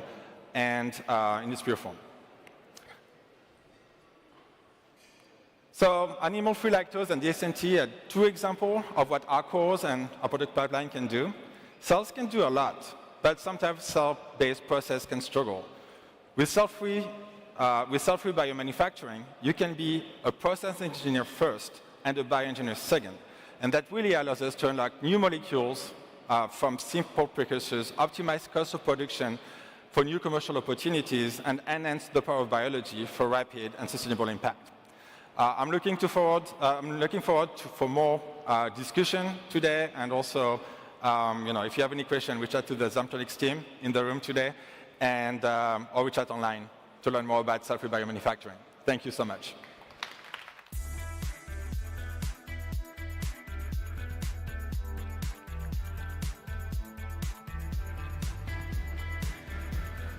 Hi, everybody. My name is Stefan. I'm the CEO of Vivici, and I just agreed with the other two Stefans to start a boy band, so stay tuned. So Vivici is a Dutch startup making dairy proteins by fermentation. We are a B2B ingredient player, and we're part of the growing community of companies making animal protein in more sustainable and in more ethical ways. But I'm not here to pitch my company today. I thought I'd use this lightning talk for something different and share a thought about the precision fermentation industry with you. I believe that companies making animal protein by fermentation should be chasing customers, not costs. B2B precision fermentation companies need to master a deep value chain. But it is when customers and ingredients come together that value is created. It's there where we develop the premium value propositions around our ingredients. It is there where we work with the brand to build the great consumer stories that ultimately lead to the willingness to pay for those brands. But in our industry, there's a bit of an obsession with the supply chain and with cost. Down to the point that there's this narrative that animal proteins from fermentation need to be at price parity with their animal-derived counterparts. But that doesn't make any sense. And here's why. The market for animal protein is so vast that even with the most bullish fermentation capacity scenarios, for the next coming years, we will only be able to solve a very small portion of that market. And so we should be focusing on those market segments where premium value propositions can be created for our ingredients, creating value and not chasing price parity. By the way, that little tip there, that little white tip, is enough to build multiple billion-dollar ingredient companies. So put differently, chasing price parity leads to premature commoditization of fermentation-derived ingredients and deprives the industry from the profitability that we need to take these ingredients mainstream. It doesn't make any sense. So based on that, 3 recommendations for precision fermentation companies. 1, don't be a biotech company, be an ingredient company instead. 2, obsess over your customers, not your supply chain. Invest into a strong food science team so that you really understand your ingredient and how to help your customer get the most out of that ingredient. And 3, do chase cost parity, but do it to build the profitability that will help you take these ingredients mainstream. Thank you very much.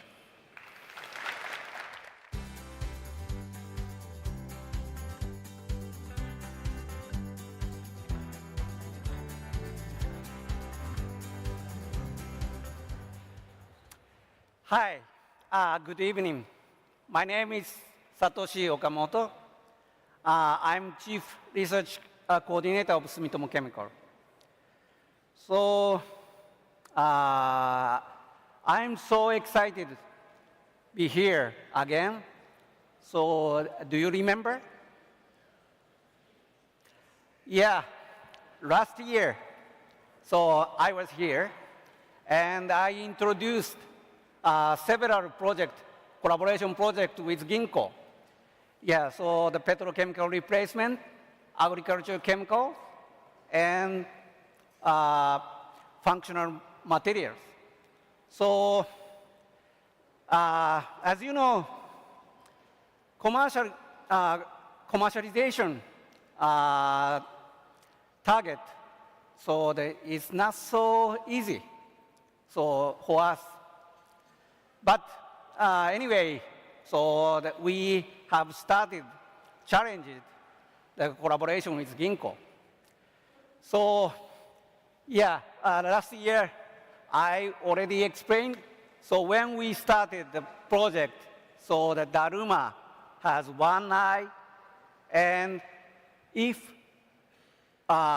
fortunately, we could succeed in the project, so Daruma has 2 eyes. So today, I'll be here again.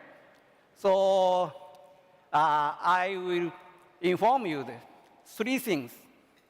So one is I want to inform you that our project progress. So yeah, see, Daruma now has 2 eyes. That means finally we could have succeed in the first project. So now we have so much confidence.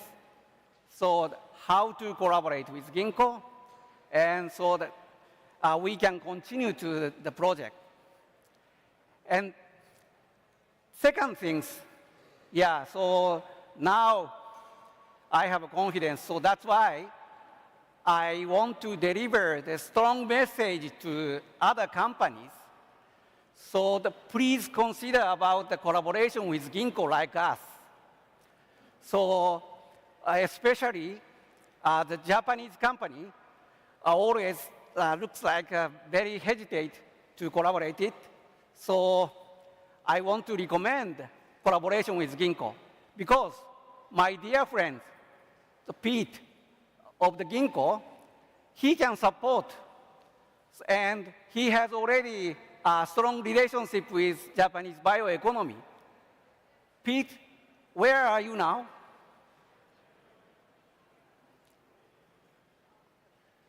Maybe he's hesitating like Japanese. So yeah, anyway, okay, so yeah, so if someone want to collaborate with Ginkgo, so the Japanese company, so please contact with Pete. And third one, yeah, so briefly, I want to show you the next year's expo. So in Japan, we have a big event, exposition in Osaka. So from April 13th. So Sumitomo has a big pavilion. In that pavilion, we will show you the bioproduct. So that's why. So please welcome to see my pavilion. Thank you.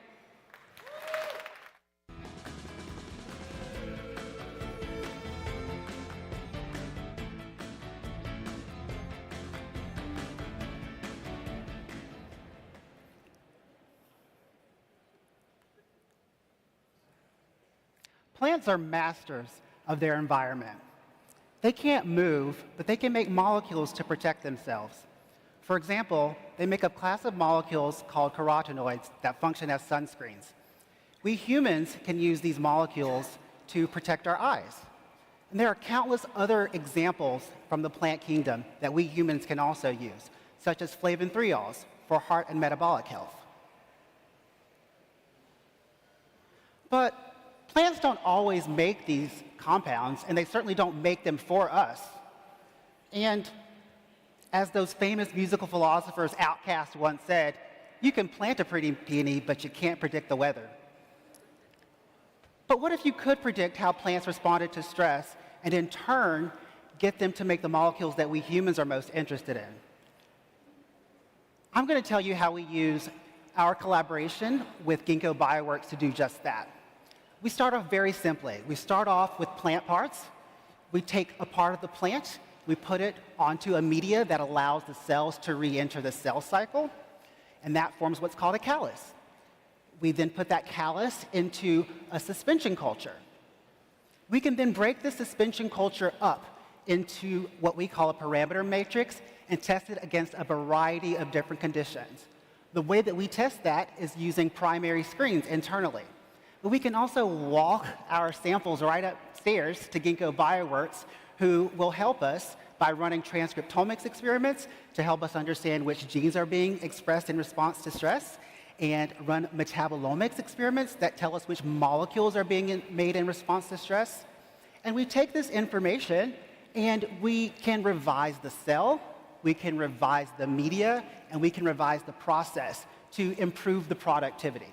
We do a quick check of our productivity, and we end up with a cell line, a process, and a media group that we can use for months and years to come.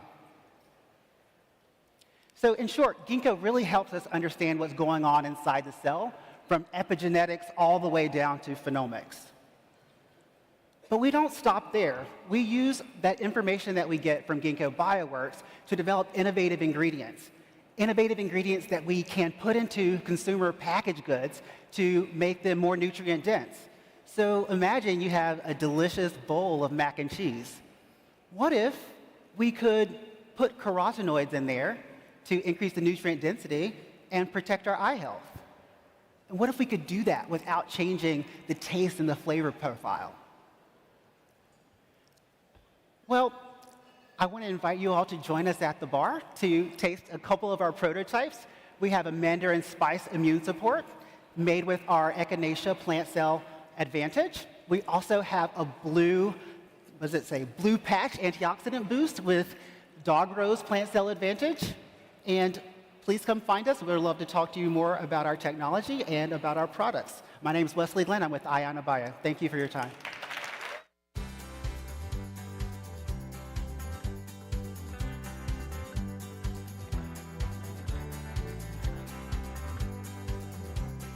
Well, I'm excited. I'm excited we're going to get to try all those at the after party, so stick around.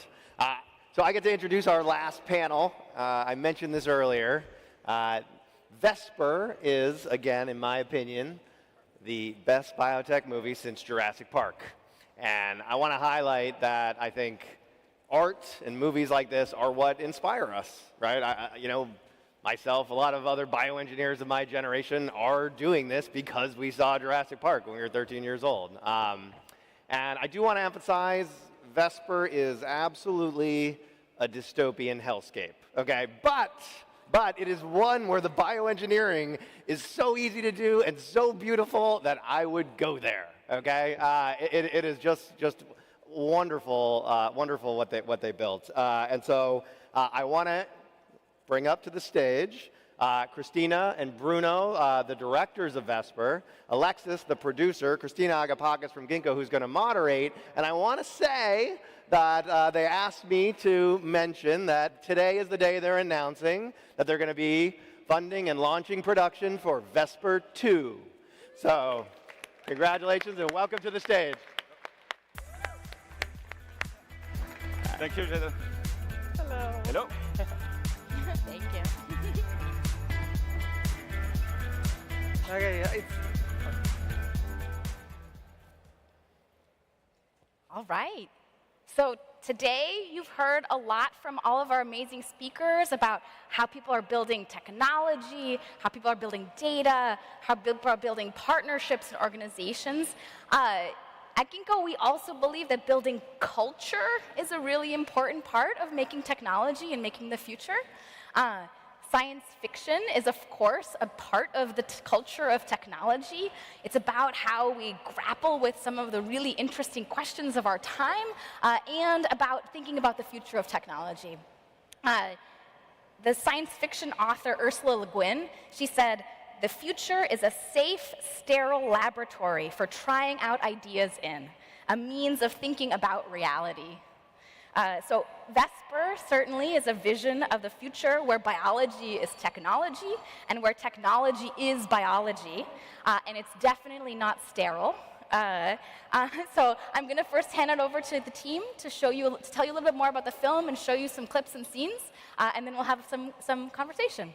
Thank you, Christina. So a few words about Vesper. So it's a work, some hybridization between Lithuania, from Christina is from France, Bruno and I from France, but also Belgium with some British actors. So you'll see was a big team coming together to make this sci-fi, something we really care about in Europe. It's how do we new sci-fi? We all grew up with Jules Verne comic books, and a movie like Vesper for us was how do we reconnect with the audience, inspiring also a younger generation, and show a vision of the future where there is hope. I mean, hopefully we won't spoil too much the movie today for you guys who didn't see the film, but let's dive into the world of Vesper with this trailer. We hope you have a popcorn with you. Enjoy the trailer.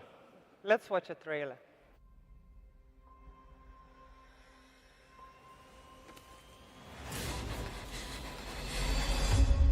You won't believe what I found. What is this?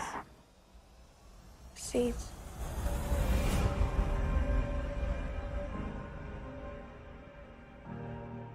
Yeah, we are so alike, you and I. Vesper?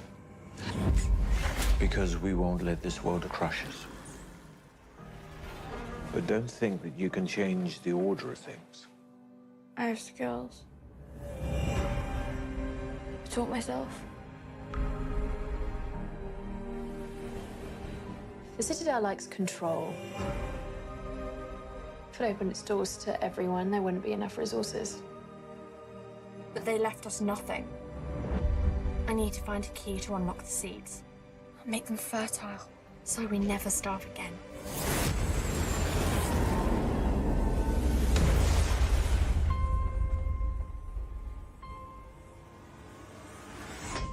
I'm Camellia. Vesper.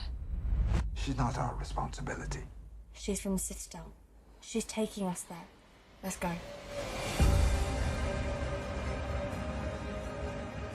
Pilgrims, drifters, bandits. You have to be really careful who you trust. The Citadel will be ruthless. That can't stop me. Vesper, you can change everything.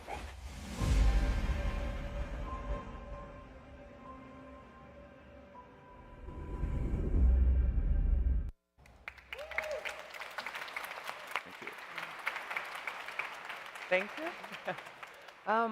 For us, it was really very interesting and challenging and inspiring to create the world of Vesper, where technology became biological ones. And for dramatic reasons, we imagined it in post-apocalyptic world. We call it the new dark ages or the future middle ages. But when there is a dark times, it always comes the light ones. And when we were imagining Vesper character, for us it was really important to create a character who is an artist and a scientist, who reminds a figure of the Renaissance. Yeah, like Leonardo da Vinci, for example, who was at the same time a scientist as an artist. So in the world of Vesper, there is, as we say, it's a dystopia. So there is an opposition with the Citadel, where lives the elite, and the outskirts, when lives the people try to survive. And we made a big work on research for the world building about this world when the technology became biologic. So we can see, for example, some example of the research we made for the material, the research who actually exists, like bioplastic, mycelium, luminescent bacteria. So we was making all this research, and we put in the world of Vesper to make it consistent and credible. We could see some examples, some picture. The use here, for example, there is a bioplaster who can heal. So some example like that.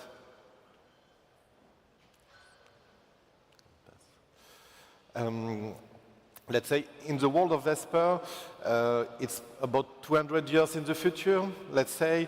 And so there is a new biotechnology from the Citadel, and there is a more ancient technology. We are more biomechanical.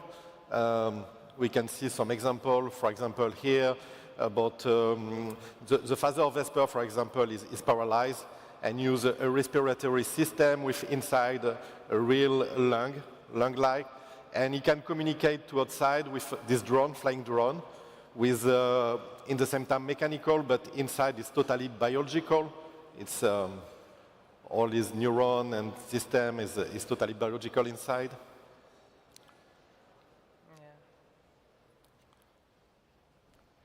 And for us, it was also very important to create the technology is very advanced, and it is so advanced, but it becomes like a magic. So like the creation process is almost like an alchemy. And we gave Vesper a kind of laboratory that helps her to create, to work, to experiment, and we imagined it that it's like a large organism whose organs are all connected.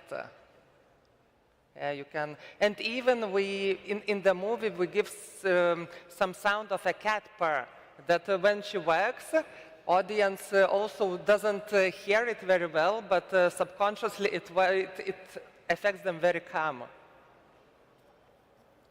So yeah, you can see different examples. So yeah, this is Vesper laboratory. As Christina said, it's like a big organism, but she has an interface. So she works on synthetic biology with an interface, and we wanted to think about new kind of interface, new kind of UI, you know, and we imagine an organic, a living interface. So the display, it's living display, and we get inspiration from the chromatophore, from the squid, for example, and the pixel. The pixels are literally chromatophore on this screen, and it's an organism. It's a soft interface with, in the same time, a display, but also a system of analysis.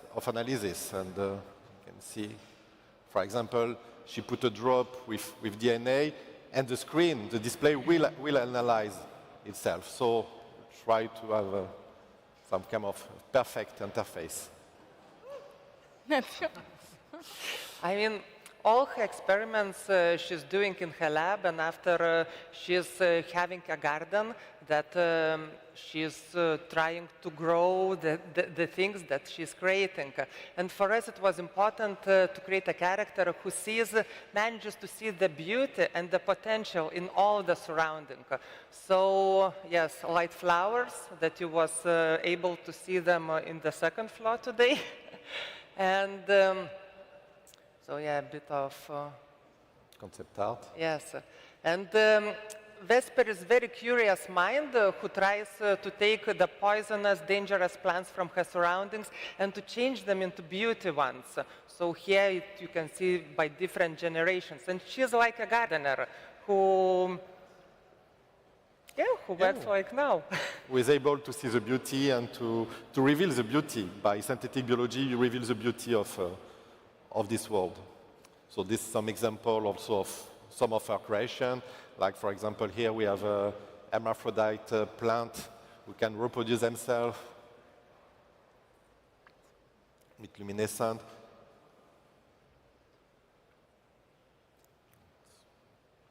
One of the beauty of Vesper creation.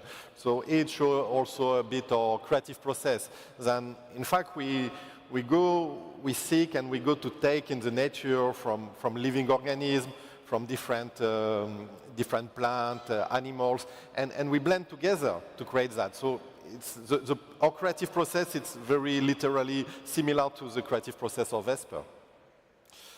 We can see a little bit also the ecosystem where live Vesper, because this ecosystem was totally transformed by genetics. So it's totally new ecosystem. So some is friendly, some is hostile also for human.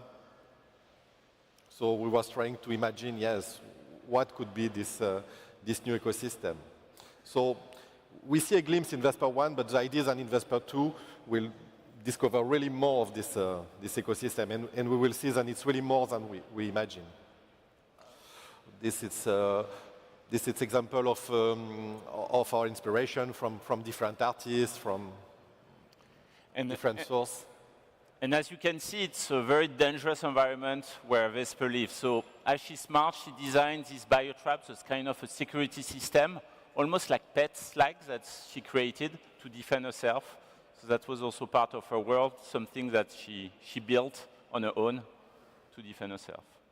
And in this world, in the adventure of the movie, you will see she will also discover bigger, better technologies, the technology from the Citadel, and she will face them throughout the story, and it will kind of inspire her to go on another adventure. You have the jugs, which is through the character of Camellia in the movie.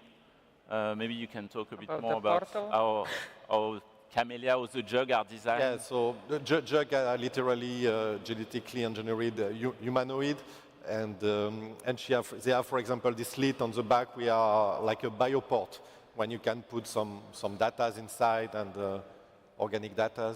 So as we see, it was inspired also from this carnivorous plant. The Citadel use also, they managed to control the slime mold. They use the property of the slime mold, which is really perfect to map a territory. So they used to seek and analyze an area.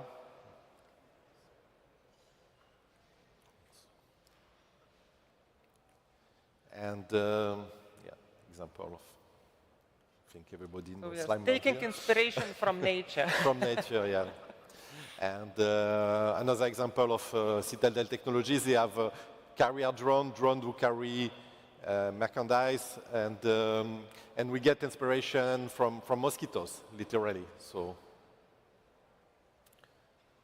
they are really flying animals, this drone. And yes? And this discovery of the Citadel technology will really, for us, open up a new world. I mean, after making this movie, the way it was received all over the world, I mean, quite positively, it also not frustrate part of the audience, but they wanted to see more. So these past 2 years since we released the movie, we have been developing, a sequel. We are not yet in the script phase, we are getting there, but we are very excited to announce here for the first time we are officially going there, because we are like at a stage of development. We are really quite happy where we are heading, and the goal is to really explore the world, go to the Citadel, follow Vesper. So hopefully you see the first one and you have the same desire as us, as you know, following her in more adventure. We used to say that if Vesper 1 was the seed, Vesper 2 will be the flower. So bigger scale.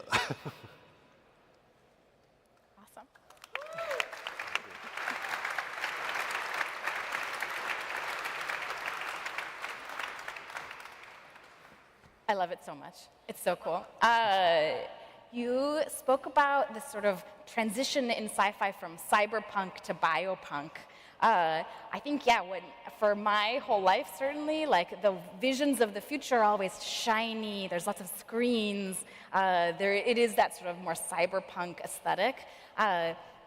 What happened in the world of Vesper in these 200 years? Like, how do you imagine that future state of technology sort of transitioned from computing to biology? Tell us about that sort of that transition in that world.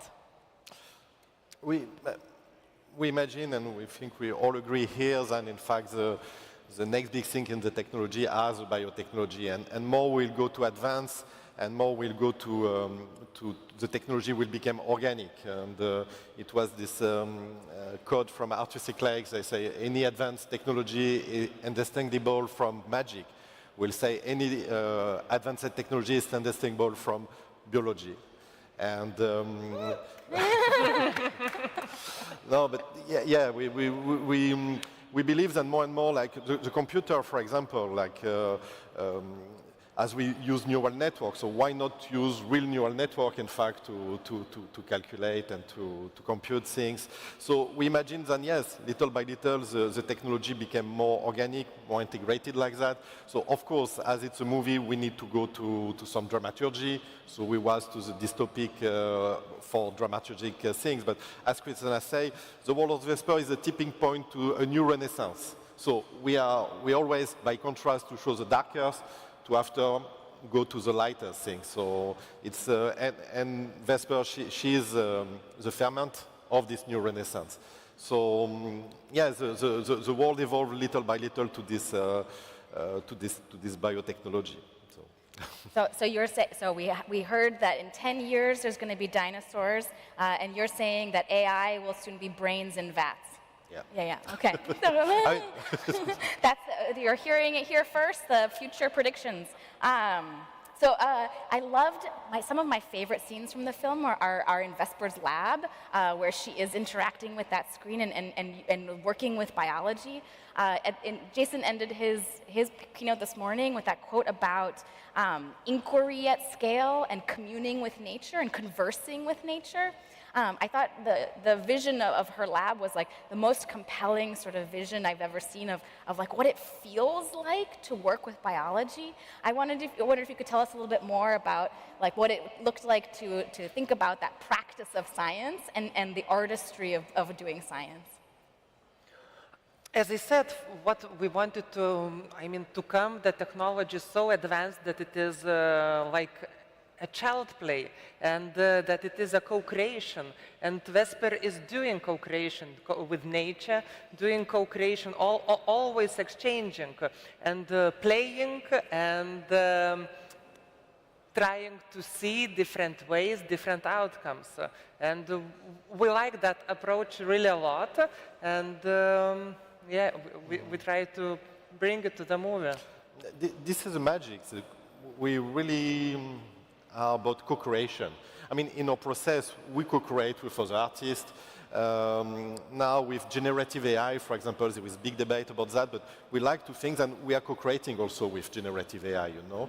And we think also in the process, Vesper is co-creating also with the nature. It's really a co-creation, you know. It's always not a control, but it's always a co-creation and an exchange like that, and a collaboration, a symbiosis.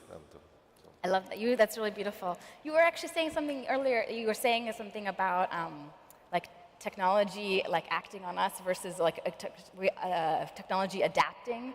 What was that? What was it? What you were saying about that sort of like, yeah, when technology is alive, there will be more of that sort of co-creation or sort of symbiotic potential. Yes, in a way, since tens of years, since, electronic technology, cyber technology, it's like if humans try to adapt. We was trying to adapt to this interface. We was trying to adapt to this way of working, in fact, this technology. And now it's time that the technology adapt to human. And we think that the biotechnology, it's more this, in fact. It's more the technology adapt to human, more than human have to adapt to technology. So that's the way we want to explore creatively. So you said, and it's clear when you see that it's a dystopia. When we, actually many of our slides and folks at Ginkgo, when we sort of close our presentations, often we have a slide that says, grow the world you want to see. And so maybe this last question I'd like to ask you all to tell us about, like, what is the world that you hope to grow? Oh, Alexei, what is the world we want to grow? No, I mean, for us, again, it's a message of hope. I mean, at the end of the day, the world of Vesper is a dark, post-apocalyptic world, but at the end, we show characters that's willing to fight with her creativity, with her artistry, and how to work with nature hand in hand. And I mean, with the sequel is where we want to go next, to keep exploring this world, showing to the people, inspire them, but show them that just a young character can change everything. And this. Yes, it's in Vesper 2, and we will see the world we want to grow. That's what you want to grow? Amazing. Do you want to say anything about your... Just, to say that, until there are people who manage to see the beauty and who try to go to it and to make it, so we are all good about growing, about developing, and about reaching whatever goals we want to reach.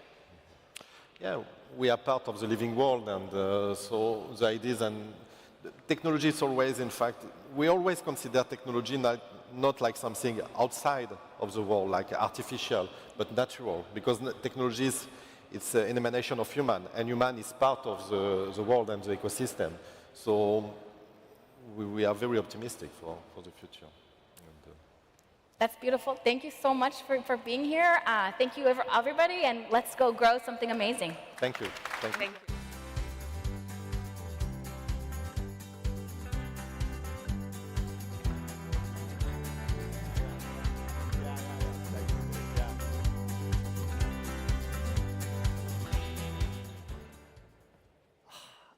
Well, that was inspiring. Maybe another quick round of applause for Christina, Bruno, and Alexis for bringing just a magical world to us.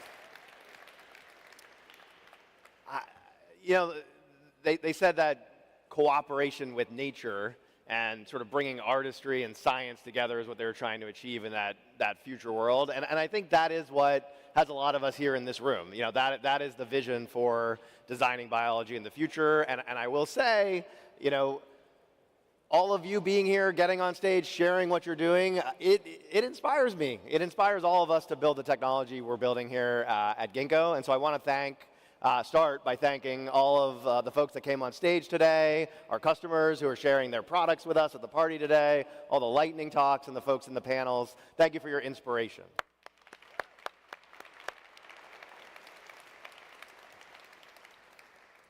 I also want to thank Quinn and the Ferment team, Christina and the creative team, Alex and Nita, Danielle and Sierra, our sort of creative masterminds that put all this together. Enormous round of applause. And the team here that executed on it at SOA. And last but not least, I want to say hi to all our viewers on the live stream. We had many, many folks tuning in today. And finally, I want to give a special thanks to our MC, Jake, for keeping us all on time and making it happen today. So again, today was really about Ginkgo opening up our platform, our data, and our Foundry to all of you, and eventually taking a first step on a journey to a world where bioengineering is democratized. And again, thank you so much for coming on that journey with us. And I want to have you all join us at a party right now. Enjoy this food and drink you just saw on the screen. And thanks again for attending Ginkgo Ferment.